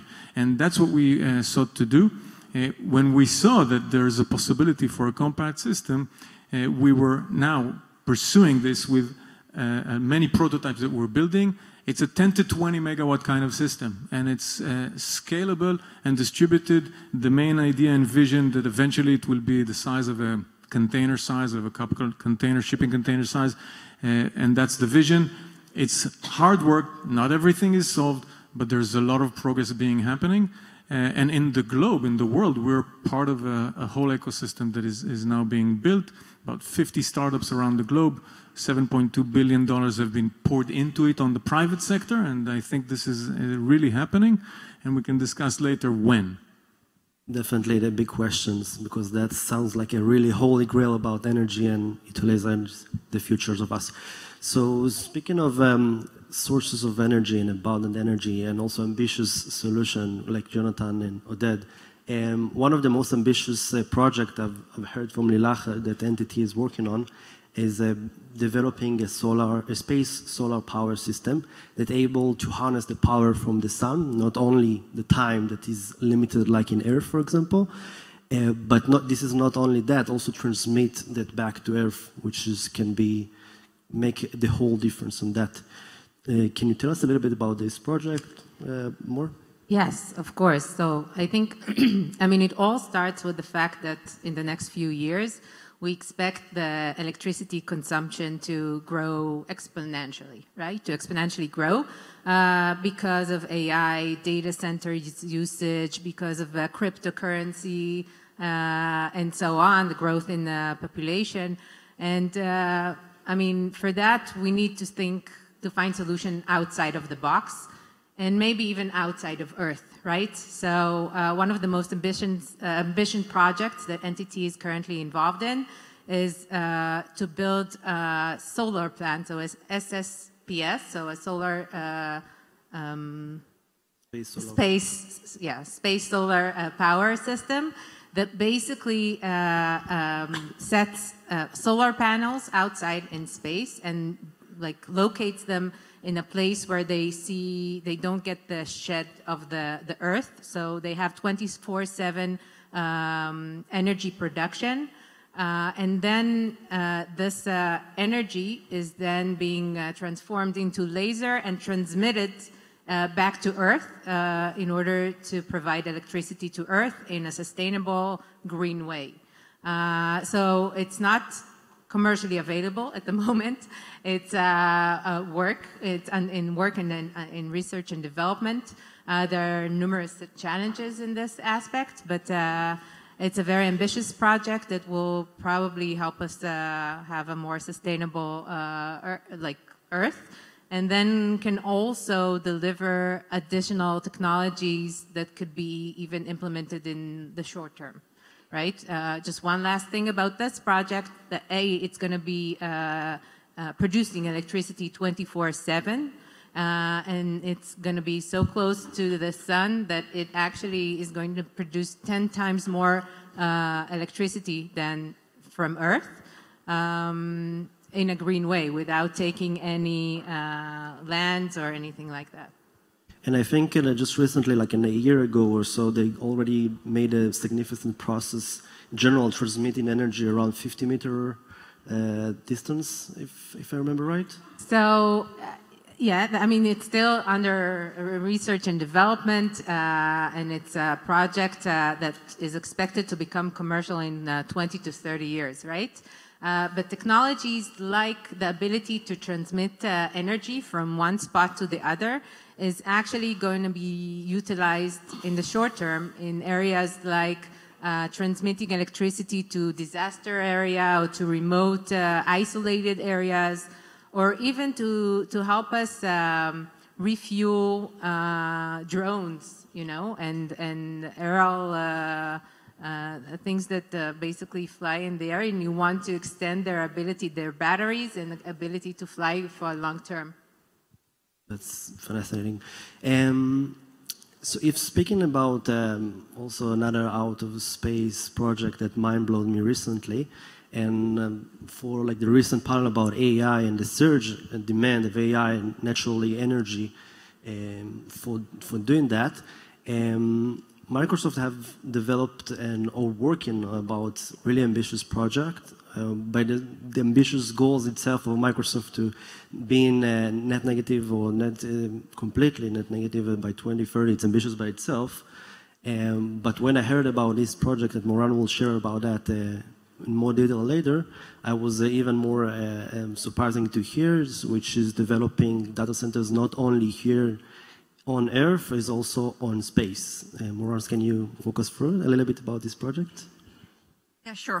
So first of all, music to my ears. Can we have it as soon as possible? Working on fusion energy.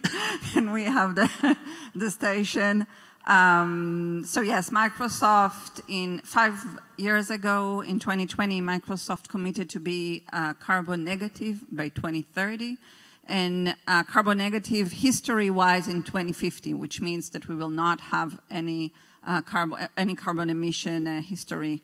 And for that, as you can imagine, energy is one of our biggest consumption, right? This is the scope 2 of energy, is something that we are looking into. We have a diverse portfolio, and in this diverse portfolio, and we bring a lot of experts, and we will hopefully speak about it a little bit later, about SMRs, about fusion, about others. But one of the things that we are collaborating with the EU, it's important to say that it's not only us, it's also other tech companies. The EU came with this vision of having a data center that is doesn't emit any carbon to the air here, right? So it needs to be orbital in space. and they commissioned a lot of research around it and also a lot of partnership. We are part of this partnership. I can tell a little bit about, the different steps that being done there, but the first one, which I think is very important, is first of all, is to really conduct a research that this is really going to reduce the amount of carbon, right? Because when you are launching, we were just hearing, when you're launching a missile, or if you're launching everything that you wanted to go to space, there's a lot of energy involved. There's a lot of carbon emission involved, not only because of the energy, also from other pollution. So we need to make sure that, first of all, from launch perspective, but also later on from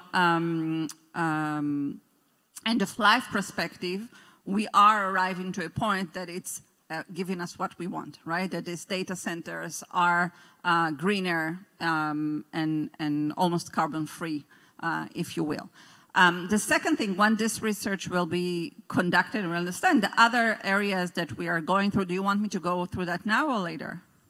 Maybe we'll go a little bit later about that, but maybe if you can just, since it's going ahead and you spoke a little bit about SMRs and connected with Oded's solution and anti-tau solutions, maybe you can share a little bit how you do it right now, try to decarbonize with nuclear energy. Sure. So as I said, we want to be carbon negative by 2030. Energy is one of our biggest challenge, by the way, not only ours, the world. We are very happy that innovative people, entrepreneurs are trying to solve for that. We are also trying to solve for that, but we're collaborating with others. So one thing that we are doing is basically, we just hired in the last 2 years a lot of experts in nuclear energy. When we are talking about nuclear, it's fusion, but also SMRs as well. We have built a strategy through this area. The second thing that we are doing, we just, I think it was 2 years ago, we bought contract from Hilarion. Hilarion is basically in the same space as anti-tau.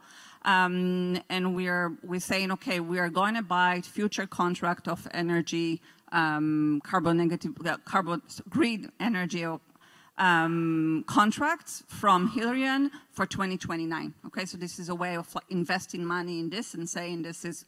So yet it's 2029, but you say that you see that's coming and you agree to go from that right now already. Yeah, even 2 years ago or 1 year ago, saying, okay, we're investing the money over there. And we are also investing the money in other partners that are building portfolio with more SMRs inside. And we are changing our data centers to be a lot more modular. So once the SMRs and the fusion will be ready, we will be ready from anything related from architecture of a data center. That's really interesting. And maybe if we speak about the modeling and data centers, which is, besides of energies, require a lot of really big envelope of solution that required also metals and also other substantial solutions.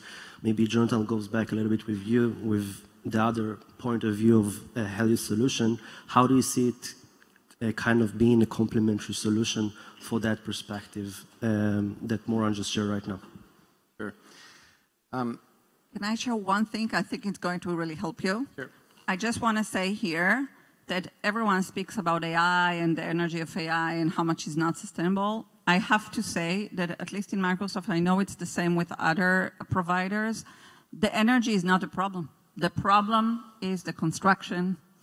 The problem is the iron. The problem is building new data centers. And now for you. It's also the problem. There is few problems. Yeah. Yeah, so Moran is right. I mean, basically, in order to live our lives or have sustainable presence beyond Earth, we need everything that we have here. And under that, there's a lot of mass, materials, and energy goes with that. In order to produce energy, you need mass. In order to produce the mass, the metals, the materials, you need a lot of energy. So just to give you a few examples of the scale, because many things that we take for granted, we live our lives, we don't think about how much mass was required to be dug out of the ground in order to be able to do that. So for example, just iron produced for steel in order to build our roads, buildings, cars, and so on. Humanity is digging up something like 4 to 5 billion tons a year. Globally. That's one metal. Energy to do that. Australia is the largest exporter of ore. roughly 10% of their energy, and the energy consumption in that country goes to crushing rocks. Okay, just to give you a sense of what it means, and we need to do that in space if we want to be able to be sustainable there. So that's the take on the material side of the equation. That's something that I haven't heard before. That's really curious to hear more. So besides like the whole kind of ecosystem that's going to be built in space, let's go back a little bit to hear about Lilach and the project. You spoke and you say earlier also that it's takes some time until we get it. It's an R&D phase, especially when you have integration of so many solutions that need to get to the eventual goal that we're aiming here. Can you maybe a little bit explain how do you check the feasibility of all these solutions here in Earth?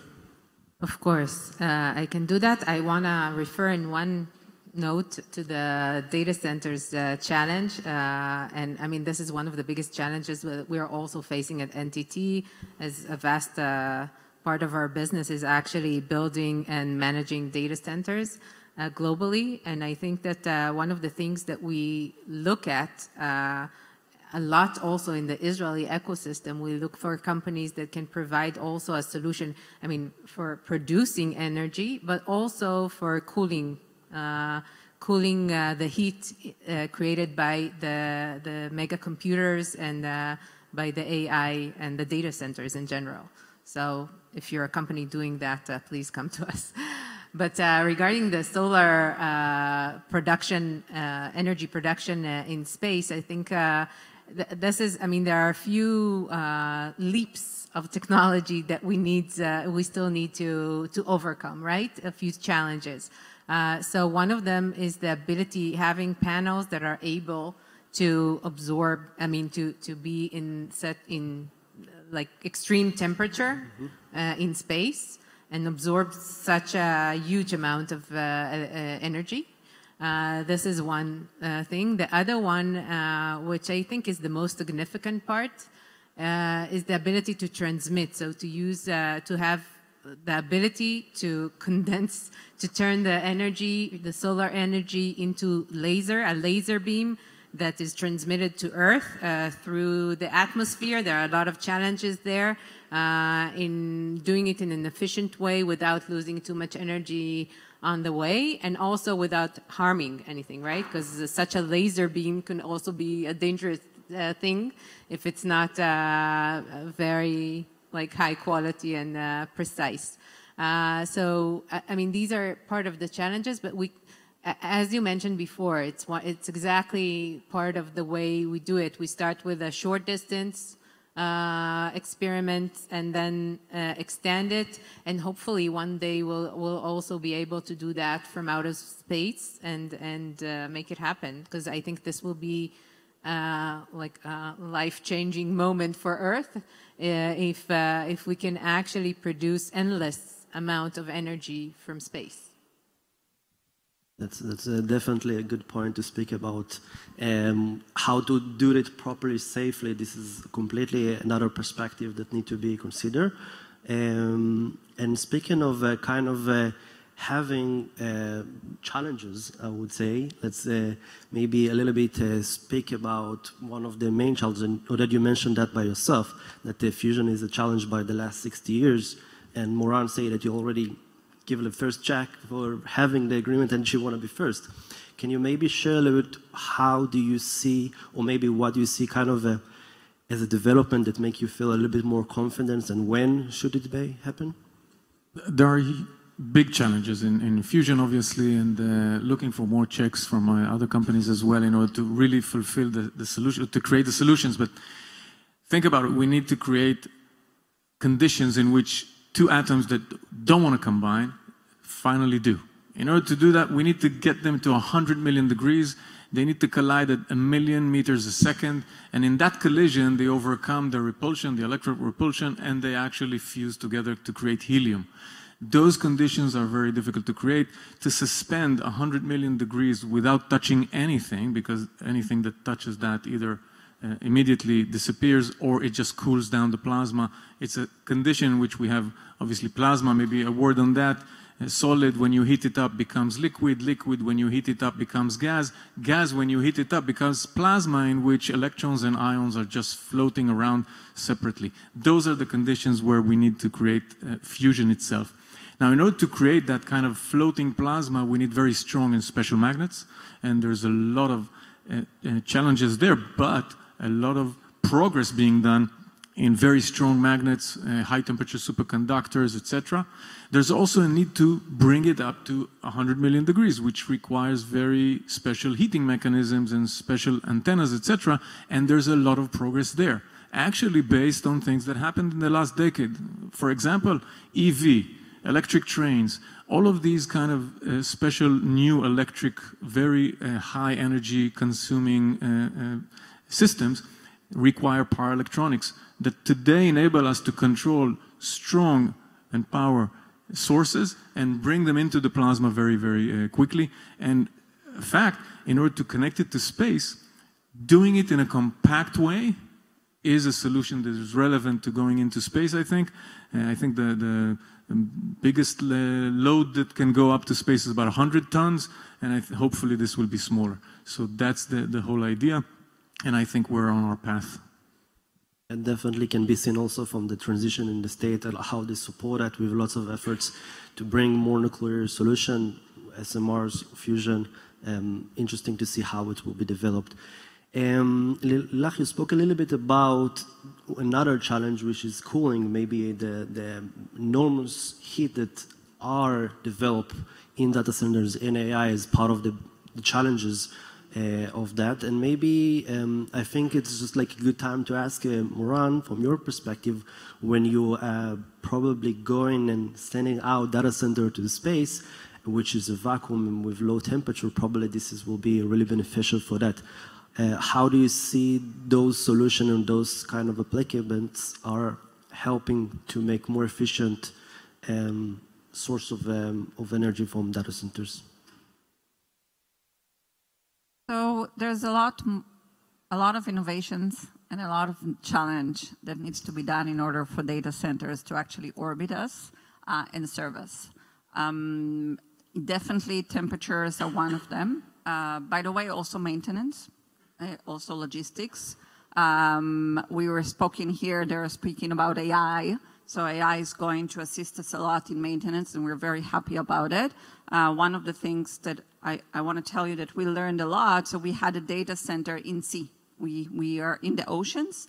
We have 2 data centers, 5 kilometers inside the ocean. The point of that was to better understand, one, can we cool the data center, how it will work, how to transfer the data, but also how to maintain such a data center that is in such a distance. We learned a lot out of it.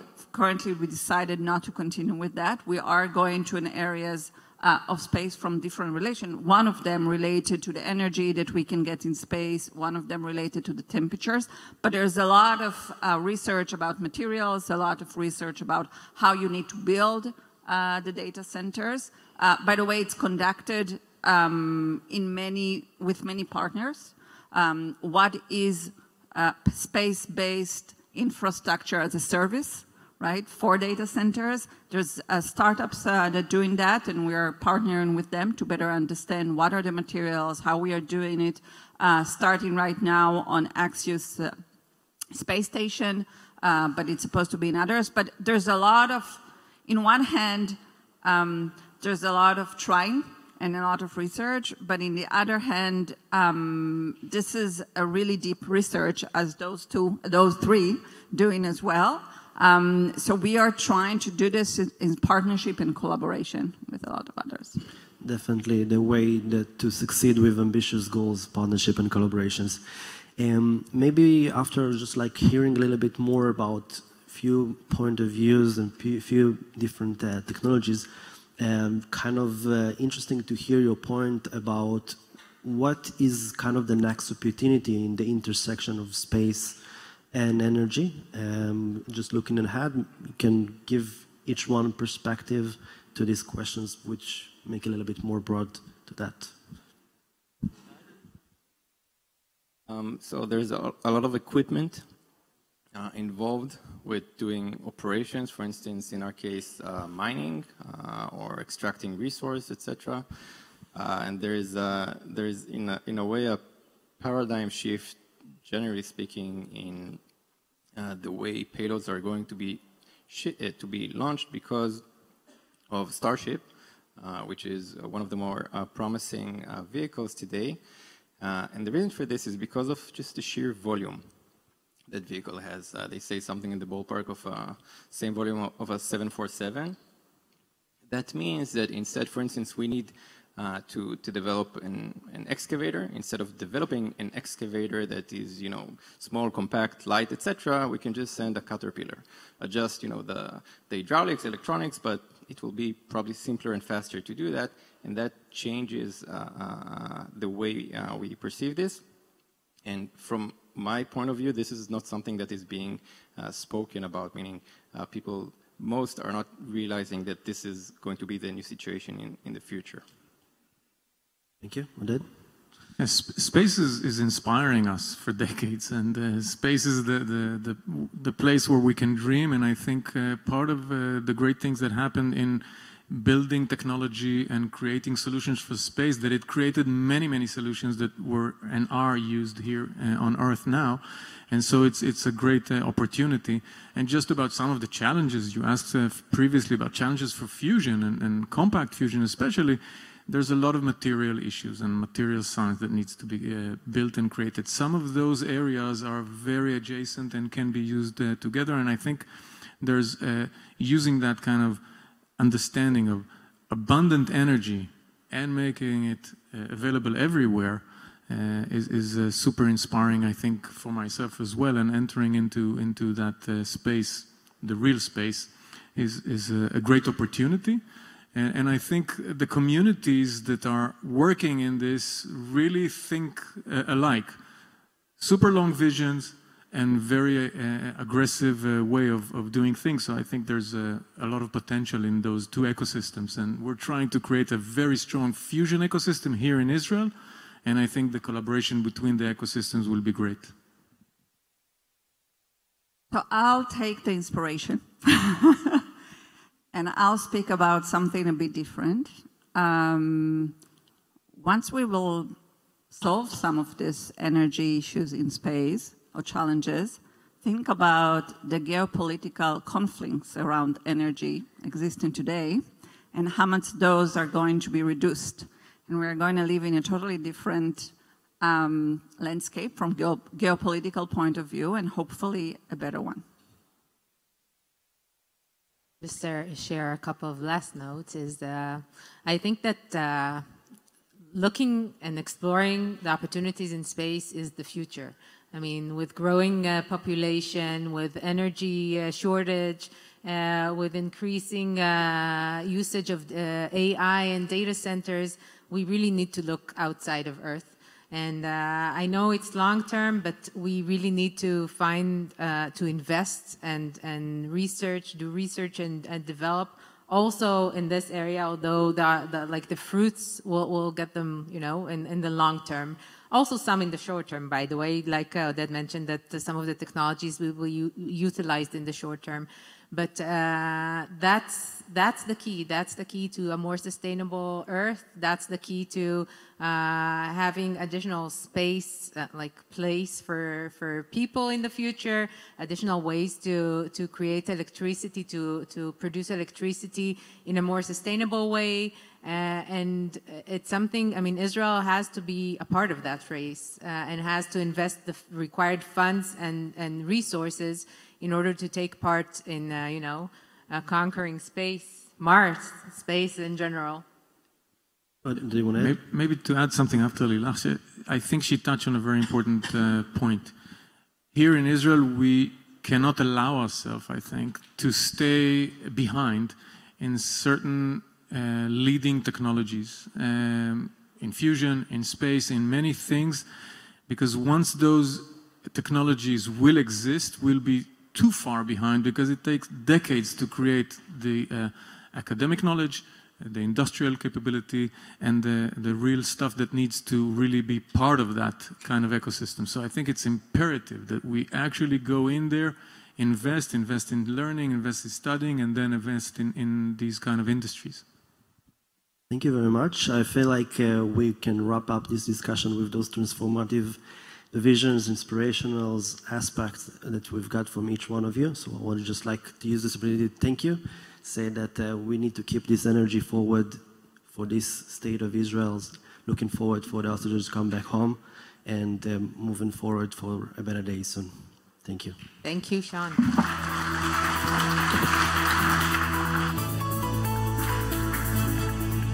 Thank you, Sean, Lilach, Oded, Jonathan, and Moran for such an energetic panel, right? It was about energy. Too many nerd jokes. Anyway, we will now enter a discussion on the legal and regulatory frameworks that govern space activities. Don't have any nerd jokes about that. With the rapid growth of the space sector and the emergence of innovative technologies, the need for clear and effective national space regulation has never been greater. This panel brings together experts to explore the challenges and opportunities of shaping Israel's first national law, offering perspectives from both industry leaders and government policymakers. To lead this panel, I'm proud to invite to stage Advocate Naama Margolis, partner and head of the Global Trade and Control Aerospace Defense Practice at Shibolet & Co.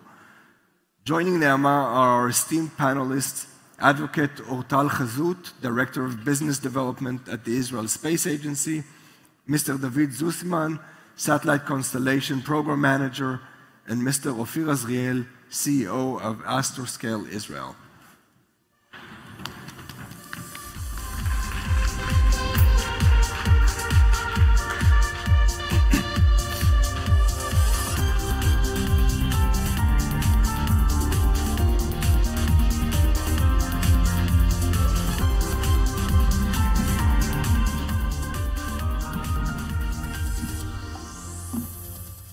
Good afternoon, everyone, and thank you for joining us in this very exciting panel. It's certainly very exciting for me as somebody who spent many years in the space industry, kind of dreaming up the moment where we would be discussing the challenges and opportunities in national space law in a very concrete manner.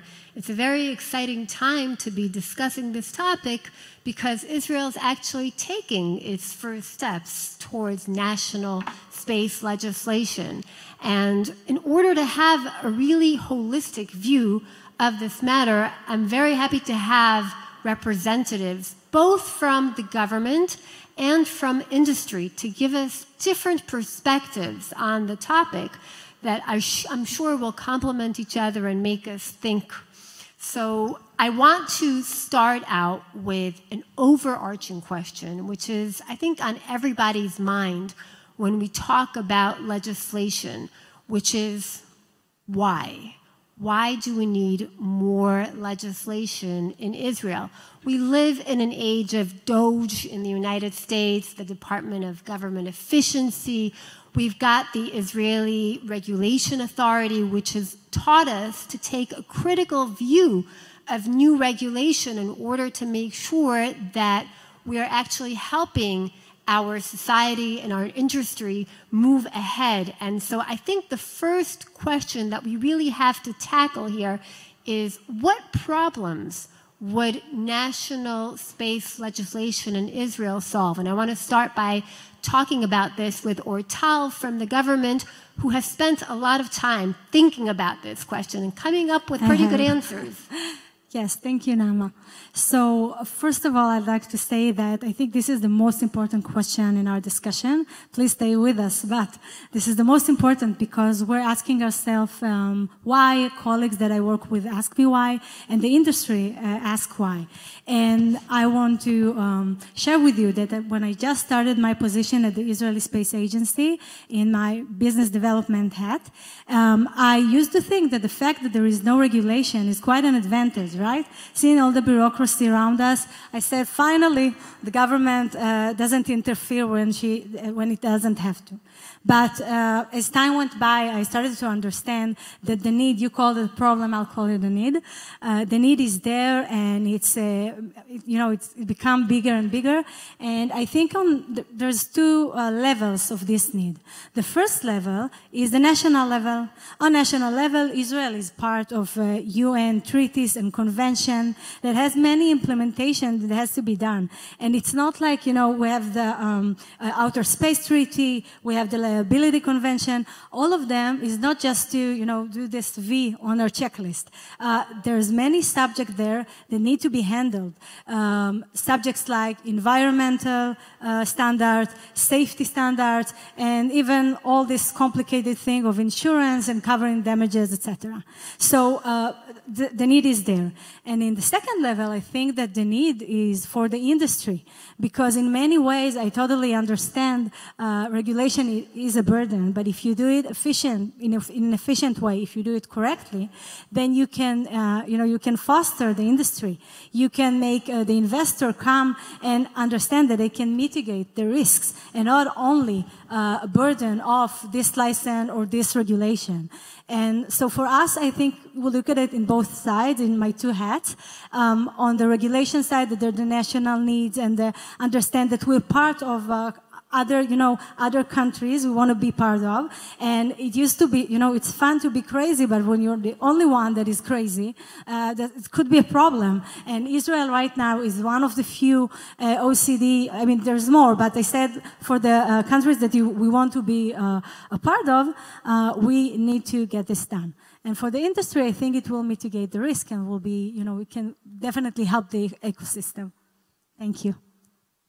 Ophir, why don't you share a few thoughts with us about where you see national space legislation as being needed? Thanks, and hello everyone. So I will try to represent the industry view. So when you come and say, okay, do we need a new regulation? Usually industry hates this, unless there is a potential for more profits, and then industry loves it. For example, if a space law says each and every citizen needs to buy a spacecraft, then of course industry would say this is a great idea, let's do this law. But usually this law means that to do a space mission, you need this permit and this permit and this permit. And then, so there is a tension between industry and not wanting more need for bureaucracy, and maybe the potential that maybe there is opportunity here for more business and more profit. Up to now, from what I know and around the industry, space law is not the thing that is not the biggest barrier today for space companies, even startups or even established ones. For many years, Israel is launching satellites, bringing up new companies. There is a thriving space industry without a space law. Not saying that it is not needed, but this is not the big barrier today for developing the space industry. This is the view. David, what do you think? Yes, thank you, and thank you for the audience. So I bring a very clear advocative approach to legislation. I feel that regulation is not like having the industry do that and don't do that. And if you don't do that, you get a slap in the hand. That's not a regulation, is actually funneling the energies that the industry has to be more effective for the companies and for the government. And so the fact is that we don't have clear regulation in Israel makes my life much harder, and we've been hurt by certain times when we couldn't show a product to a customer, many times actually, and I think some of the people in the audience can be sympathetic to that. Or if I want to sign a standard launch agreement, I see paragraphs that I'm scratching my head. What should I write there? I need to go to someone in the government to tell me what to do. And the government doesn't have answers because it doesn't have the regulation to work with. So, yeah, regulation should be, we must have the space law fast and clear. Don't do it too much. Yeah, that's my view. Thank you. So as somebody who's operated in the space industry also for quite a few years, I would say that one of the pieces of the puzzle that we're missing in Israel today is regulation that will achieve safety goals and that will save us from orbital debris. And all those values are values that are very important and that we can all sign up to individually. We all understand that, for example, when we stop at a red light on the highway or on a road, it might slow us down, but it'll also get us to where we want to go more safely. And so I think that when you look at the burdens, sometimes they're very short-term burdens, but they give long-term gains. And I also very much connect to the idea that the space industry is very international. In order to succeed, I think we heard a lot about international collaborations, and you need to speak the same language. Speaking the same language a lot of times also has to do with having similar regulatory frameworks. And so I definitely see national space legislation as giving certainty, helping us achieve goals that as a society and as an industry we can sign up to.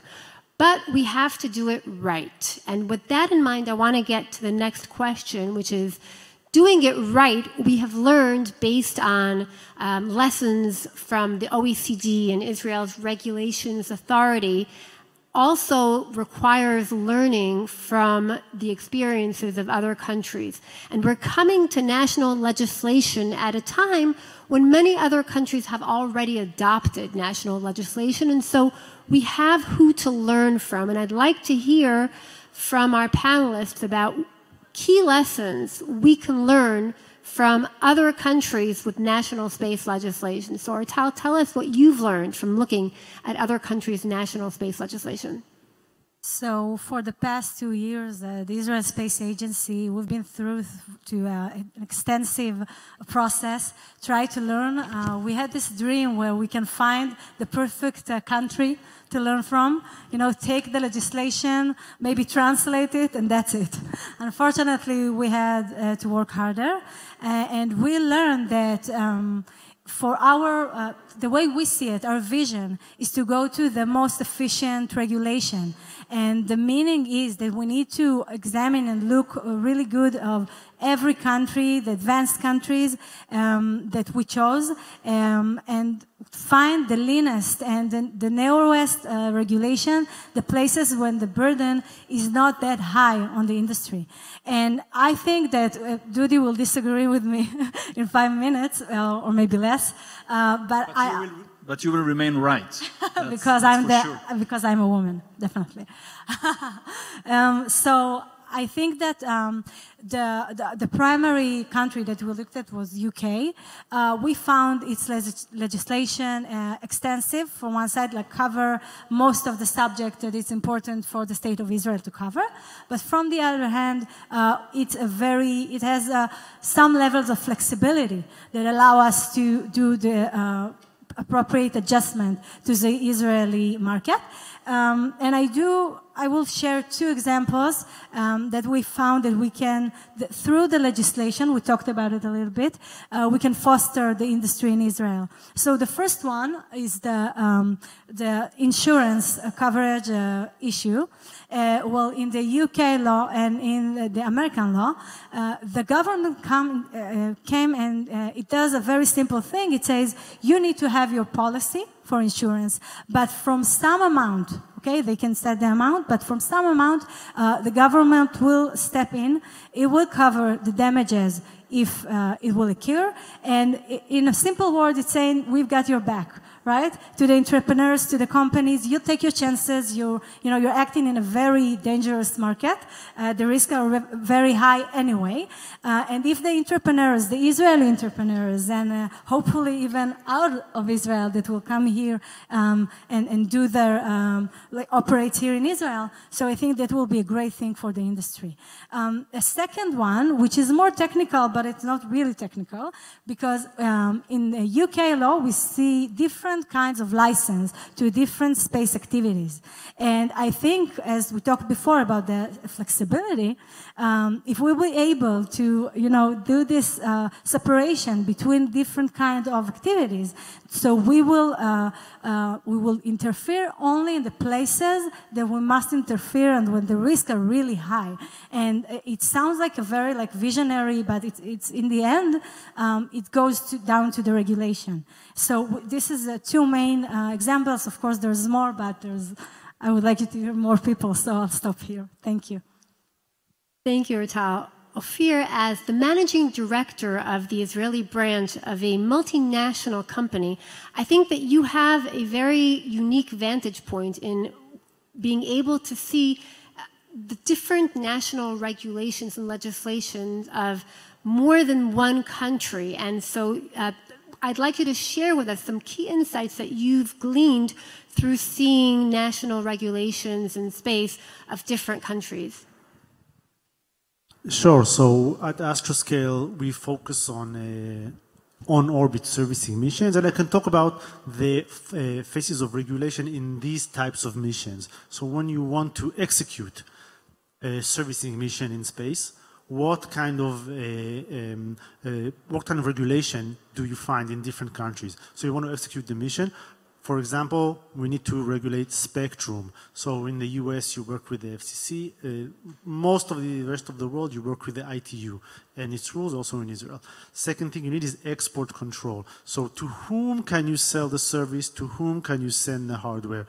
Here, Israel is not harder to get an export license than it is in other developed countries. And you said UK, US, Japan, and so on. Each of them has their own export agency, and each one of them takes the time and the effort in order to get an export license.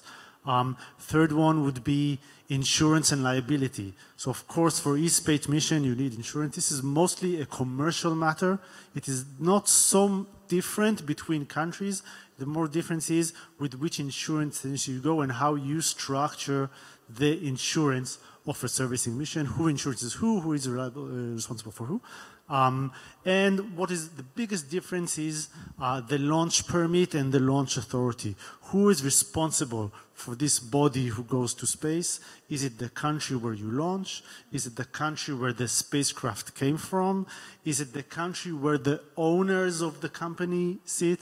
And this is the biggest difference. It has a lot of effect on servicing missions. I think it has less effect on what we would call regular spacecraft goes to space missions. But when we're doing servicing, we certainly felt in different countries that this has an effect.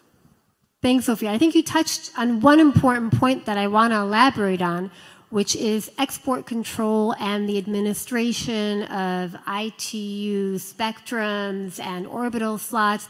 So Israel is not starting from absolute scratch in that we do have a regulatory framework that's already in place for export control, and the Ministry of Communications does a lot and administer ITU-based resources. But I think that we are now looking at our regulatory framework in a very holistic kind of way. And once we do that and we look at things through the lens of how can we make things efficient, how can we learn from other countries, I think we're going to have to benchmark ourselves not only when it comes to new regulatory areas that we want to now tackle, but also the existing ones. We're going to have to ask ourselves questions about whether we do things efficiently in our current regulatory frameworks. Otherwise, I think that we won't entirely achieve our goals. David, do you want to just spend a minute on a quick response as to where we might want to look, some key pointers? Yeah, I'll do it fast because I heard my colleagues, and I would like to tell the audience what I feel, what I know. I know that some people, some Israelis, tend to open startups elsewhere. And it's not one or two.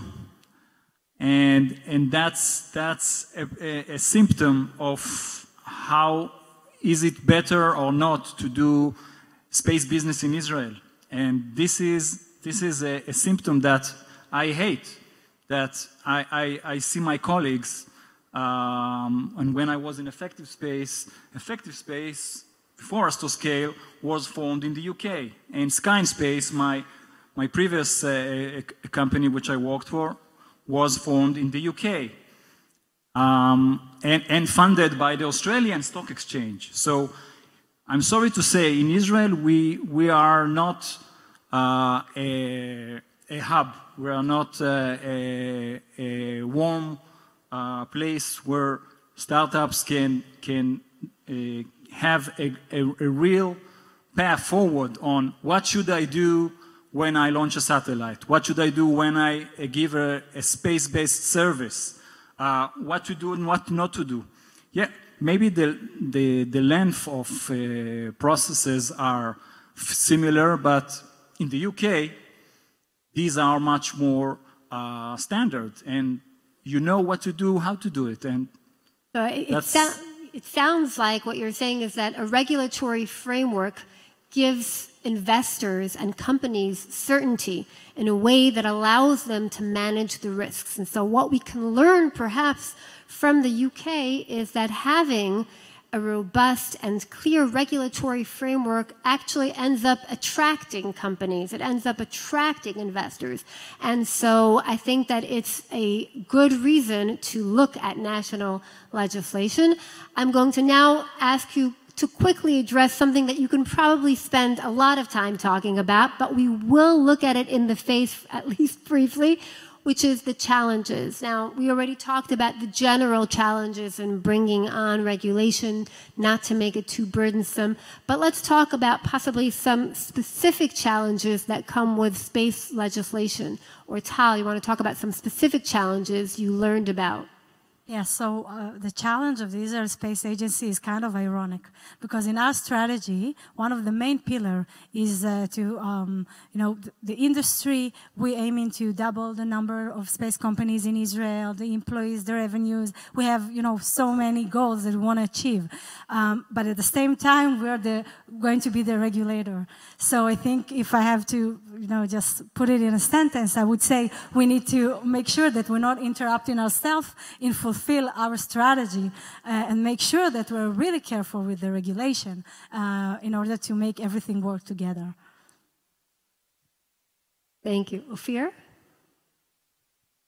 Sure. So Azercosmos is a company which acts on debris removal. So I would like to speak about that when talking about regulation. For example, a new piece of a new bill recently in the US is the 5-year law, where removing a body from space, instead of 25 years, this was reduced to 5 years. Very significant bill for sustainability in space, and similar initiatives also in other places, in Europe, in Japan, and in other countries.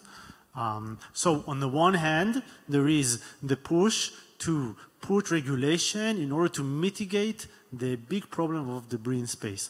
On the other hand, commercial operators come and say, don't put the responsibility to clean up space on us. We are just commercial companies. You cannot just make a law and put the responsibility on a commercial company. It will destroy the industry. So here, just like before, there is tension between the need to do the right thing and the need to sustain the space industry. This is definitely a challenge when writing a space law, and of course, Azercosmos, as I said, working in debris removal, we want to see more action in order to mitigate debris, but of course, as part of the industry, we want to make sure that there is still an industry in order to work with. An age-old problem, balancing safety with promoting business, and now it comes to the space industry, and certainly I think that there's a natural, healthy tension there that we're going to have to work out. David, some thoughts? Yeah, well, I think that debris removal or in-orbit servicing is a very bright future, and I'm very happy that Astroscale is doing great. Actually, it's the first exit made by an Israeli, so that's a very good progress. But as long as the world is still in questioning how to handle debris removal, I think we shouldn't be the novice on that, and we should follow. There's a lot of tremendous gaps that we need to close in regulation. For example, splitting the civilian to the defense programs, splitting civilian and commercial and military programs. That's the first thing we need to do. And if in today's environment, when school kids want to launch a satellite, they need to get a license, as it is an ammunition to space. So that's a situation we should avoid, and that could be done fast. And another thing is as you said, Naama, investors wants to look how the government adopt space industry, how it flourishes the way companies can do business, and give them the road to finance, show them the road to finance, not by the government, for sure, but today a startup which is based in the West Coast, sorry, has tens more possibility to gain seed money or even round A or B than a company in Israel. So that's something we need to tackle quickly. Thank you, David. So I think what emerged from all of your answers is that it's very clear that we need to take a risk-based approach in regulation, but one of the challenges is deciding how much risk is going to fall on the shoulders of the government, how much risk is going to fall on the shoulders of industry, and finding a balance with the understanding that we also have an equally worthy goal of promoting the industry and creating a healthy ecosystem right here in Israel. And we understand that when we strike the right balance, another thing that really emerged from all of your answers is that we're going to come up with opportunities. We're going to come up with opportunities because we're going to attract more investors, because we're going to provide certainty to companies, which will allow them to have more clarity on their business plans, because we're going to create new industries like debris removal based on regulatory requirements. And so I think that the opportunities kind of speak for themselves, even without addressing them explicitly. But I want to end with a final question on what can be viewed as either competition, but perhaps a complementary way of achieving our goals, which is soft regulations. That is, we tend to think about regulations as something that's very rigid. We've got legislation, ordinances, and oftentimes when you talk about rigid ways of controlling behavior, emerging technologies move way past what the regulatory framework allows for, and then the regulation kind of sets us back. And so one alternative that I think we're all looking at in the space industry is soft regulations. Earlier, we talked about the possibility of creating standards that will achieve some of our goals. There are also other ways for creating soft spaces within regulation that allow us to move forward quickly. So some thoughts about soft regulation in the context of national space laws, or Tal. So maybe now it's a good time to share that in a month or two, we're expecting to publish our first draft for the Israeli legislation, and maybe it's a scoop. right? Yeah, you can quote me. But yeah. So I think that for us, the soft regulation is, for those of you familiar with the Israeli system and the way legislation works, and I assume that most of you. So you have the main primary law going through the Knesset with, Kriya Rishona, Shniya, Shlishit. We'll do all this round, and it takes time. But what we strategize is that we will go for the first, like the primary legislation will include all the basic subjects that need to be handled in the future. Meaning we'll cover everything needed to be covered, but in a very basic level, saying, okay, this is a first step toward space legislation. And on the specification, the regulation, takanot, we say it in Hebrew, will bring all the complicated things that we need to bring. And I think, for me, after 10 years in the government, I understood that once you put it in the primary law, it is very hard. It's not impossible, but it's harder to change it. But once you leave it to the regulations, it's easier to the profession, to the people that actually live this market to change it ongoing. And I think, it sounds simple, but once you do it on the first stage, it gives you a degree of freedom later to do whatever you want to do. And you talked about the market that we're acting in, and space, we probably cannot imagine what kind of activities will be here in like 10 years. So I think that will be the big advantage in our legislation, that this is where we can put the soft thing. Thank you, Ratal. Ophir, tell us a little bit about standards and how they can also help shape behavior in the market. Right, so standards are one level below legislation and regulation. This is something which industry agrees on. In the servicing market, for example, we have the Conference Consortium, which is a group of companies and agencies working together in order to make guidelines and standards for on-orbit servicing missions. And it's very successful. Some things go towards guidelines, such as okay, so first thing is standards. This is harder to agree on, but some standards which are emerging is, for example, how to approach between two satellites and docking plates. So if you launch a satellite and you put a plate on it, how can someone, after the mission finishes, someone can dock to the docking plate and remove you from orbit. It's a debris mitigation measure. This is standard, but also guidelines. Some things are harder to agree on, even if all the industry sits down together. For example, refueling interfaces. This is something which you would think would be standard, but industry cannot today agree. Each company is kind of pushing towards its own technology and its own design. So there are guidelines, but no standard today for refueling of satellites, and we will see which type becomes more prominent. David, a few last thoughts about soft law helping us meet regulatory goals. Yeah, well, just to say, it's surprising how exciting it is to talk about space regulation when it talks about in-orbit servicing. That's the future, and no one in the world thought about it 10 or 20 years ago. No one thought about how to do it.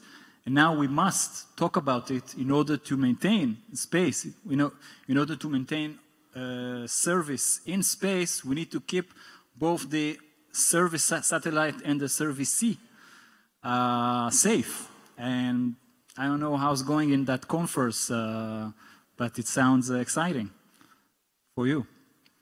Everything about regulation is exciting. That's surprising, huh?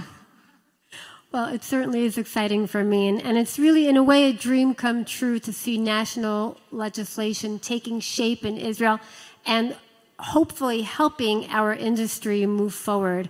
I'd like to wrap up, first of all, with a thank you to all our panelists and, of course, to the organizers of this conference. And I also want to take just the last minute to dedicate this panel in loving memory to Mr. Yakir Hexter, a friend of my family who died in battle in Gaza exactly 1 year ago today, defending Israel. Yakir was a student of architecture, but a lifelong explorer. He would have loved to have sat through this session and be a part of shaping Israel's future through exploration and through space. So may his memory be a blessing. Thank you very much.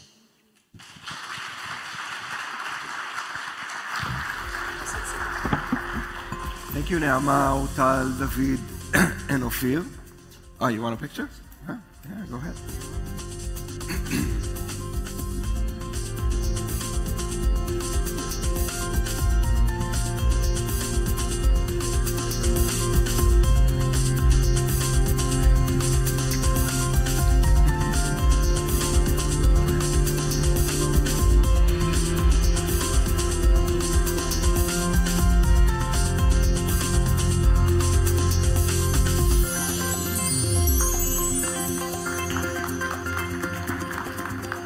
I must admit it was an exciting panel, and we had a scoop as well, so I'm happy. Closing our conference, we have a special investors panel that will examine the life cycle of investment in the space industry.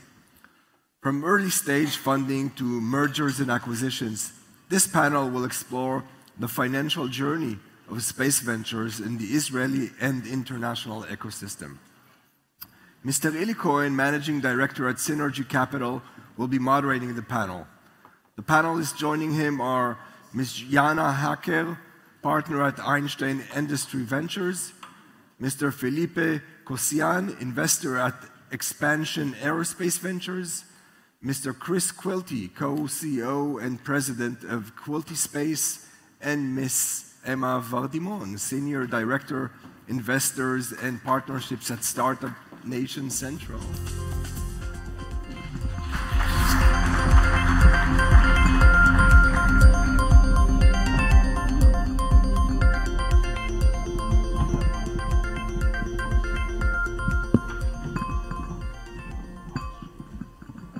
Thank you. Good afternoon, everyone, and thanks for sticking around for the last panel of the conference. Some small things, so we appreciate that. This is the panel where we talk about the last thing, which is the money. Like Yana here mentioned before, you start with the business plan, you come up with the employees, you go to the customers, and then you also must have some financing. So this is the panel about financing. So thanks everyone for attending, and I also wanted to say thank you for the Israeli Space Agency for putting all this together for our ecosystem at the space industry. And a special thanks for our guests. So many of them have actually come from other countries. I wanted, if I can, each of you to say just a few words about yourself, where you come from and what you do, and I'm going to compliment that at the end. Please, Emma. Hi. So I'm the closest. I'm really 10 minutes walk from here.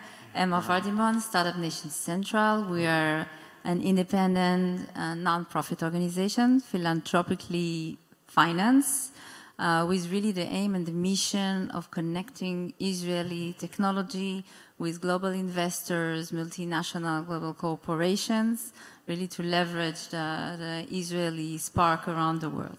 Thank you. Thank you. My name is Chris Quilty. I am a space finance guy, which is why I'm here on the panel. I've been writing originally for an investment bank in the U.S. called Raymond James as a stock analyst, and for the past 9 years, under my own firm, Quilty Space, we write both financial, application technology research on everything related to space, and have research coverage on a couple of dozen public companies that we write on their finances. Yeah, hi, Jana Hecker. Thank you very much for having me here, first of all. And it's been a very special trip to come here for all the obvious reasons. And I'm very happy I can contribute and support the situation to the extent I can, obviously. And now I am one of these investors that push money around. When people ask me, what are you doing? It's like I'm pushing money around, basically, which is obviously just part of the story. But I have a background in finance. I grew up on Wall Street and in equity capital markets, and have been invested in liquid equity initially, and then turned to the private side. Have been a venture capital investor for a decade plus, and with focus on B2B and sort of moving towards the enterprise spectrum. And lately lately with a heavy focus on space-enabled applications. So I'm not a space tech investor, but I'm a space-enabled applications investor. Sorry, that's a twisting, long-winding way of saying I'm playing where the money hopefully will be made. Cool. My name is Philip Kotzian. Thank you very much for having me here. Ilan, thanks for putting the panel together. And I guess I would second the sentiment that it's great to be in Israel on the ground and support the people here and the ecosystem as well. So I come from a fund which is called Expansion Ventures. So it's a 137 million euro fund based in Europe, investing in European early stage companies in space, aerospace, and defense. And that's one part of what I'm hoping to bring to the conversation. And then I've been in the space industry for about the last 6, 7, coming up to 7 years now, working across consulting, investing capacities with space companies around the globe. So excited to be here.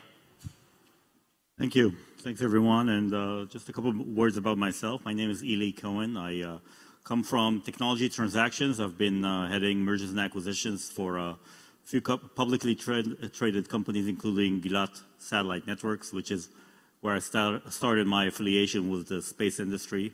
And I've been a venture capitalist, a partner at Magma Venture Partners, who's, when you think about it, had one of the most interesting downstream space applications ways. And in recent years, I've been doing a lot of investment banking around the space industry. Along with Chris here, my colleague, we've been helping financing and mergers and acquisitions with some of the largest and most prominent companies in this ecosystem of the space ecosystem here in Israel. So glad to be here today. In thinking about this panel today, I thought this is a very interesting timing. And again, having the people here come here is a function of the fact that things, I'm hoping, are starting to come to more quiet times, just given the ceasefire agreements we have in Lebanon and Gaza. Things are quieting down, so that's good. And I want to say I'm very optimistic about the prospects of the Israeli space industry. To begin with, Israel has very deep roots in space. Israel was one of the first countries to launch satellites to space. And so we have very strong heritage here. And you add into that the fact that we have such a strong ecosystem in tech in general. All these coupled together are the seeds that can provide for a very helpful, growing, prosperous space tech ecosystem. Finally, given the situation, we have so many coming back from reserve duty, so many coming back from fighting with new ideas, new concepts into this ecosystem. This is great. And God knows, over the last year, we're probably the country that had the most things fly into the atmosphere in the world. So we hope to take advantage of that into some positive things. So a few questions for the panel, and let's really start from things that are more space related. And you here on the panel as industry really insiders, what do you see for this new year starting? What are you excited about? What are you looking into when you think about the dynamics of space markets, space finance, and space investments? Yeah, maybe since I'm the old dog here, I'll take the lead on this, which is to say I'm probably more excited about the outlook for the space industry this year than I've been at any time I can remember. And that's due to a confluence of a lot of things. Certainly technology and systems like the Starship. We're seeing regulatory change happening. And I think one of the important things, subject here of the panel, is the capital markets. So in the US, the S&P 500 had its best 2-year run since the internet bubble. And if people are reading the headlines, you'd think the capital markets are healthy. But if you look beyond the public markets into the private markets, it is a graveyard. I mean, we had a huge funding bubble that happened back in 2001 post-COVID. Both the amount of investment dollars into venture, into private equity, the amount of exits that have happened, and quite honestly, the investment returns have been horrible. You know, we thought 2023 we would see a turnaround, and you can see some inklings of it. In the fourth quarter of this year, venture funding was up a little bit sequentially. M&A activity is picking up. But an important thing that we need to see happen in the industry, because so many venture-backed companies have been formed in the last 5 years or so, we're at a funding dearth where companies have gotten through a certain level, to Series A, and they're ready to scale. And that growth capital, in the later rounds of funding just hasn't been there. We've seen early, already this year, 2 companies in the US, Voyager Space and Karman Space and Defense, have announced IPOs. That's good news, right? Because the first thing we need to see happen is companies exit these venture portfolios and get public so that the venture capital funds can go out and raise new money. I put money into a pre-seed venture fund back in 2017. I can say I have gotten 0 money out of that fund. And not because that portfolio manager didn't make good investments. He's just simply had no opportunity to exit. The financial outcome here is an important one. Aside from that, I do think the overall developments that are going to happen in 2025 with Starship, with new constellations and funding, and even with some international partnerships are a lot of reason for excitement about the year ahead. Also, I would say, goes without saying, with the Trump administration in the US, there is a tremendous amount of uncertainty. I get emailed every day with what about this that just got stated, and I do not know the answer to any of these questions. So US policy is a little bit of a question mark at this point, but we think generally heading in the right direction.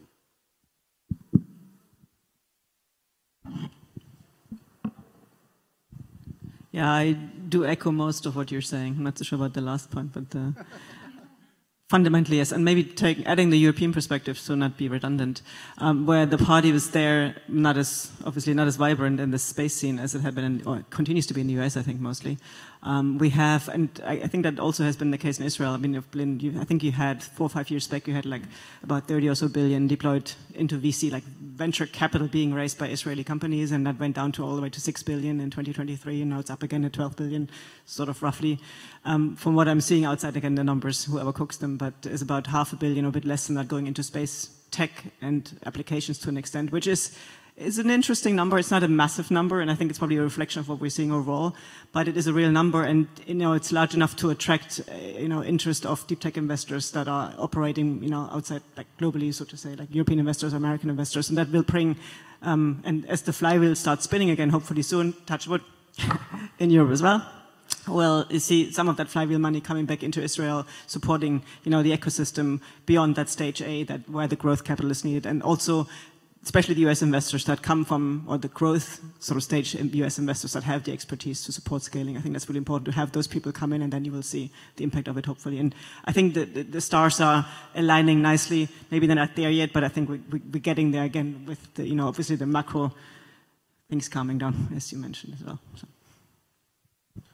Cool. So on my side, I would say two points. One of them is sort of an insight into an investor job. So Ilan, you asked whether we are optimistic coming into 2025, and I think the interesting aspect of an investment job is that we are incredibly bullish over the long run. In the end, that's our job. That's how we raise funds.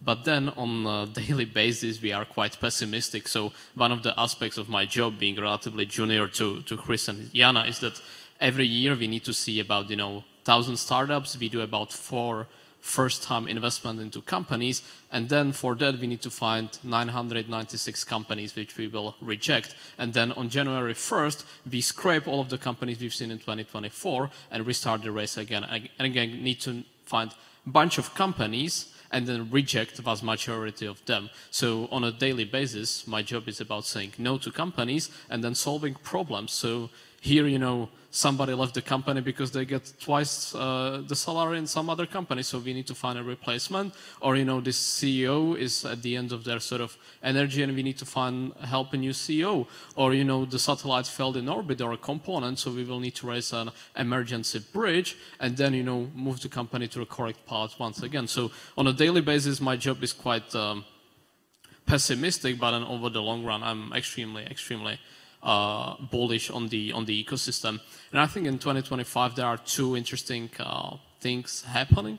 So maybe if I first take the European angle, what I think many people miss, so within the EU recovery programs alone, there's like 1.6, I think now coming up to 1.8 billion euros of like government basically paying for space infrastructure. And then first, that's a great news for all of the companies building an infrastructure and building the supply chain and launching it. But then it's a great news as well for companies which are building services, applications on top of this satellite infrastructure. And the fact that there is just a 2 billion subsidy from European Commission coming into this industry is a great piece of news. And then the second aspect, on last week, it was 10 years since the Series G investment when Google invested 1 billion in SpaceX. And if we then look what are the downstream consequences of that, so it took a few years for people, companies, VCs to realize, you know, the space tech thing is real. And so that took like, let's say 2 to 3 years. And then it took a couple of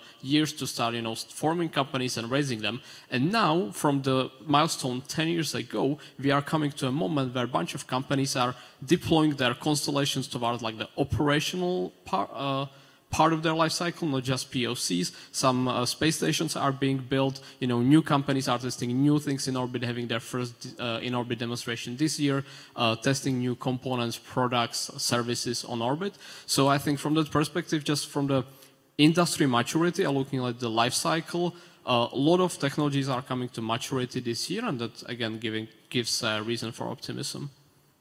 Thank you, and I want to echo something that Philip was saying. I think 2025 is also the year of Europe. I think given the conflict in Ukraine and the budgets now coming in, I think Europe has realized that it found itself somewhat in a lesser position than the US.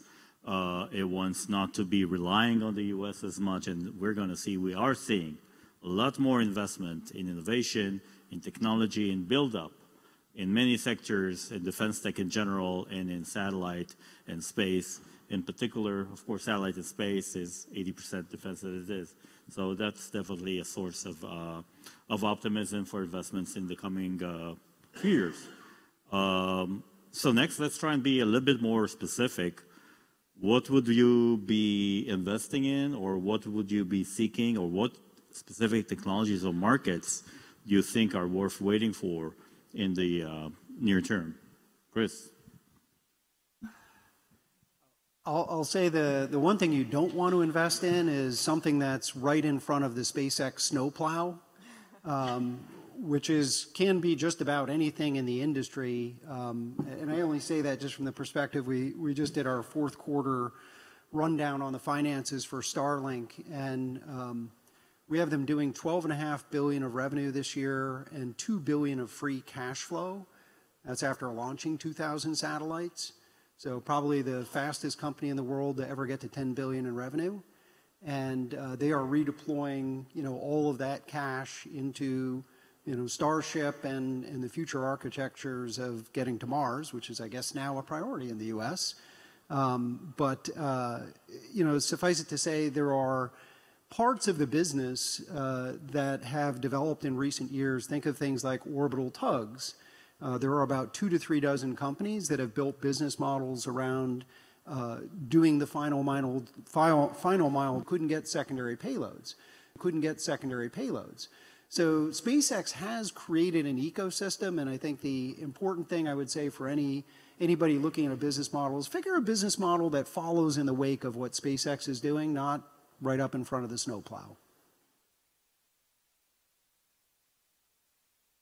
Going in sequence, nice.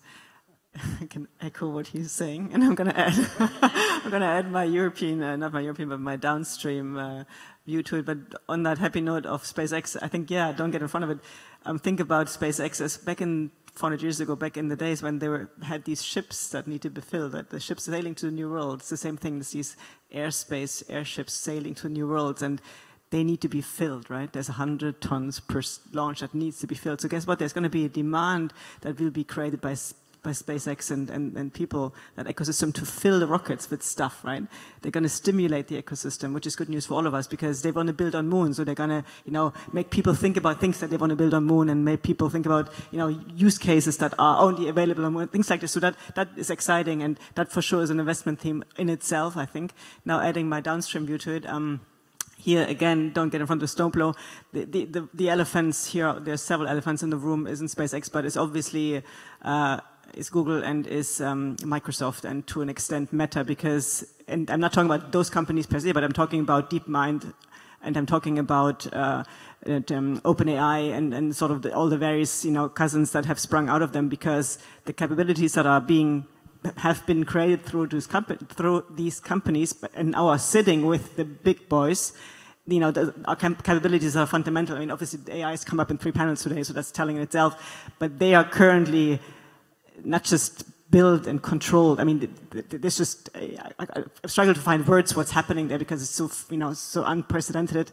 And so if you're a company out there that is building an application thinking, oh, I'm going to build my own model, so obviously that massive big snowplow is coming your way. So I don't have a firm view yet how you get around it or how you trail behind it, TBD, but it is interesting for sure, that, and obviously, but so I'm rambling. So that topic is big. And exciting, being European, that's my European view now. You know, obviously innovation lives in the valley and regulation lives in Brussels, and I travel frequently, so I love to explore investing into, like, say, companies that are building solutions for deforestation reporting requirements, right? Because that's going to be a European company that, you know, has to service that European market. There is a deforestation compliance report to be filed, and, you know, yes, it stipulates there should be satellite data that can be used to estimate whether there was deforestation happening as a consequence of, you know, whatever, growing cacao beans. And there's a market, there's a product, you know, there's a customer. So I think that is relevant and imminent. And as an investor with a 10, 12-year horizon, venture capital, that kind of is down my alley. So on my side, there are 2 areas I will be overwhelmingly focusing on this year. So one of them is defense. So this is something, if you look at the actual revenue structure of space companies today, vast majority of their revenues is coming from the national and, you know, international MODs, and that's going to only continue. The investments in defense technology in Europe, in Israel, in the US are only going to rise. So we will certainly be riding that wave, and so always trying to understand what's going on in defense, what are the capabilities which are military needs in any respective country within our investment mandate, and then what's more important, how to build a sustainable business on top of that. Because what I'm extremely scared of is, you know, there is a war, a company wins a big contract, then there come, you know, market downturn, there are budget cuts, the contract gets cancelled, and then the company is without revenue. So constantly thinking, how can a company, a startup, build sort of a sustainable revenue base on top of government defense funding? The other domain, much broader, I'm interested in are the large terrestrial markets, so areas. I'm much less interested in space for space, you know, developing new satellite manufacturing, new propulsion technologies, new launch technologies.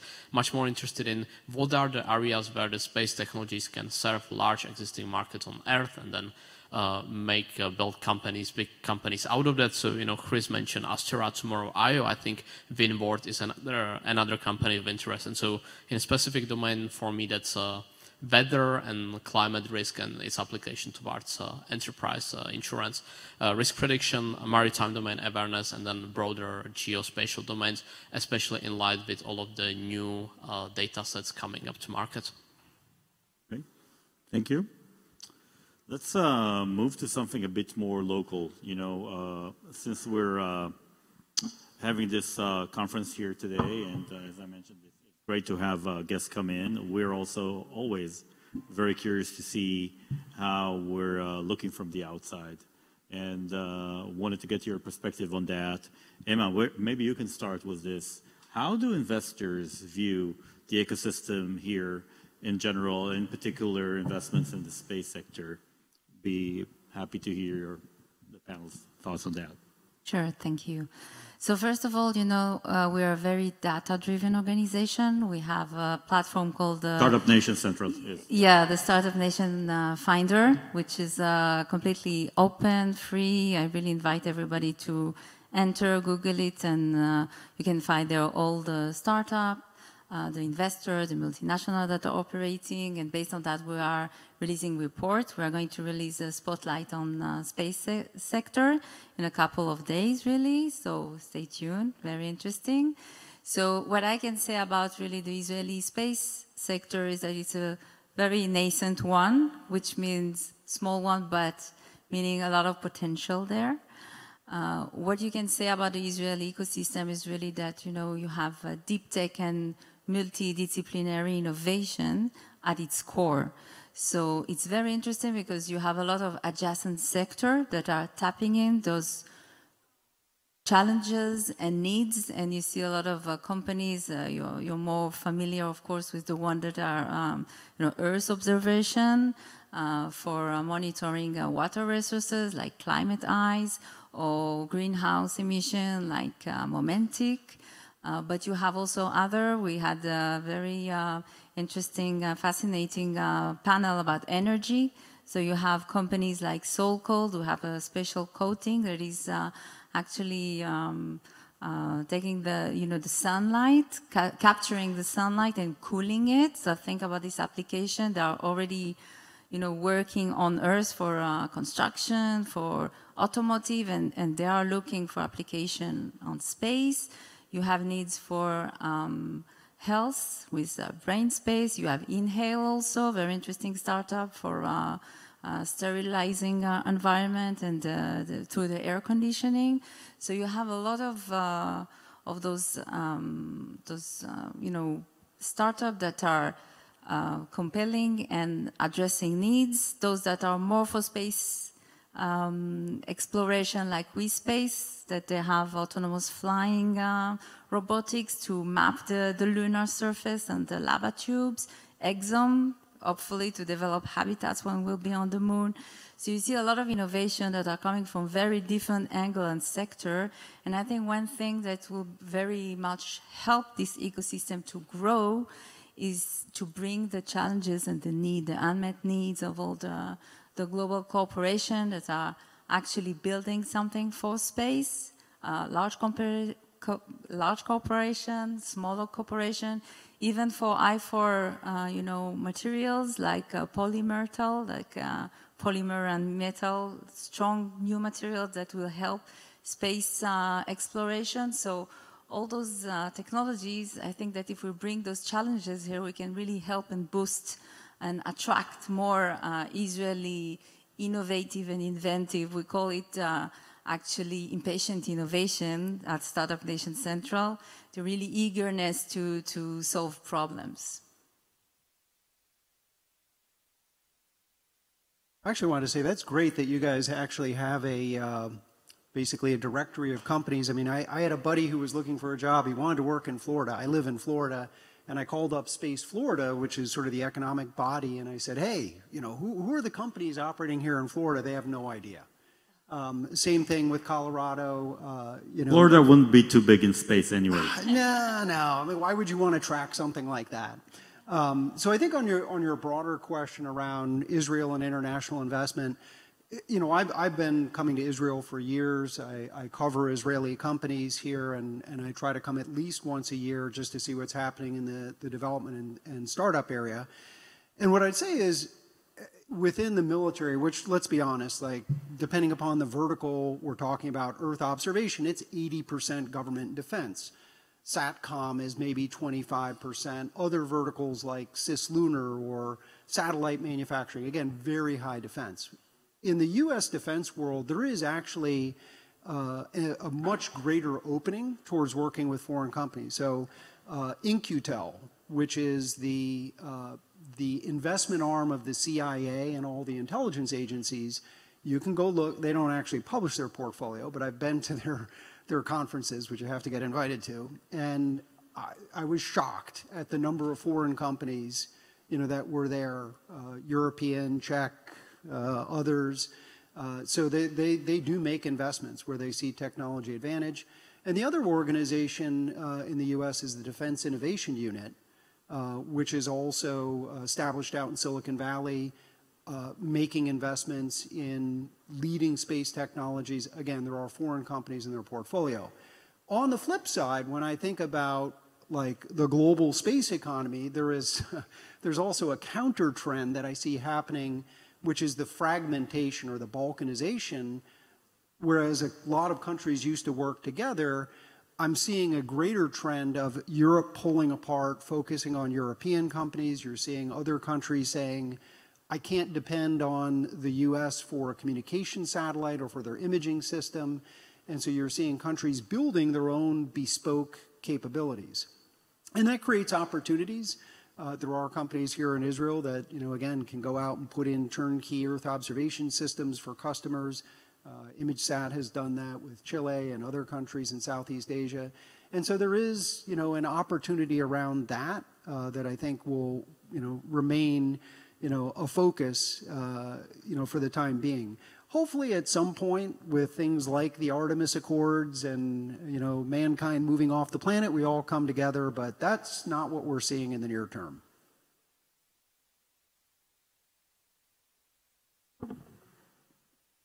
So the question is, how do investors find the Israeli space ecosystem? So I've been really impressed over the last couple of years seeing the space companies here. And honestly, I thought that I know quite a few of them, and I found that there are even more companies which I did not know about. And then more importantly, there are even more companies which I knew about. I found out that they're actually Israeli or coming from here. So been very impressed to be here, very, very happy to be here as well. And what I think is interesting, so in Europe, US, I see a lot of companies building stuff which nobody really wants. In contrast, I think in Israel, since most of the companies are one way or another spinning out of the military ecosystem, and so there is a strong emphasis and expertise on sensors and communications. And given sort of the backstory of most of the companies here, I would say they are much closer to the end user. And so I like the companies I'm seeing here. And I guess hoping for the future, I would just be hoping for stronger Europe-Israeli cooperation. I know that some countries in Europe are unfortunately not making it exactly, pleasant to work, with Israeli companies, but I hope and think that will change, and I would love to see more Israeli companies working with European companies, developing joint solutions, more M&A activity going across, and of course more investors from either country, either region to be connected as well. So I would be hoping for close integration. Yeah, great. Good point, Philip. I just want to add to that. I'm very optimistic when I think about the Israeli ecosystem, because it is an ecosystem. And an ecosystem is a very strong and important word. That's resilience. That means that we have, not just in space, but also in space, the people that would be the programmers, the people that will be the CFOs, the CEOs, the lawyers, the investment funds, and all these would lead into a climate that allows these companies to develop, to flourish, and then get to where they need to go. We have some of the big companies, publicly traded, Gila, ISI. We have mid-sized companies such as maybe Tomorrow.io and others, and we have a long tail of startups. So I think it's coming slow, but I definitely see, and we had some meetings, and we're looking forward to more meetings over the next couple of days with some very exciting companies. And then finally, maybe to those entrepreneurs aspiring to get an investment, it'd be interesting to hear from you. How do you see that? How do you approach that? What would you advise Israeli entrepreneurs in the space system in particular, how to go about it? Emma, maybe you could start. So in the past year, my role has been to really travel the world, meet with investors, and convince them that now it's a good time to invest in Israel.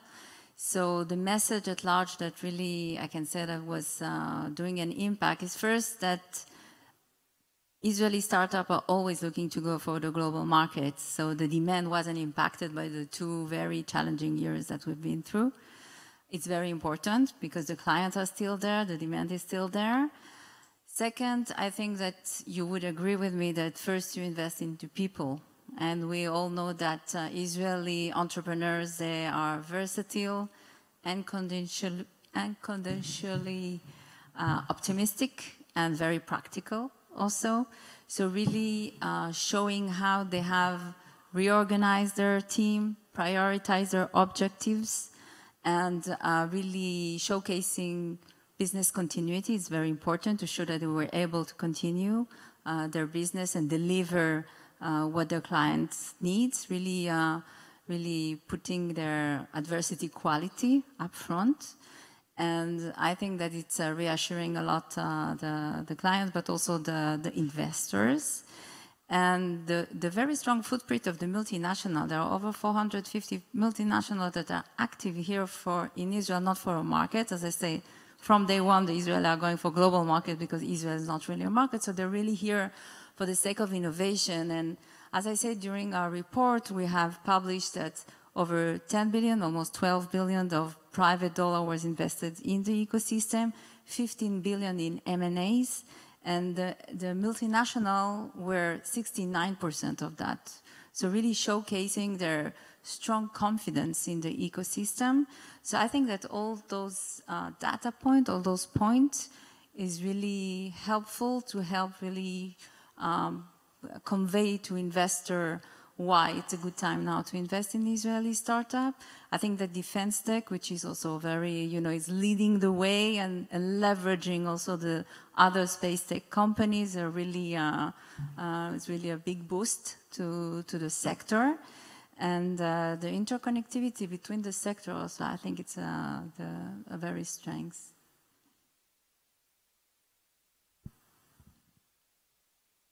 You don't have to. You typically have an opinion on anything, so.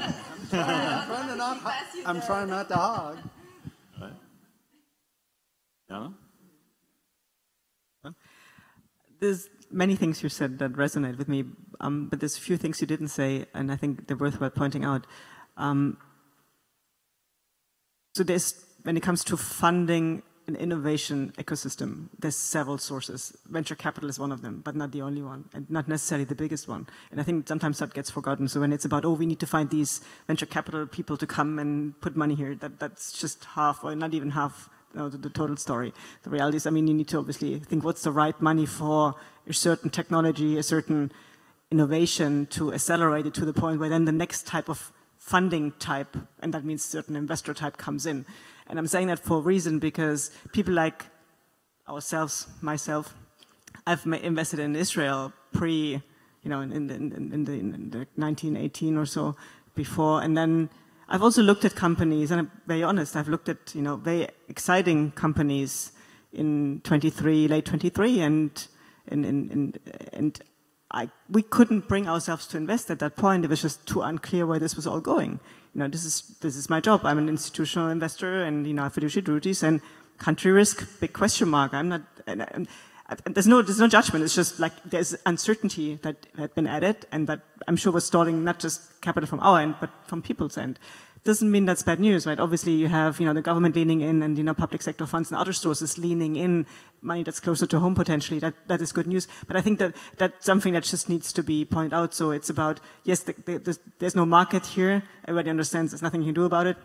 The second point is a bit more of a, obviously a point that's moving and changing over time, but one that's be kept in mind. And I've no hesitations ever to invest in Israelis. Obviously, people have hesitations to invest in Israel. I think there's something to differentiate slightly or so. And that's something that we all need to, you all need to obviously tackle. And then I was going to make some positive point, but that's gone now. It's in German. German's always going the negative stuff. Sorry, it slipped my mind. So it's going to come back. You go. Sorry. Cool. Well, get back to you, yeah. Just I guess half negative points with me as well. So Ilan, then you will need to figure out something positive to close the panel with. So.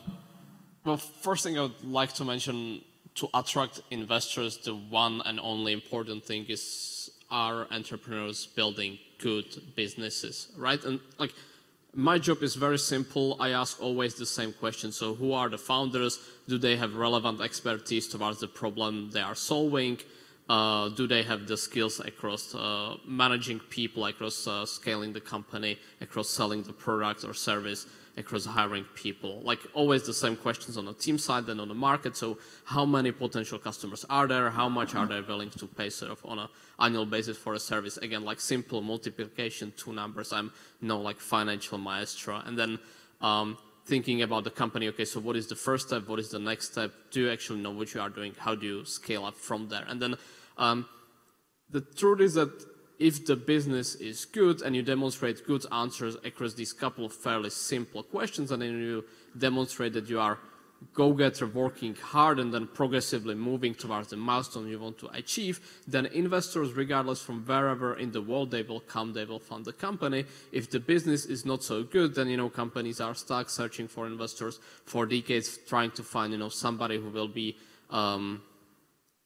naive enough to insert money into the business. And so the only good advice how to raise money is to have a good business to sort of sell the equity for. And more importantly, the bar is increasing in a sense that 10 years ago, you could have came and said, okay, we will do small satellite manufacturing because this is a thing now, right? But now there is, 150 small satellite manufacturing companies in the world. So if you come with a new company, you better have a very good idea why this one is very much differentiated. So the bar is increasing.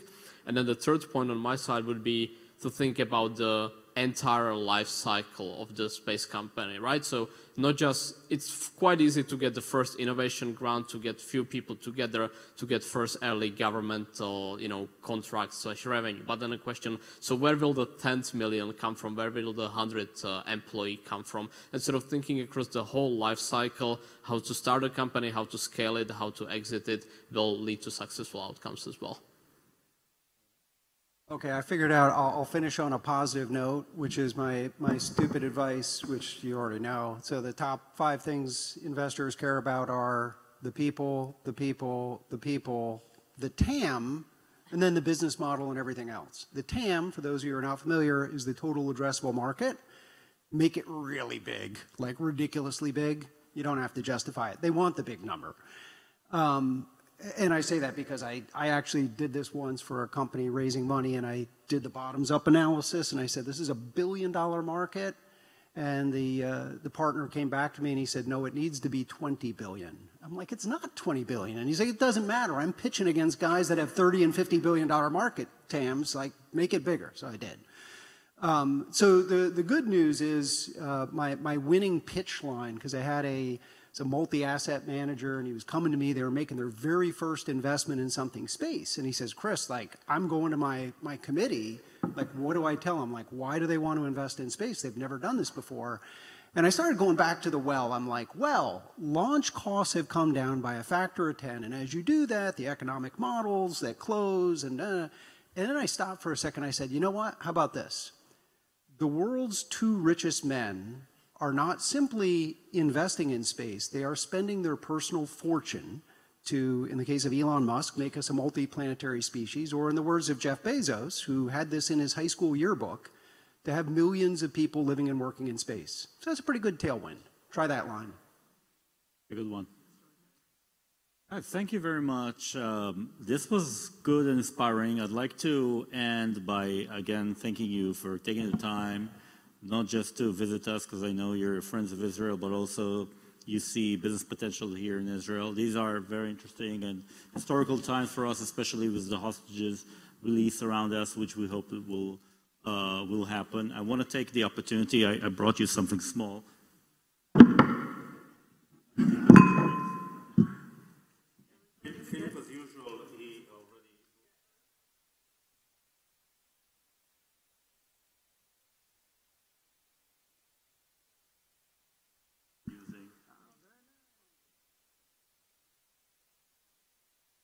I have one of those. Do I have to do it on the left side?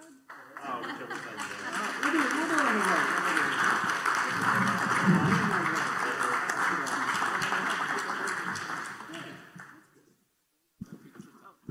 Take a picture.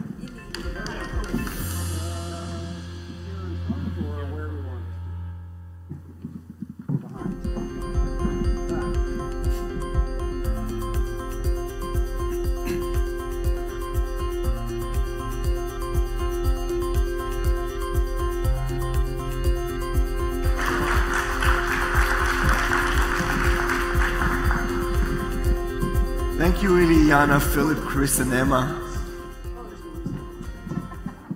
As we come to the end of today's conference, I want to extend a sincere thank you to all of our speakers, panelists, and attendees for your participation. We covered a broad range of topics, and I'm sure you leave here with new insights and inspirations. A big thanks to the conference content committee for a great job in building the agenda and all the content that we saw here today. Melody Corman, Emma Vardimon, Irit Fried, Batchen Hershkovitz, Ben Simon, Talin Bar, Noga Yaari, Bar Chayun, and Dani Steyer. On behalf of the Israel Space Agency and the Ministry of Innovation, Science and Technology, and myself, I thank you again for being part of the 20th Ilan Ramon International Space Conference. And we hope to see you next year again. And don't forget, it's Israel Space Week. There are a lot of events. Go enjoy. Ad Astra. Thank you very much.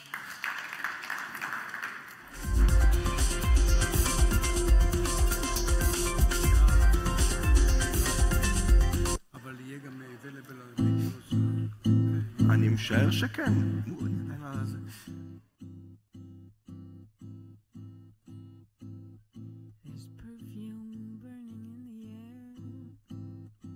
Bits of beauty everywhere, shrapnel flying, soldier hit the dirt. She comes so close, you feel it in. She tells you